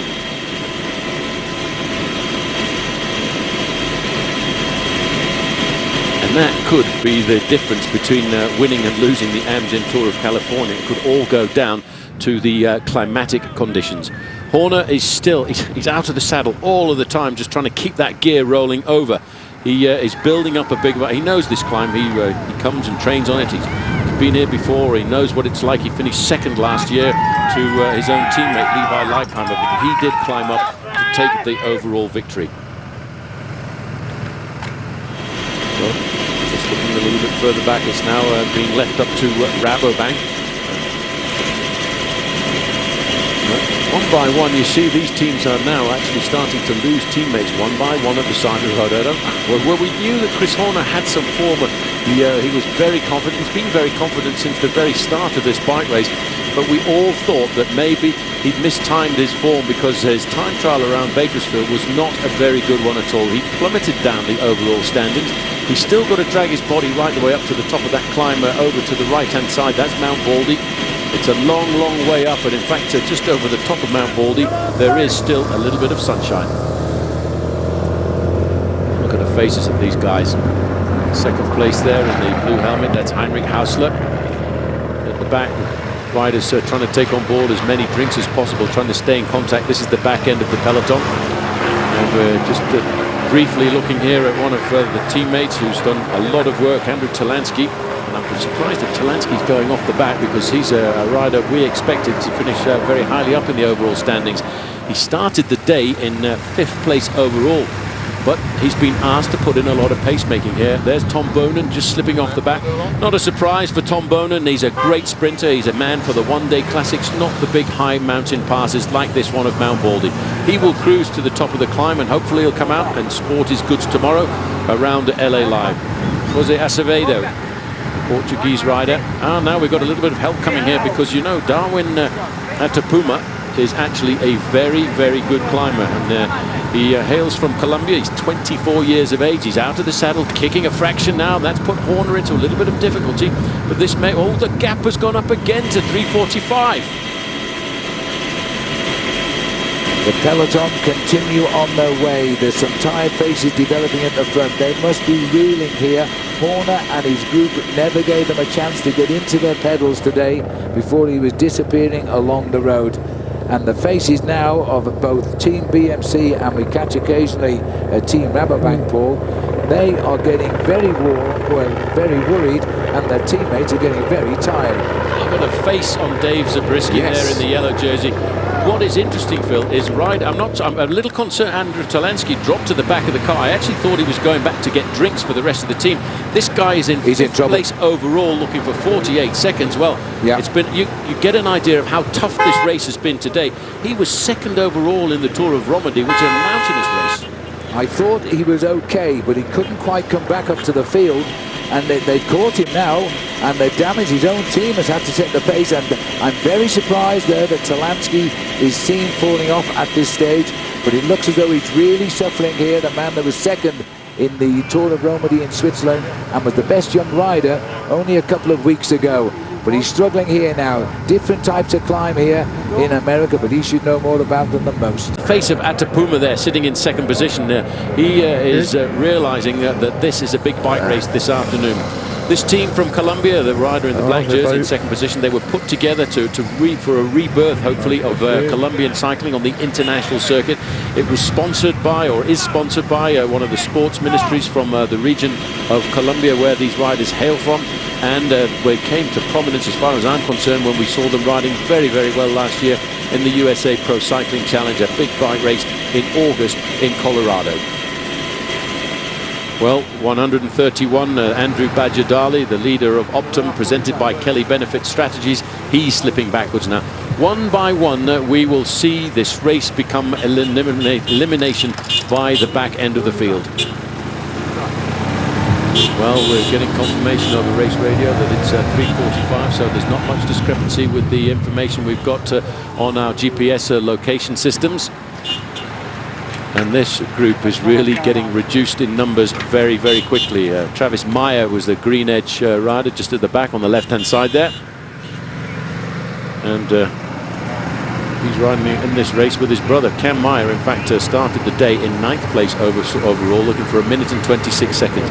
This could be an advantage now for Horner. If I was Horner, I probably would have had a quick word with the Colombian rider, said, look, we can work together. I don't care about winning the stage here this afternoon. All I'm concerned about is winning the bike race overall. So you work with me a little bit, give me some assistance, and then I'll let you win the stage. But they've got to conserve the time. That's the important thing for Horner. Well, I suspect down in Los Angeles it's all peaceful and traffic jams, Paul, but absolute vicious cycling up here on the ridges, the mountains, overlooking that great and the well-known city. Chris Horner had a plan today. He's executed that plan, and goodness me, at the moment, it looks as though it might be a winning plan. It's unbelievable. I never would have expected him to be able to do this, but the fact is the team, they came out with that plan this morning. It was a do-or-die day. 4 men into that early breakaway. Dave Zabriskie, he's just sitting comfortably in the main field. I think he would be a difficult man to beat, but I don't think even he expected the power of the attack to come from Chris Horner. Zabriskie sits in 4th or 5th position there. You can see him in the yellow jersey behind a couple of teammates. Tommy Danielson could be the leader of change if anything happens to Dave Zabriskie, but Zabriskie, with his individual time trial performance, certainly has the form. 20 miles to go, 32 kilometers to the summit. Well, at the start this morning, Chris Horner was chatting with all of his fans and people just asking for his autograph and photograph. They were asking him, how are you feeling? He said, I feel just fine. There was no indication he was going to get on his bike and rip away like this at the start. Yeah, well, that sign you might just have seen was 3 kilometers to the summit of the next King of the Mountains point there, which is as we go over Glendora Mountain, but it's 30 kilometers to go to the summit of Mount Baldy, so there's a lot of climbing left to come. No, they just throw. It's the black and red jerseys coming forward of BMC Racing. That's to try and set something up for TJ Van Garderen. Yes, enemies have to become friends now because Horner's forced the issue that the race must chase. The TJ Van Garderen's boys are setting the pace at the moment, but the teammates of Dave Zabriskie's just behind, and there's another rider going off here. This is Tom Peterson, former stage winner here a couple of years ago at the Tour of California. He's a Garmin rider, he's a pacemaker, and he's now cracked.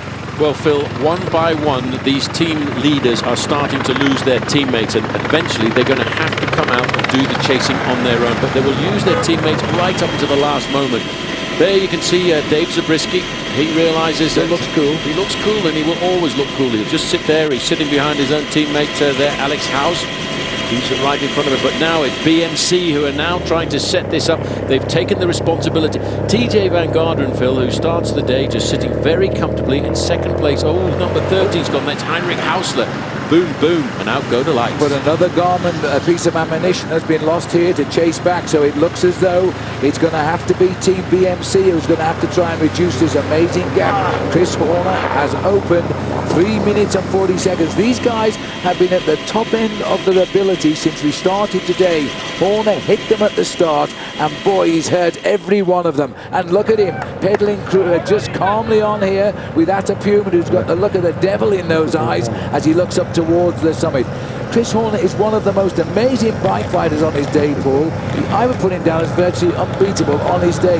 We just never know which day. Well, if he's going to win, and this is the day that he's picked, he's looked at the race Bible, he studied it, he kept out of trouble over the first 4 days. It looks like he's smiling every now and again. Well, I can tell you one thing, that is not a smile, that is a grimace hiding the pain that his body is going through. He realizes he's built up the advantage now, but there's still an awful lot of climbing to go. We're looking at 18 miles to get to the finish, 30 kilometers of racing, And if you get a chance to look at the race profile, it pretty much is all uphill from here. There's a little bit of respite in the middle on 2 occasions where there's 2 plateaus of around about 2 kilometers long.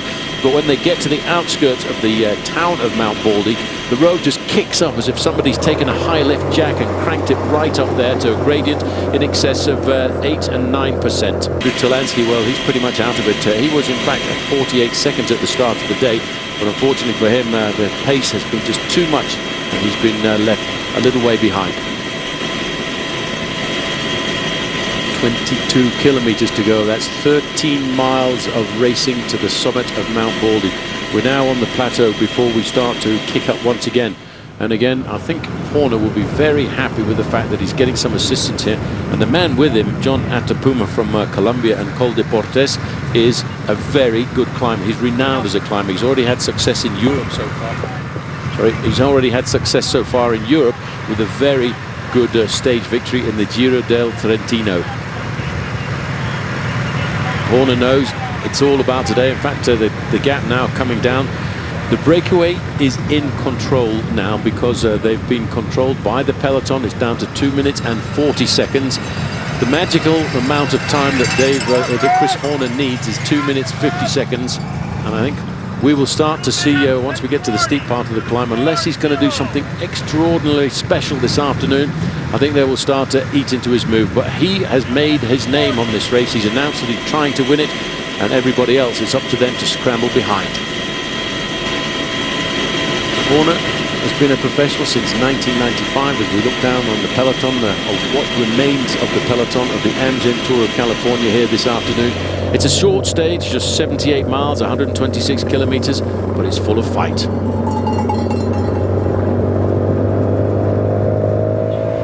Well, it's having the desired effect at the moment. Fair dues, Horner is climbing and these boys are racing downhill at high speed, but the clock is saying it's coming down. 2 minutes and 35 seconds. The peloton surprisingly large despite everything, but not that large. Well, you know, we have to say, Phil, the state of California is magnificent today. It really is a great backdrop for a bike race. We could be anywhere in the world here. It could be the Vuelta a España, it could be the Tour de France, but it's not.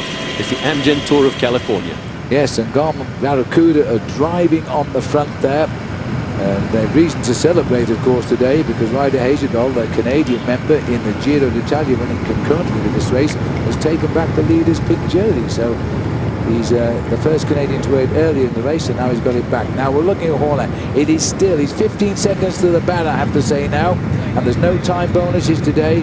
Horner will know this. Somebody will have told him. 2:35 is the gap. He's running into the last 12 miles of racing. Most of it uphill. What it makes me wonder, Phil, is if the pace that we're seeing today is not actually playing into the hands of Dave Zabriskie. Zabriskie is an experienced professional bike rider. We know he's got great form because of the way he dominated the individual time trial around Bakersfield. In the past, I've seen him ride very well in the mountain stages of the Giro d'Italia and the Tour de France.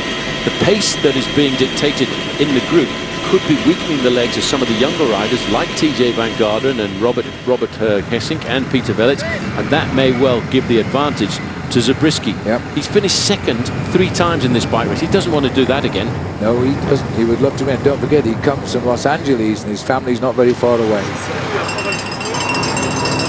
Yeah, 144, that's Lawson Craddock, one of the riders on the Bontrager Livestrong team, a very good climber from the United States. Started the day in 10th place overall, but you know, when you're just 20 years of age, this is a tough call to drag your body up a mountain like this. When you ride lots of stage races like this, the Amgen Tour of California or races in Europe, the Criterium du Dauphiné and eventually the Tour de France, you build up a certain strength, a latent strength that is always there even when you're tired. And at 20 years of age, he's still got a long way to build that into his body. Nelson, in training, is producing amazing figures in his training schedules, and that when he gets onto this mountain, he's going to show us what he's really made of. Well, it's not long before we'll find out. Great to see there on the right-hand side there, Jens Voigt. He was instrumental in setting up this breakaway by Chris Horner. Horner now starting to pay the price for that breakaway. A long attempt to try and pull back the overall lead. 126-kilometer stage, the majority of it uphill, but he won't give up, Horner, until he can feel the breath of the main field on the back of his neck. Well, through the inside of our timing motorbike there, I can't see obviously what's written on that whiteboard. Horner's not interested what written on it because it means it's probably not good news for him right now, as Horner is making his way right up to the top of Mount Baldy. Steady climbing, but remember, the last 8 kilometres are still to come. Yeah, Phil, just to put it into a perspective a little bit, I was looking back at the results of Mount Baldy from last year, and between the first rider and the 10th rider, there was a time difference of 2 minutes and 10 seconds. And you wouldn't think that could happen at this stage of the race, would you? But it is so steep. I think they're all on their mettle now. They're all poised, knowing what's going to come, knowing the effort they're going to have to make, and if they're not up to it, they're going to crack big time. They even came up last night because they wanted to get the best places so they could watch the races that came by. Well, this is the narrow approach now to the climb, which will take us up towards the finishing line. I think the pressure's gone off a little bit back in the main field. They're now thinking their own tactics out. It hasn't gone off at the front, though. He was skimming the old rocks there, was Chris Horner coming round that left-hander. But Chris Horner now has got to concentrate on trying to win the day. But at 1:30, the peloton, the leaders, are now thinking of how to outwit each other because they've got Horner back under control. You've got to tip your hat to this man, though, Phil, I reckon, because bear in mind, he won this bike race last year. He went on to the Tour de France as one of the pre-race favourites. He went out in a very nasty crash. The crash itself seemed to be mundane, and he was taken out of the race because of a concussion. But during the recovery phase, it was all of a sudden discovered that he had a blood clot in his lungs, which ruined the rest of his season. He fought his way back. He was almost 6 months out of the sport. Now, you know, at 39 years of age as he was then, that's a very difficult ask to come back to the top level of any sport. And now at 40, he's competitive again, and he's really giving these guys a hard time. Yep, absolutely right. That is Acevedo, Jose Acevedo, talking to Chris Horner. He's the manager of the Radio Shack Nissan team. I couldn't hear that, maybe you could at home, but we're now looking. Chris Horner's been told the situation, which is you've got 1.5 minutes, you've got 13 kilometres, or just over 7 miles to go. I don't think the Colombian rider would have understood there the English language, so Chris Horner's got the first-hand advice. Well, to put this into perspective, Phil, this is a do-or-die effort. You know, this man was so far down in the overall standings, a lot of people were saying he didn't have any chance at all of victory. But this is like, you know, when you go into the Rugby World Cup final and you wait for a man to kick the winning goal and get the final point, or somebody who throws a 90-yard throw in a football game in the United States. It doesn't happen very often, but Chris Horner is trying to do one of those. Well, he's made himself a name on this race. Win or lose the overall race, he has put himself back in the frame. He is not riding anonymously to LA Live tomorrow. It was an absolutely brilliant attack by him today. He did what he only had to do, he probably only could do. It was a big ask to ask him to survive with those time gaps to the finish. And by the way, talking about great legends of sports, apparently Barry Bonds is in one of the following cars this afternoon. I wonder what he thinks about this as an arena. Well, he's thinking, I'm not going to be a professional cyclist, I would think, because it is a tough sport, as we know. Well, we're continuing. The peloton is still quite a lot of riders still left in this big field here as they continue the way to the front. Just tagged onto the back there is Brian Van Boord of Team Spider Tech. As we now get the front view of the same charging pack, our referees rightly keeping our cameras away from the race so that there's not getting any of a slipstream off the television today, as they haven't had any all week either. 11 kilometres to go, just over. Coming down towards 6 3/4 miles from the finish. And the gap is big now at 1:30. That's why I think they're preoccupied. They're thinking about how they're going to outwit each other in the pack rather than worry about the flying Chris Horner. Yeah, I think they're pretty satisfied with 1.5 minutes. They know that Chris Horner is now within reach. They don't have to pull him back at all. They have to just control it. And now we're starting to decide between the top 4 or 5 men in the overall standings, how are they going to win this bike race? Zabriskie is in the ideal position because he's the leader. It's his race to be taken away. And the other guys, they're going to have to attack if they want to beat him. TJ Van Garderen, Gesink and Velits, they're great climbers, and they will have to launch all kinds of attacks to get rid of Zabriskie. If they hit this climb, Phil, and they ride this climb at a steady tempo, I think Zabriskie's got a very good chance of survival. Well, Horner just shaking those muscles to wake them up here as he starts to approach the steeper slopes of Mount Baldy. He is a very good rider. He doesn't win a lot of races throughout his career. He's won about 65, 67 races. He's also finished 10th and 15th in the Tour de France. And I believe if he had not have crashed in last year's Tour, which took him out of the race. He was a top 6 boy. Well, he was very upset himself when he was sitting at home on his couch and watching the Tour de France with the fact that once he saw that Alberto Contador was put into difficulty, he thought, wow, this could have been my Tour de France. Yes. And you mentioned a top 6. Why not a top 3? Why not? He deserves it.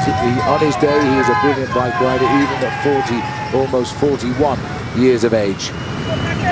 Chris Horner has got anything left in the bag to create a big surprise on the final 5 kilometers. He's put serious pressure on this race here this afternoon. He's thrown down the gauntlet. He's taken a very big risk. He could very well lose everything in this bike race here this afternoon, but you can't say he has not gone down fighting.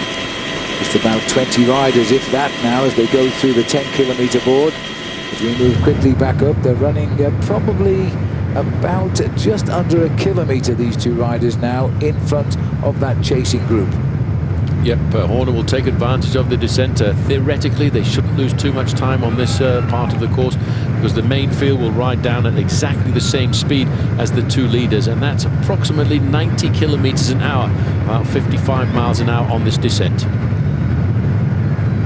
Puma sitting at the back. He doesn't like going downhill so much. He doesn't descend as good as Chris Horner.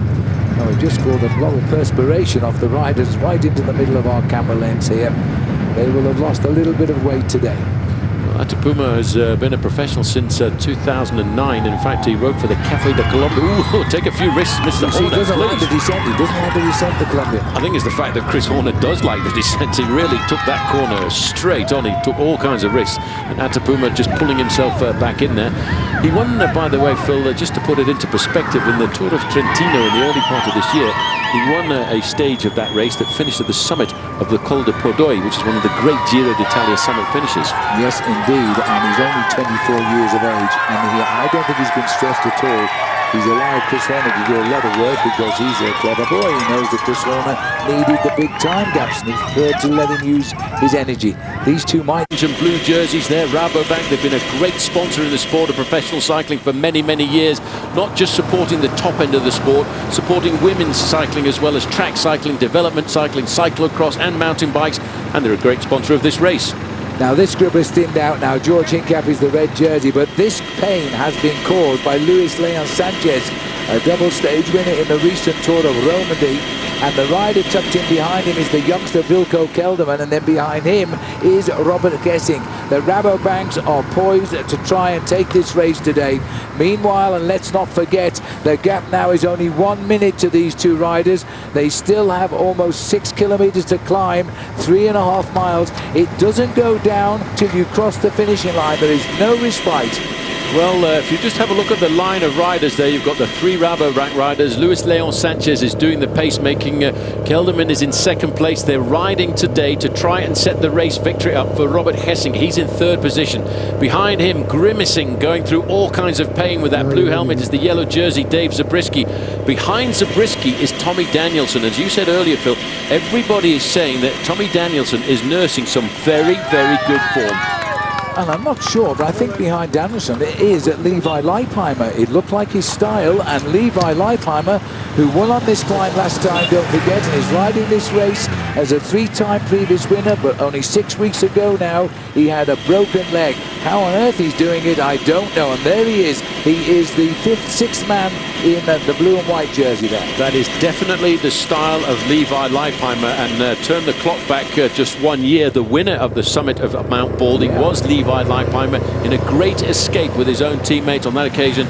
George is gone. Yeah. George is gone. He's done his job, and George is unhitched as well now as he continues. He's stayed till 5 kilometers plus to the top of the climb. And so they continue, and another rider has gone here at the moment too. That is the end of the winner of yesterday, Sylvain Georges. He lived a great moment in this race yesterday, as we all did, leading the race for 184 kilometers.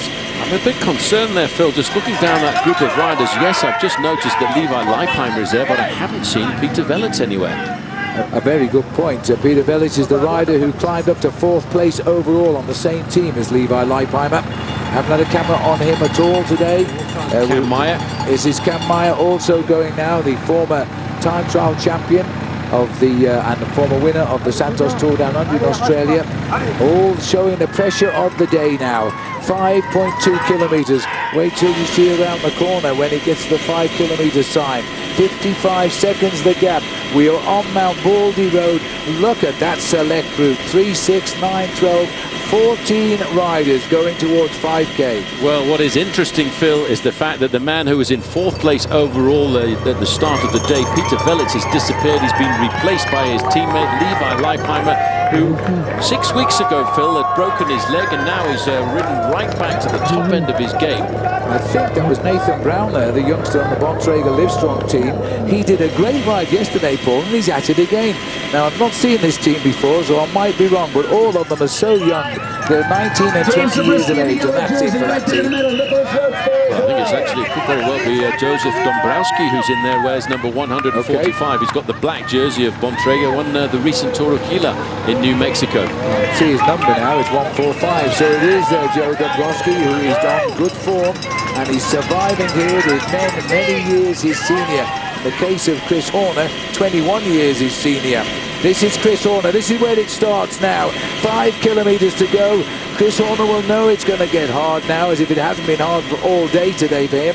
And it's also the Colombian rider, Atapuma, who has gone to the front. The hairpin bends now. They kick in at around about 30%. Well, to put it into perspective, Phil, Atapuma has finished 4th overall in the... oh, he's gone! Oh. He has gone! Well, he's waited. I've always felt he was holding something in reserve. Is there anything left in those legs of Horner to try and close the gap? But John Atapuma is a pure Colombian climber. I was just about to tell you, Phil, that he finished 9th overall in the Tour de l'Avenir, John Atapuma, and they're 6th overall in the Tour of Colombia. That's an indication that he is a great climber. Horner could not respond at all to that acceleration. Now, oh, he has. Well done. Well, there you are. See, I'm never sure whether that's a grimace or a smile, but Horner has gone back. Now, what's going to happen here? It is still Luis Leon Sanchez causing trouble as they fight their way to hold on here. Now, they're all looking each other, not least Dombrowski on the right looks across. And even though the yellow jersey is suffering, he is perfectly placed to go with the move, if the leg will go with it. Atapuma's gone again. John Atapuma has launched another attack against Chris Horner here. Horner fought his way back. Now, you see, Horner is the kind of guy who rides at his own tempo. He's unable to change his tempo. What makes a great climber is somebody who can launch an acceleration and their second and a third. They are able to change their cadence and change their speed. Well, we're looking here now at, and look as we go back, because this is an attack now. It's been laid down, and look who's on his wheel, but Dombrowski's gone with him. This is Hessing here. The foundation's laid down by this rider, and now it is up to Hessing to try and make the goods from it. That was a lead out by Sanchez to launch the attack. He's gone. Tommy Danielson is dragging it back in the blue, though, for Team Garmin Barracuda. He's come straight away across there to Dombrowski, and he will have to go straight by him. Dave Zabriskie has disappeared with that acceleration. Robert Hessing, though, is the man who said he wanted to win this bike race. He didn't come to the United States to do shopping. He came to race. There's Zabriskie. He's got to now try and control himself. Let's not forget, Phil, he started the day with a 34-second advantage, and in fact a 39-second advantage over Robert Hessing, but Hessing is going for it. Tommy Danielson trying to come back. Behind Tommy Danielson, TJ Van Garderen. 3 riders going. Remember, the Hessing is placed 5 seconds behind Van Garderen overall. There's no bonuses at the finish. The real time will reveal the day. And now it looks as though the yellow jersey of Dave Zabriskie, he's got to drop back into a zone he's comfortable in and see if he can recover. But Robert Hessing has gone again, and Danielson is fighting to match him. Well, I tell you what, Phil, Hessing is thinking now that he's racing back in the Tour of Oman, which is a race that he won last year in the month of February. He won a mountaintop finish and went on the next day to beat a certain Fabian Cancellara in the individuals time trial. Hessing started the day 39 seconds behind Dave Zabriskie and 5 seconds behind Van Garderen. He is now moving quickly into the yellow jersey on the road because Dave Zabriskie has got nothing left in that tank. Just in front of Zabriskie is Peter Weening, the rider from Orica Green Edge. This man has to concentrate now. He's not a great climber, but he'd have to just get himself into the zone. These two guys we're looking at are great climbers. Hessing is the man who's made the move, but he's been joined by Tommy Danielson, and TJ Van Garderen is in difficulty. That's the rider in the red and black jersey. He was in second place overall at the start of the day. Robert Gessing is now officially 5 seconds from moving into the virtual leader of this race. He's recovered all bar 30 of that of his 39. As he slips back now to the race here, where Matthew Boucher, the champion of the USA, sits alongside here, the yellow jersey of Dave Zabriskie. The gap is 50 seconds. Don't forget, there's still 2 riders up front. But this is the battle for the win in the Tour. And Robert Gessing, he is now holding all of the aces. It's amazing, Phil. I mean, we drove up this morning, the steepness of this climb. These boys are making it look so very, very easy. But Hessing is all over his machine. Danielson, if he wants to win this bike race, is going to have to put a lot of time between himself and Robert Hessing. I'm not sure that he's got the chance to do that. Look at his face, though. He doesn't look like a man in difficulty. Currently, he's pretty much on the defensive. If Danielson feels he can win this stage and win this race, he has got to leave Gessing's side 2 kilometres from the finish, because he's got to open a gap of 28 seconds to take the lead over Gessing.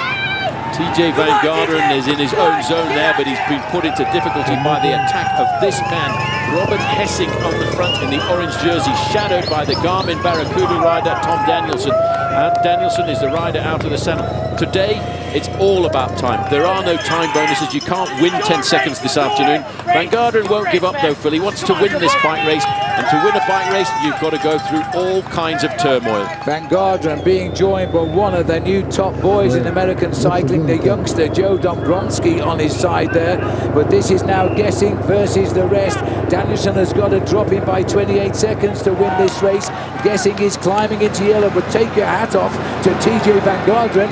They're riding tempo, and it looks as though TJ has said something to Joe Dombrowski, or maybe just took a look to see who on earth is riding alongside him. He is the man who left the side of Chris Horner, and he's dancing his way. This is the mugging at Mount Baldy. Well, that was a great acceleration, but look at the way the gap is tumbling, because Hessing and Danielson now, Phil, are at a mere 35 seconds from the Colombian leader, John Atapuma.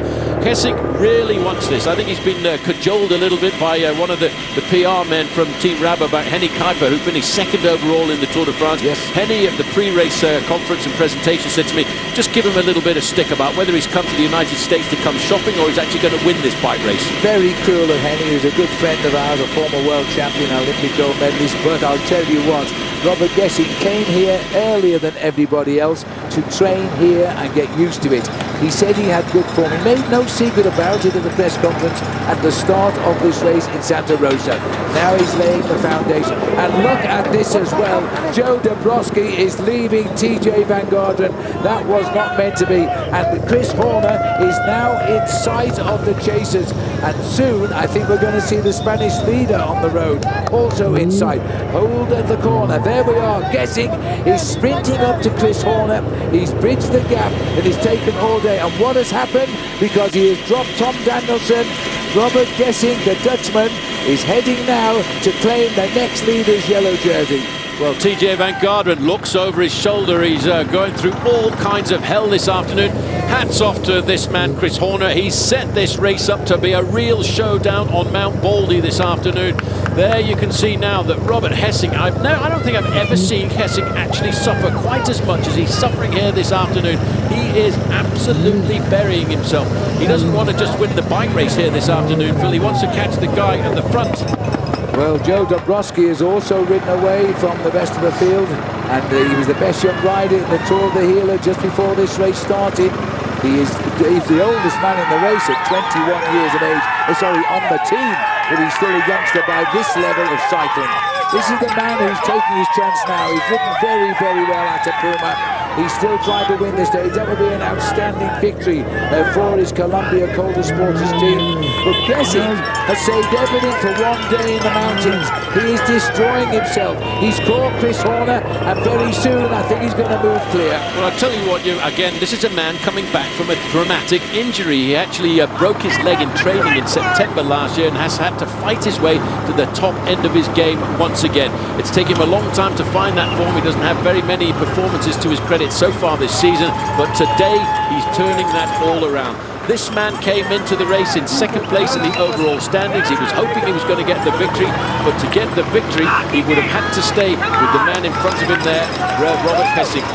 Yes, well, Hessing has, as we thought, he has moved away from Chris Horner. He is the leader at the moment now. To switch up the road, there are two Colombians in the anterior. He just caught a glimpse there of Fabio Duarte. I thought he might have been the man for the day. He's a good climber, but this man went in the breakaway. Now Gesing has left behind the labouring figure of Chris Horner, who's watching them go by him one by one. He is dreaming of yellow, and at the moment it is virtually his at the top of the climb. Well, if you didn't believe it, it all happens here in California, because that was Elvis at the side of the road, so he still is around as we go back to TJ Van Garderen. He's into the zone, he's trying to concentrate here, he's trying to make sure he doesn't lose too much time. The rider in front of him is Duarte, a very young rider, formerly under 23 world champion. Van Garderen must be crumbling a little bit inside here, psychologically, because he felt today that he was in the best place overall at second place. All he had to do was get rid of Dave Zabriskie. Yes, and he's done that, but he's gone into the red zone, and he's now got to rest, hope his body checks itself and see if he can lift the pace again. Unfortunately, this climb doesn't get any easier, and our television cameras don't really show you just how steep this climb is. I'll tell you, you need 2 sticks to walk up this hill, and Robert Gesing now, who's finished at 6th place in the Tour de France in 2010, but he's largely been disappointing in that race over the years, and the Dutch have been cheering him on as a future Tour winner. Maybe this year he will go in as one of the favourites, but Van Garderen still, as he falls back now, we are looking at empty roads ahead, and it's a Dutchman. No Dutchman has ever won this race, but he's in the hot seat now. Well, this is Duarte coming across the gap. He's a great rider. We'll watch this rider race in Europe and the rest of the season. And I think this Colombia Col Deportes team is turning out to be a great move back to the top for Colombian cycling, which in the middle of the 1980s was some of the best cyclists coming out of Colombia in the world. Lucho Herrera, Fabio Parra, and now we're going to have to say Duarte, and of course the young man who's managed to get himself off the front at the moment, John Atapuma.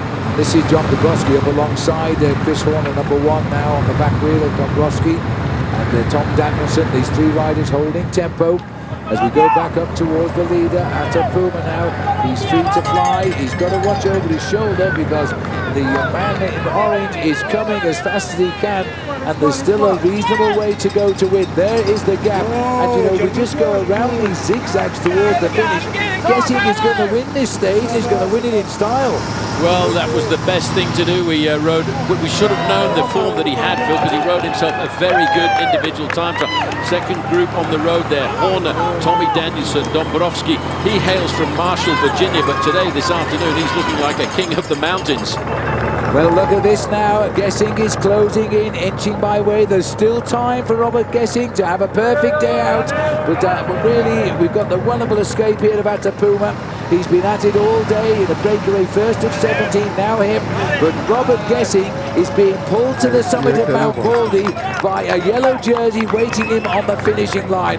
And I think that'll be a force too much to be countered by the Colombian. Well, you know, Atapuma has not given up the ghost yet, Phil. He's just looked over his shoulder and seen that Robert Hessing was coming back to him, so he's accelerated again. Now Hessing, he's been on the red zone for a long, long time now. This is a bit strange here to see Duarte doing the pace-making behind, because his teammate is just in front of him.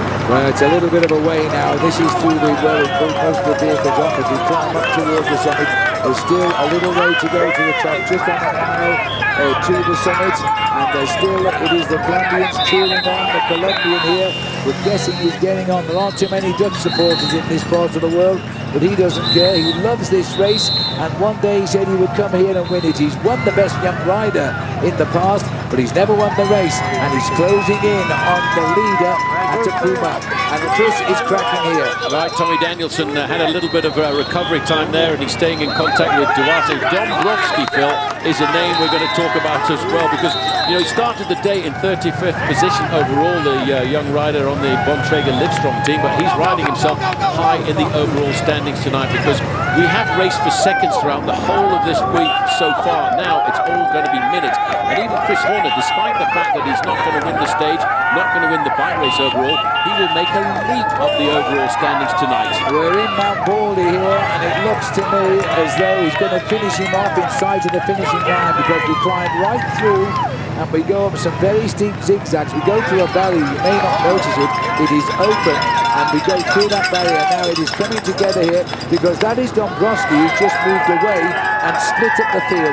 This youngster is amazing here, as he's recovered from the climb, he's pushing on. Well, Robert Hessink is just looking at the back wheel there of Atapuma. They're looking at the Kendo 1 kilometre to go sign, and Hessink knows he's got to get onto the back wheel of the Colombian rider. Slowly but surely he's dragging it back, but it's a very long effort to do so. 1 kilometre, this is the Kendo Bridge here for the last time out on the open road. Dombrowski is moving forward, Danielson is in trouble on his own, as Dombrowski now is trying to finish it off. There's going to be some big teams looking for that youngster. This could be the catch. 900 metres from the finish. This hill doesn't stop climbing till the finishing line. These two are both on the limit of their ability, and they're using everything, including their shoulders, to ride that bicycle. The pain that these men are going through here this afternoon at the summit of Mount Baldy, this is the style of John Atapuma, very reminiscent of the style of the great Colombian climbers of the mid-1980s, Lucho Herrera, Fabio Parra, when Colombian cycling dominated all of the high spots of Europe. This man knows what it's all about, though. Number 41, Robert Hessink, he's just now made the junction with the leader, but what a pain he had to go through. This is a slow motion pass here for John Atapuma. It reminds me of the great battle between Jacques Anquetil and Raymond Poulidor on the Puy de Dôme back in the 60s in the Tour de France. This is shoulder to shoulder. Atapuma looks across. He'll recognise the face of Robert Hessink. Hessink will have tried not to show the pain he's in as he's gone past him. He's coming back. Well, he's got his trying stay, but just behind there you can see that black jersey. That is Joe Dombrowski, and I'll tell you what, 2 years ago he won the Virginia Hill Climb, but what's more important to me is a couple of years, Phil, he's won the best climber in the Ronde d'Izoard, which is a very difficult race in France, so he has to be a great mountain climber. He is closing in. I'd like to be in the team car with Axel Merckx, the team director there, watching this rider come up, because he can still come up here, you know. It's a continuous climb as the days of Zabriskie is reaching it. He's lost 1 minute and 20 seconds at this point. Tommy Danielson also not doing any good now, been unhitched as well. Dombrowski is up front there, going around that corner. These are the zigzags now that brings them up to the finish, and it could still be a sprint finish between these two. Amazing. It will be a sprint finish between these two, because now we've got to the slightly easier grade, number 91 there, John Atapuma of Colombia, Col Deportes, leading around the corner. Lumpy little road there for the man in the orange jersey, Robert Hessink. He wants to win the stage, but more importantly, he's going to win the overall standings. He's out of the saddle, but Duarte, Atapuma's coming back to him. There's another really sharp ride coming up now, then he'll be below the finishing line. He's going for the inside. That was a cheeky move, and he's done it. Now has he got the legs to kick out of that corner? Atapuma caught Hessink off guard. Hessink wants the inside now. Is he going to get the inside? Yes, Hessink has fought his way back, but he's still not at the finish yet. But I think that's the winning move.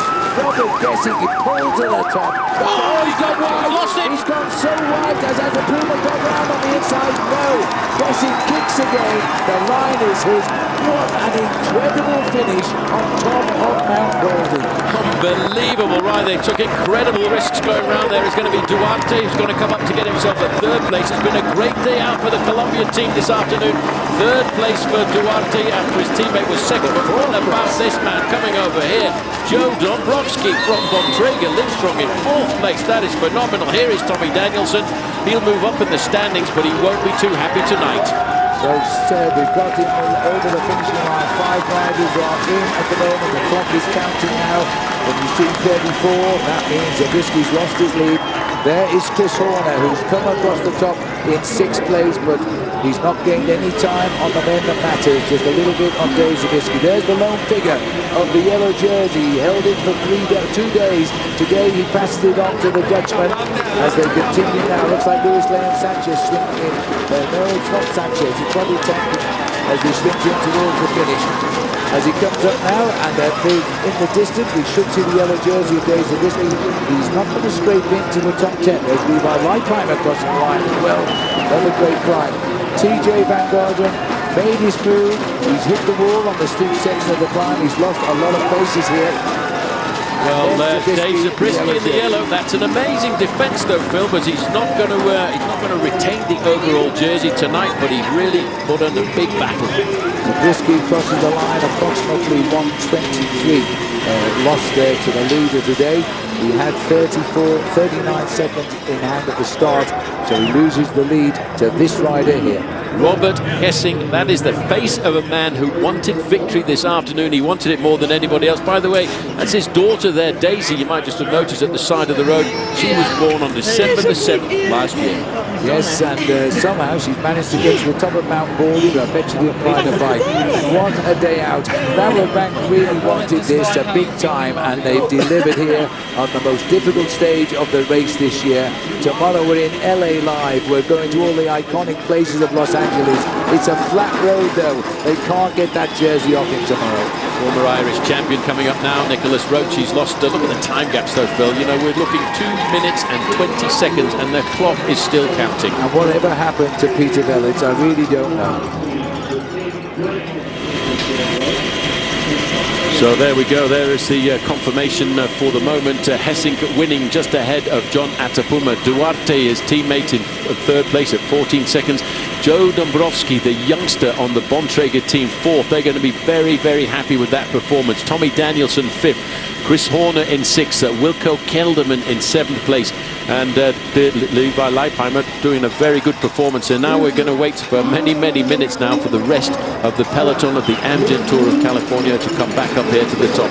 With that victory, Robert Hessink will now lead this race ahead of Dave Zabriskie by 46 seconds. Tommy Danielson should be in third place at 54 seconds, and TJ Van Garderen will slip down from second to fourth at 1 minute and 17 seconds.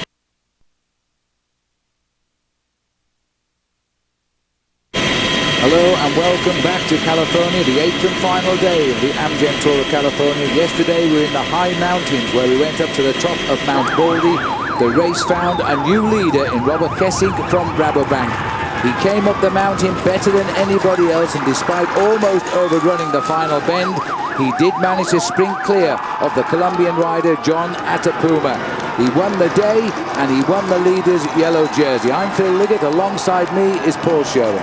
Yeah, a dramatic day to the summit of Mount Baldy for this man, Robert Hessink, who a year ago lost his father in a mountain bike accident, had a child born in December last year. He broke his leg in training last September, but now he is back on top of the world. This is what the overall standings look like at the end of the Mount Baldy stage. Robert Hessink leading Dave Zabriskie, the erstwhile leader, by 46 seconds. Tommy Danielson in third place at 54. TJ Van Garderen a little upset to be in fourth at 1 minute 17, but a great rise yesterday by Levi Leipheimer, climbing up to sixth place overall, and Chris Horner, after a brave attack, moving up into eighth, and the Dutchman on the Orica Green Edge squad, Peter Weening, rounding out the top 10. The riders are down there on the starting line in the yellow jersey. Happy to be in the yellow jersey, Robert Hessink. The start is on Rodeo Drive. This is going to be quite an iconic start to the event here this afternoon, because they'll move away from Rodeo Drive in Beverly Hills along the road towards Sunset Boulevard, and then right through downtown Hollywood, again on Sunset Boulevard, Hollywood Boulevard, and then ending up downtown outside the Staples Center, where this afternoon is going to be a massive sporting day for Los Angeles, because as soon as this bike race finishes, there is a playoff for the qualifying round, one of the later qualifying rounds of the Stanley Cup. After that, they wrap up the whole stadium and they put down a basketball court, and apparently they can change from an ice rink to a basketball game in about 40 minutes. So they're looking down on Wilshire Avenue. That if you take that avenue there, by the way, straight the way down, you'll end up in downtown LA very, very quickly as the crow flies. It's only about 7 miles, but we're going to try and take in some of the iconic views here of Beverly Hills and Hollywood before finishing on the 6 times of a 7.4 kilometer circuit. Robert Hessink starts in the overall leader's jersey. He shouldn't really be troubled on this final day with a 46-second advantage. On the right-hand side there is the American national champion, Matty Boucher. And then alongside the yellow jersey there on the left-hand side is a young Dutchman who leads the Best Young Rider competition, Wilco Kelderman. At the back, those black jerseys you can see on the Colombia Coldeportes team, they were exceptional yesterday. Brilliant climbers, finishing in second and third place with John Atapuma and Fabio Duarte. So looking down now on these are really iconic images of Hollywood, Beverly Hills, Hollywood, all wrapped into one really. It's not very much countryside between here and LA Live, where we're sitting in the commentary position. The whole of downtown this morning has been completely closed down. The riders start at 10 minutes past 10 local time. The winner of the King of the Mountains competition there in the spotted jersey, just over on the left-hand side. That, of course, is Sebastian Salas. Dave Zabriskie on the right-hand side. He's going to probably finish this race, Phil, for the 4th time in second position. Yes, we've got to feel sorry for Dave Zabriskie because he lives just north of Los Angeles itself. He's come home, his family's here and been watching these last couple of days.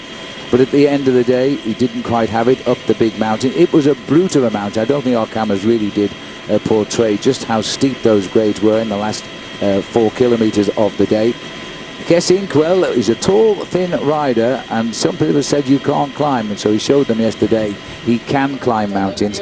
Particularly happy. It's been a terrible, terrible, sad story about Robert Gesink. His father was killed in a mountain bike race last year, the Bart Vrenchens Challenge. He crashed very badly, and he died of his injuries. And then after that, happiness returned because their first child was born to Daisy. Anna is her name, and now he's found his form after having also broken his leg last September. Well, he will look for it if there's a chance presents itself. Robbie McEwen will leap out of the pack, but he has enjoyed riding this race, and he'll try and, I think, look after the interests of Lee Howard this afternoon for Orica Green Edge. McEwen, 12 stage victories in the Giro d'Italia, 12 stage victories in the Tour de France, and there we go. Right, that's Tommy Danielson over on the left-hand side. I would expect once we move away from Rodeo Drive and start to get into Sunset Boulevard, I think we will start to see a very rapid stage indeed. A short stage, and the circuit of downtown is very difficult, in fact quite testing, because it is not flat at all. The riders will take in Hill Street, and it's called Hill Street for a reason, because it's rather lumpy. Just sitting in the back there, you might have noticed Levi Leipheimer. An amazing ride by that man from Santa Rosa yesterday. He climbed well up in the overall standings. He stayed with the top leaders for a long, long time until it finally split up the race in the final few kilometers after the aggressive acceleration of the man in yellow there in the middle. Probably the overall winner of the Amgen Tour of California, barring accident or injury. So the boulevard just over on the left, a quick glimpse that was Wilshire Boulevard, a straight long line into downtown LA. We're going to circumnavigate to the area here in the suburbs of Los Angeles and enjoy the sights of Beverly Hills, followed by West Hollywood, followed by Hollywood, and then finally into Los Angeles itself. These guys will be, they moved down here last night from Mount Baldy after what was an amazing race yesterday. Toughened up by the attack early on by Radio Shack, Nissan, and of course that was shouldering Chris Horner in his attempt to move up in the overall standings. So he wasn't able to hold back the return of the main field, but down to what he did was really created an awful lot of damage to set up the attack of Robert Gesink. Field rolling away now as we head down. It's about 14 miles before we go through the finishing line itself outside of LA Live, and it is an absolutely huge day in the city of Los Angeles today, and particularly at the Staples Center and here in LA Live, because there is hockey immediately after the cycling, massive hockey game, the Stanley Cup playoffs, and then basketball after that. My hats go off to the authorities for being able to put on 3 iconic events in the same venue on the same day. Well, I'm not sure, Phil, where they can do that anywhere else in the world, because the number of people who are coming into town as of yesterday was phenomenal, and the police have really seemed to have got it organised with parking spaces, special parking spaces for each different event scattered all the way around downtown. This, however, is the iconic backdrop of Beverly Hills. I wonder if we'll get a chance today to see the Hollywood sign. I'm sure we will, Paul. After all, we're in the centre of the film industry. And he says, that's it, everything is in place, we are underway. The start of the final stage. This is America's greatest bicycle race, and as always, the crowds have turned out in their tens of thousands around this route to cheer these riders over a stunning state of the United States.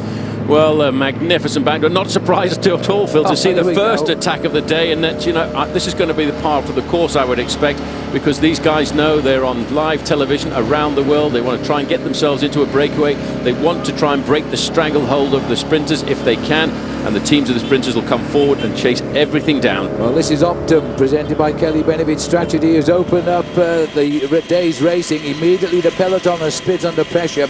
Now, to the riders of this level of cycling, this is a very short and flat and fast day. They will attack from the gun simply because they've got to keep the pressure on if they want to win at this stage. They can't have a gentle ride. This looks like it is one of the Optum riders. It might well be Badger Dali who's gone clear here.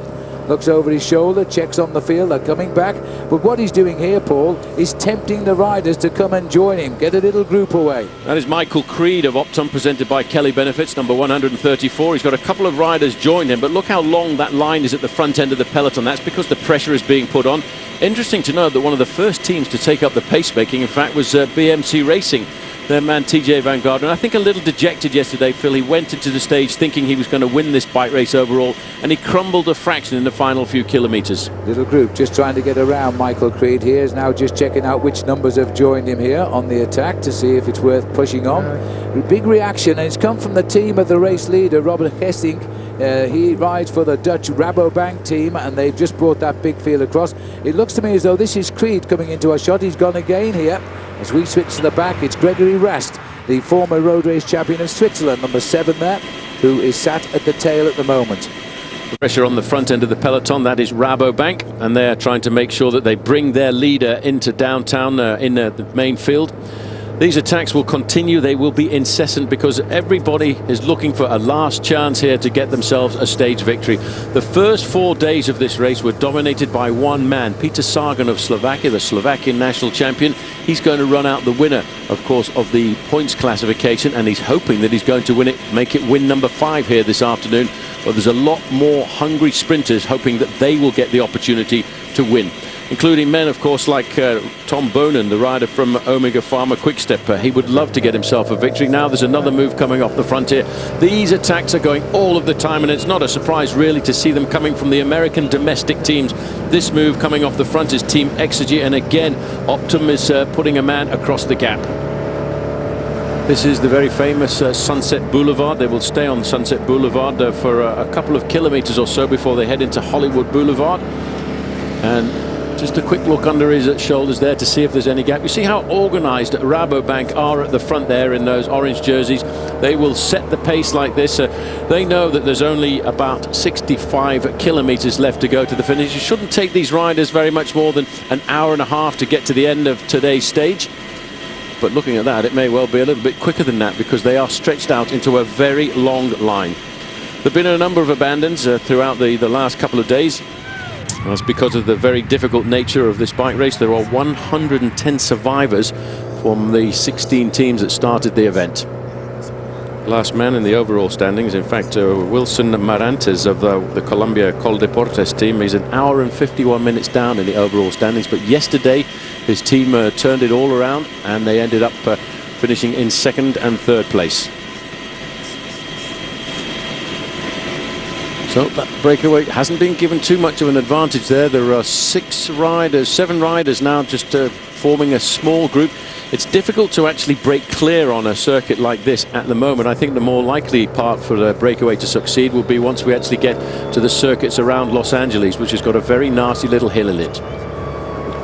The team we're wearing the black jerseys there, they have been very, very good early on. They've been a team that is a development squad from Bontrager Livestrong. They're all riders under 23 years of age, but they've been in the breakaway on a number of occasions, and in fact they've got one of their riders extremely high up in the overall standings because the rider who was to me one of the big revelations of yesterday's stage was Joe Dombrowski. He actually finished he's starting the stage in 12th place overall, looking for 3 minutes and 38 seconds.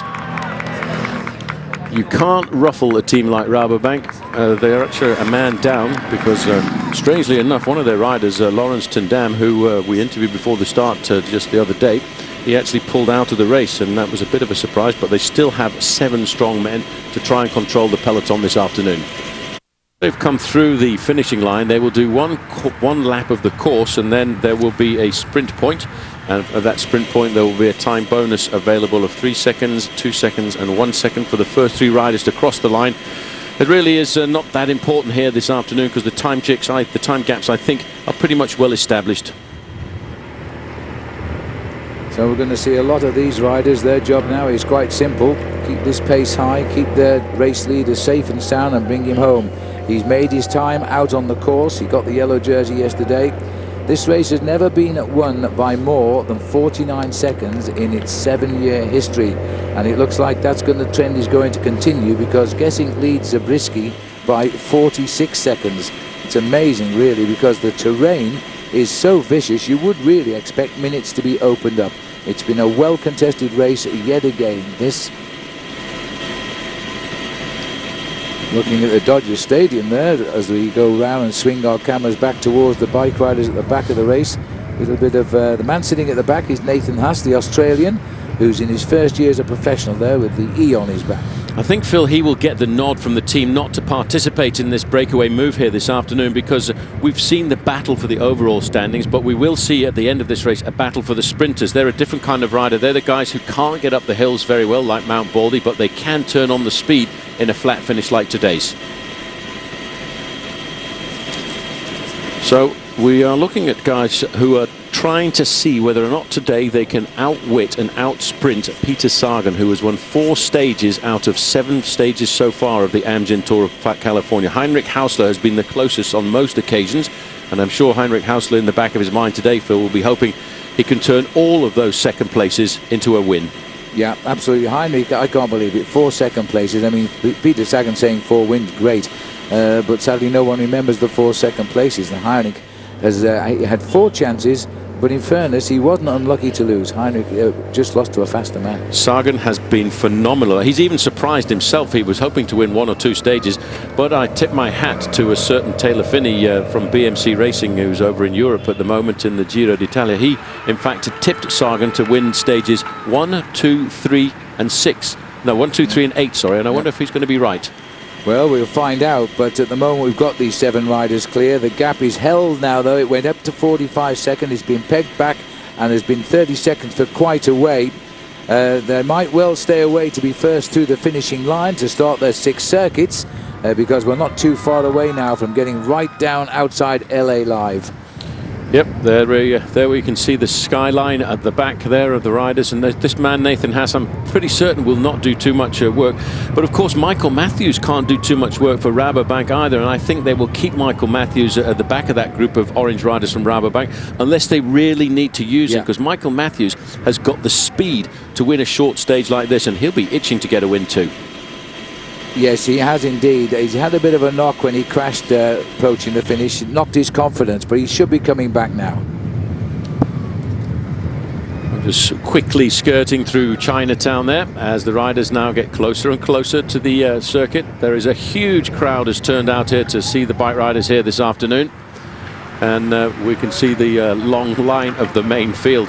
It has been a hard Amgen Tour of California. I think yesterday was one of the hardest stages I have seen in the 7 years history of this bike race since it started. Back in 2006, there are the dragons over the road, indicating the main field now is entering the heart of Chinatown. Bram Tankink. These guys, they're a seasoned squad, Team Rabobank. They've been around for many, many years. They've had a great number of riders, and they've kept a lot of riders right the way through from the young fledgling ages in the sport, with the Rabobank development squad through to the Rabobank continental professional team and then the international team. And many of the riders, once they've started on the program, have stayed with the team throughout their careers.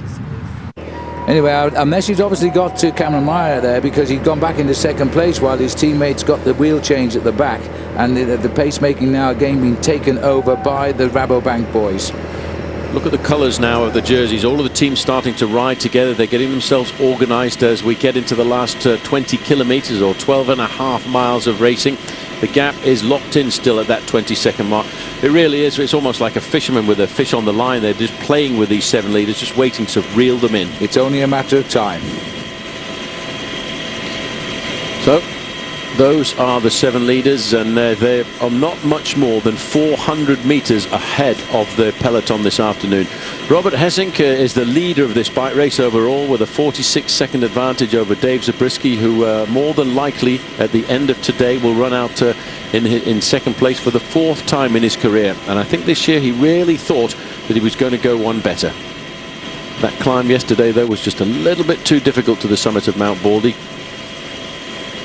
Inside of 20 kilometers now, and I wonder if it's going to be Liquigas who will start to take up the pacemaking. I wouldn't expect any of the sprinters teams, Phil, to move forward until around about 10 kilometers to go. Well, Rabobank have got the rhythm. They're not interested in closing the gap down. It's a nice distraction for everybody. If they catch everybody and they're all together, there will be attacks from the field. So Rabobank won't chase this group down. They've no reason to. There's nobody affects their leader. So if this group is going to come back, we'll see a change of order at the front, and we'll see other teams begin to set the pace. Yep.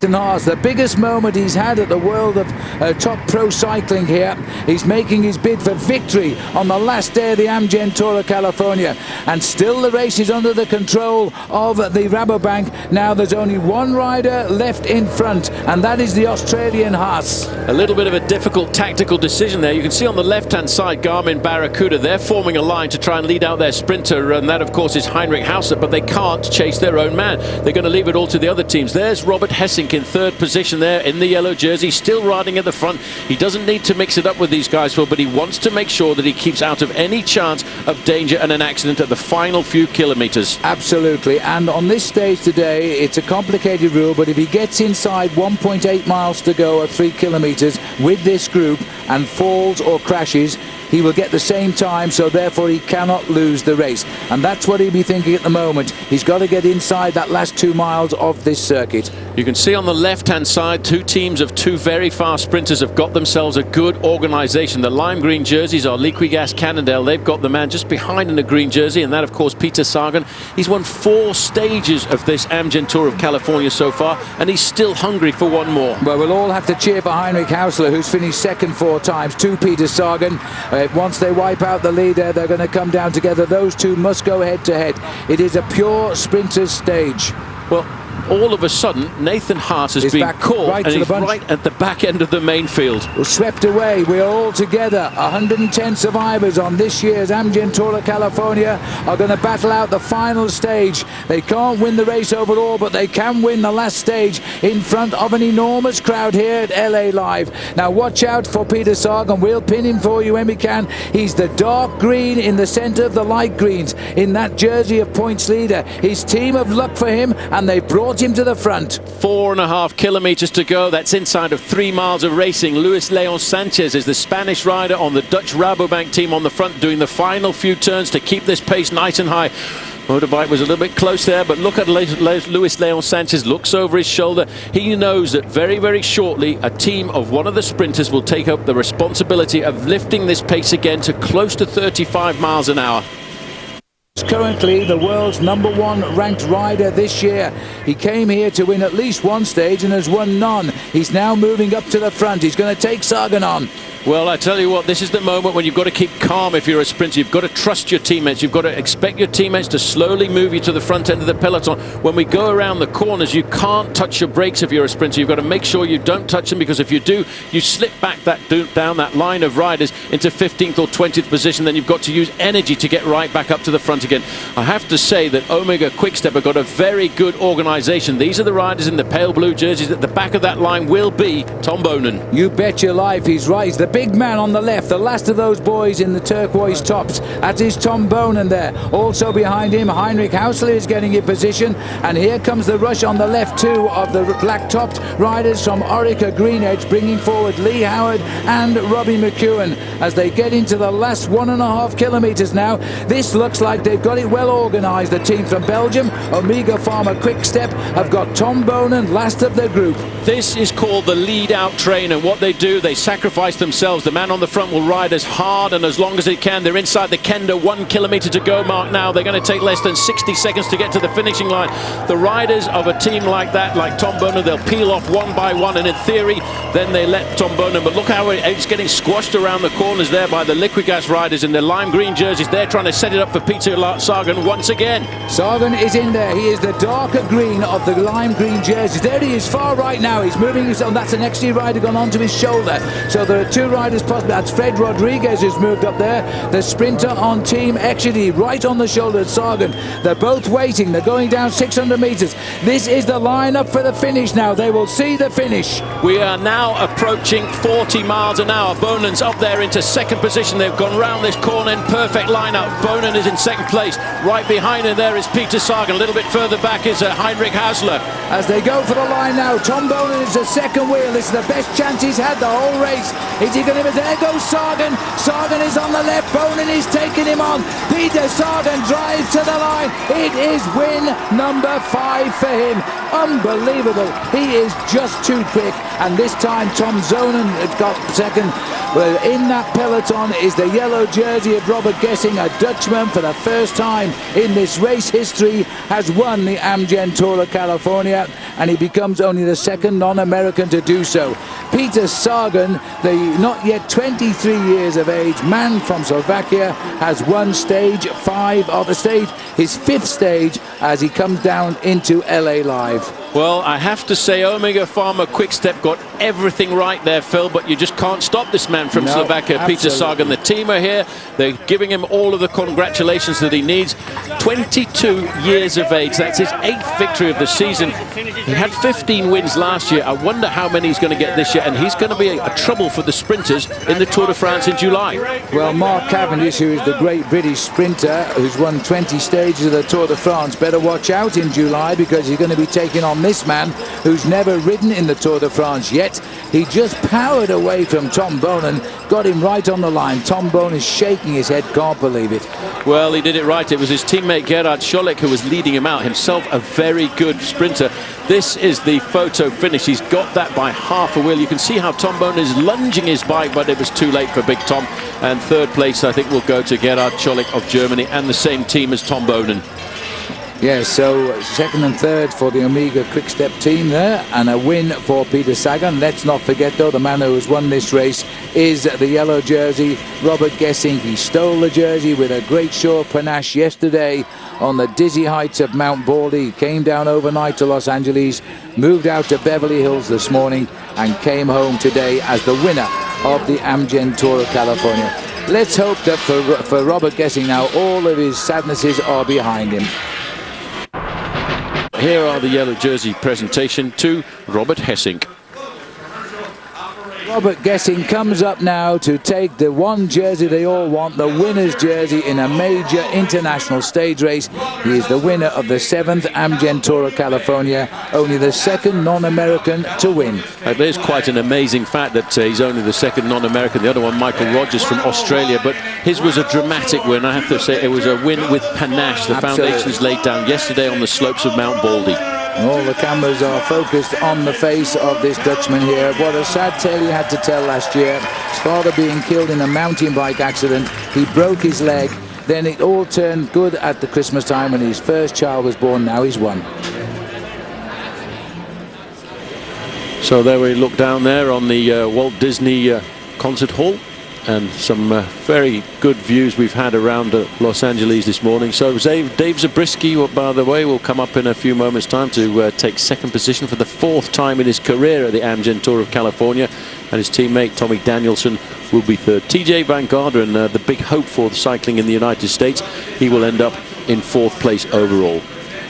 Huge crowds have turned out here to enjoy this the opening sport on what is going to be a big day of sport downtown here in Los Angeles, because not very long to go now, and in about 15 to 20 minutes the hockey game will start, which will pitch the LA Kings against the Phoenix Coyotes, and it's the deciding game of 7. So theoretically the LA Kings should go through on that. They were expecting to anyway, but who knows when the result comes down to the line. So looking around downtown here, we're waiting for the organization for the next presentations to come up, and it should be the stage winner. This is Sebastian Salas now, Paul, who's come on stage. He was a worthy winner of the Nissan King of the Mountains. On day 1 he attacked with David Bowie. They diced out the climbs. The next day, Salas got the lead, and he kept it. Well, he did, but he fought hard on every individual stage to win this race within the race, to go over the top of some of the most difficult climbs that California has got to throw at these bike riders. And finally, he can smile and enjoy the glory. Fortunately, he'd won this race before the climb of Mount Boulder yesterday, because he was nowhere on that mountain.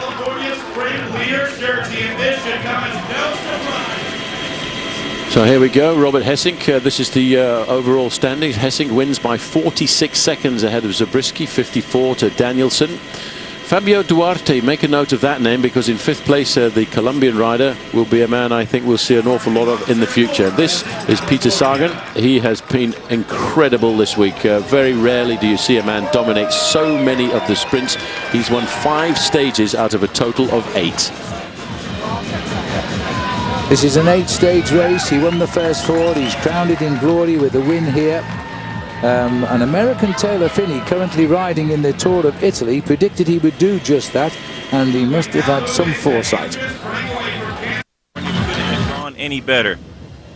I don't know. Maybe another one victory on the Big Bear, but in life we don't have everything. And no, I'm very glad and happy. Thank you for my team, and I don't know.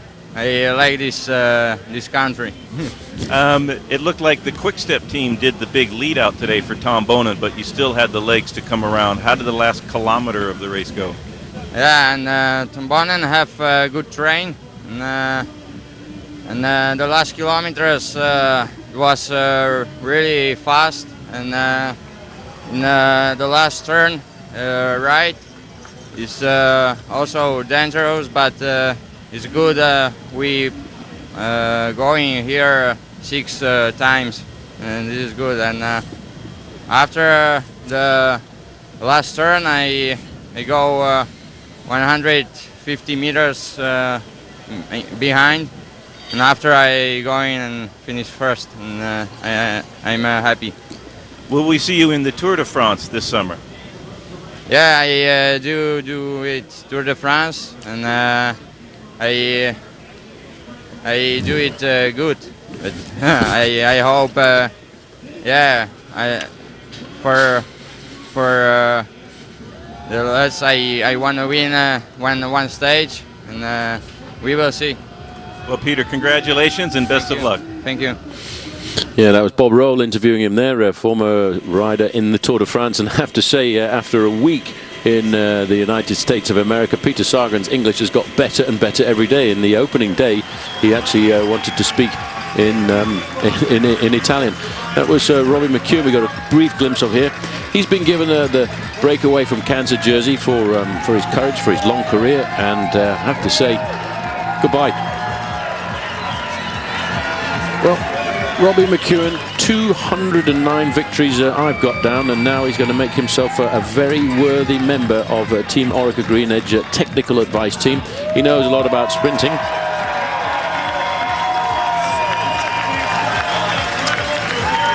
Turned professional way back in 1996, and he's been a great ambassador for Australian sport over those many years. Welcome to Stride.